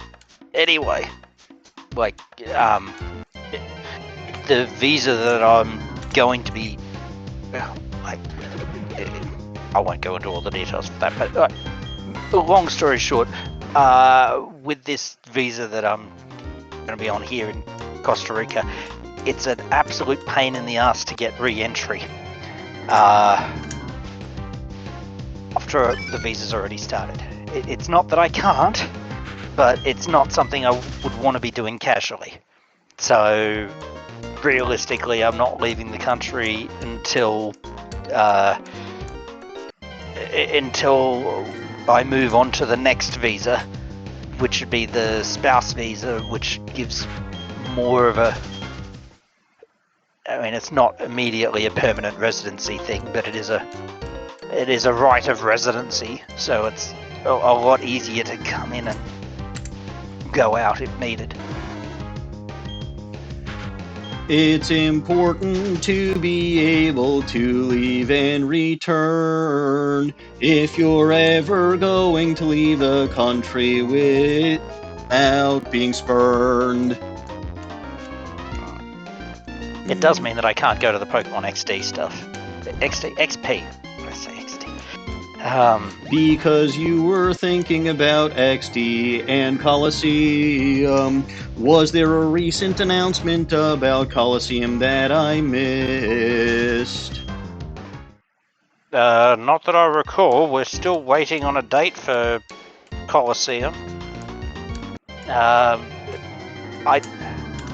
this point, I don't know if I'll just go and play XD without replaying Coliseum or not.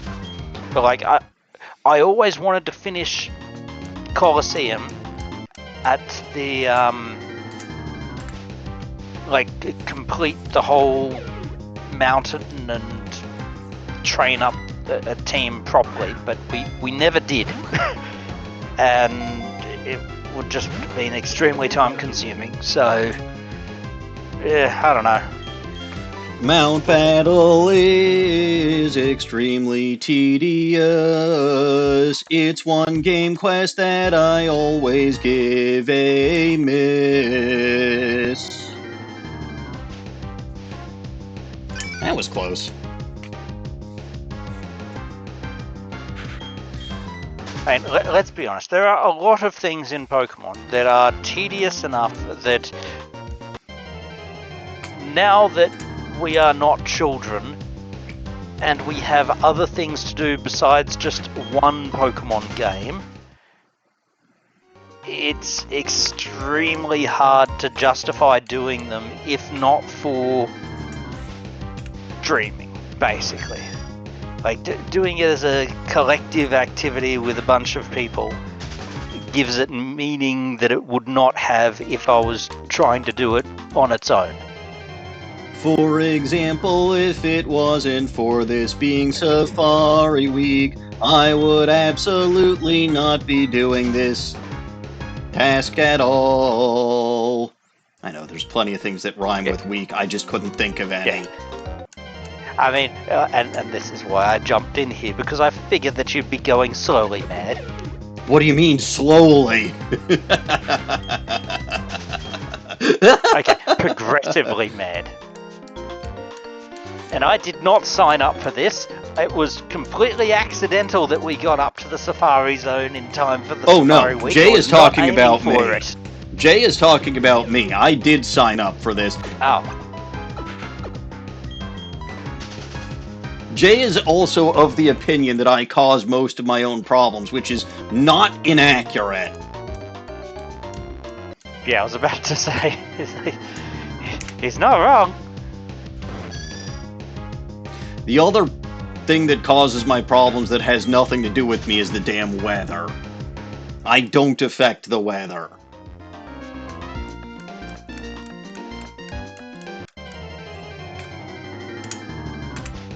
But the weather has repeatedly tried to kill me.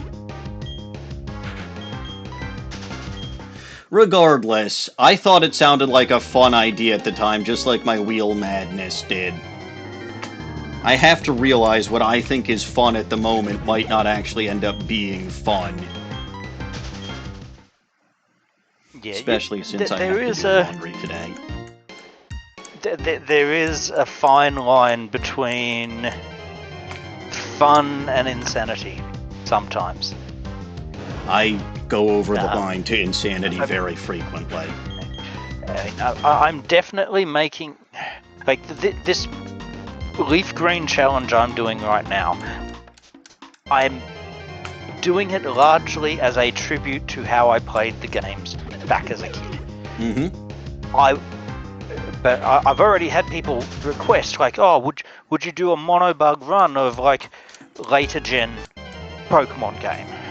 And I'm like, I would need to research how plausible that would be. I wouldn't try it in black and white, like regular black and white, because the first bug-type Pokemon doesn't show up until after the gym, the second gym. And trading isn't available until after the first gym.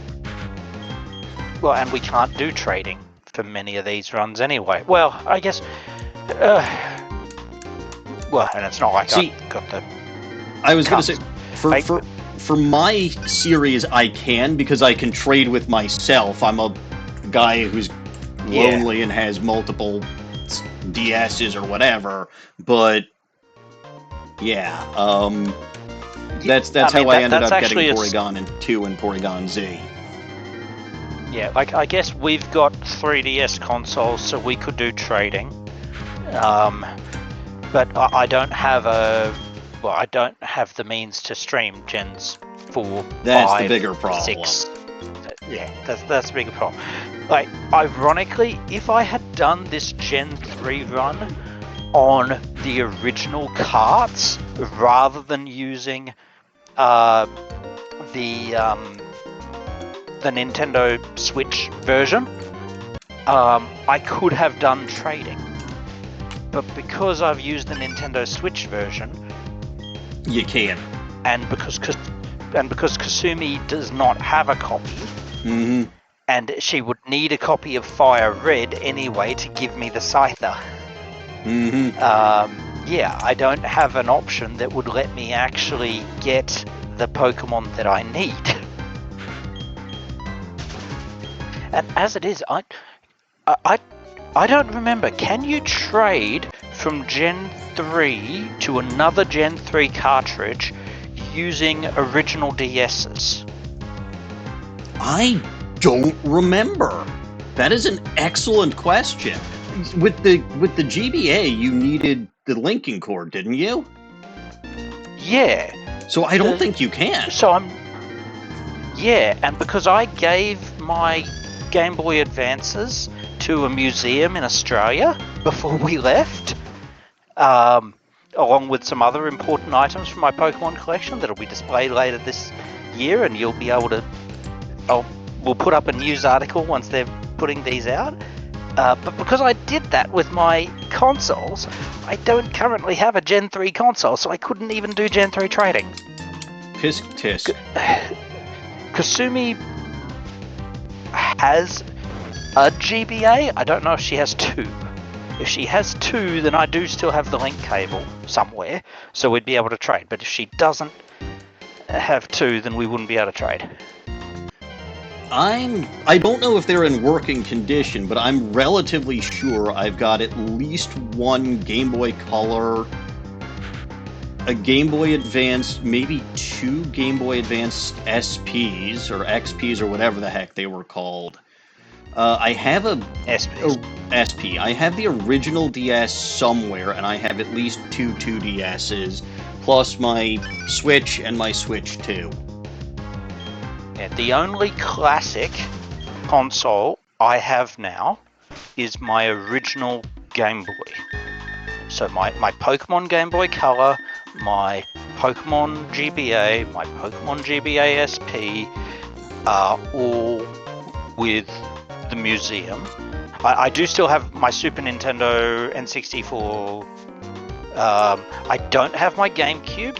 I gave that to the museum as well because that was a complete in-box one, and they didn't have one. And because I could play GameCube games on my Wii anyway, so I didn't need the GameCube.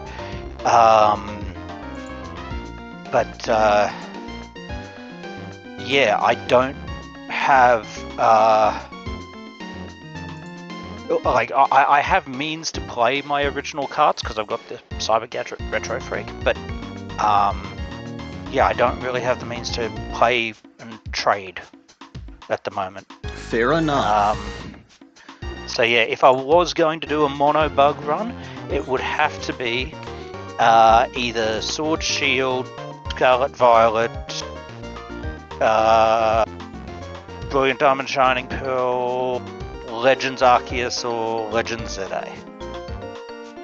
And I'm not sure which ones would be plausible to do.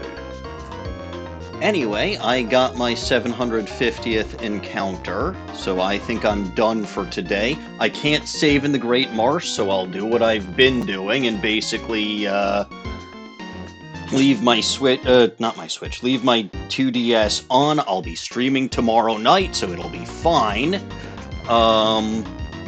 Why don't you just exit the Great Marsh and come back the next day? Because 500 Poké-Dollars.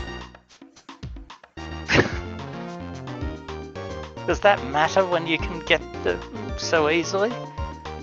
It's not like early games where you don't have the ability to refight, so you've actually got a finite amount of them. I mean, I also have a ton of money, so you know what? Fine. We'll walk to the entrance and we'll see if we get another encounter or 2 on the way. If we do, great. If not, fair.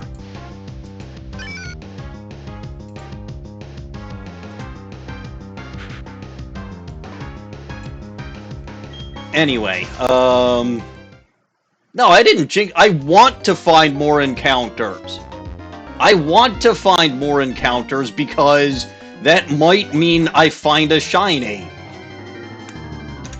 Like, I know it's not how the math works, but, like, the more encounters you have, the more likely it is you'll find a shiny at some point. I have to ask, Emmy, before Pokemon, were you obsessed with Civilization? Yes. Civ 3 specifically. Humbug. I was a Sid Meier's Alpha Centauri player. Yeah. But alright, this is where we're gonna be. I've probably already mentioned that stuff to you, haven't I? You have. Yeah. And this is where I'll continue things off for Safari Week tomorrow. But there will be others participating in Safari Week this week, so Mochi's gonna be back, Abby's gonna be back, Cody is coming in for a stream at some point this week, Archaic is going to be unwittingly participating Tuesday evening. Hopefully at some point one of us finds a shiny. Also, Z, it's Rowlet. That's my favorite because little round fluffy fluff ball with a bow tie. Orange, you glad you're not licking horses? I'd rather be licking horses because theoretically the shiny odds are better. Theoretically. But anyway, that's gonna do it for today. Like I said, I'll be back tomorrow doing more of this. Archaic will be here Tuesday doing more of this. Then, I don't remember who's on Wednesday. Oh, right, I'm on Wednesday. And then I think Abby or Cody is on I think Cody's on Thursday. There's a schedule somewhere. Yeah, there's a schedule somewhere that we probably posted on social media, so check out the social media channels: Blue Sky, Mastodon, Tumblr, Facebook, and X, formerly known as Twitter. Check out Bulba News for your latest Pokemon news, Bulbapedia for all of the Pokemon information, our YouTube channel, which was linked earlier, the VOD channel, which I might actually have this exported to at some point because it's not in the middle of a series, and the Bulba Garden forums and Discord, which I can link here. Assuming I can type properly. Unfortunately, Emmy, you do just realise what Bugcatcher J was saying in the chat, that someone's going to clip you saying you'd rather be licking horses. Oh, please, chat does this all the time. It's not like I don't. Look, chat... Well, no, actually, I ended up clipping myself when I said something to the effect of Melly-flavored medicine on my own channel. I'm used to this. It's what they do. At this rate, people are going to start running D's nuts jokes on you. Hey, look, I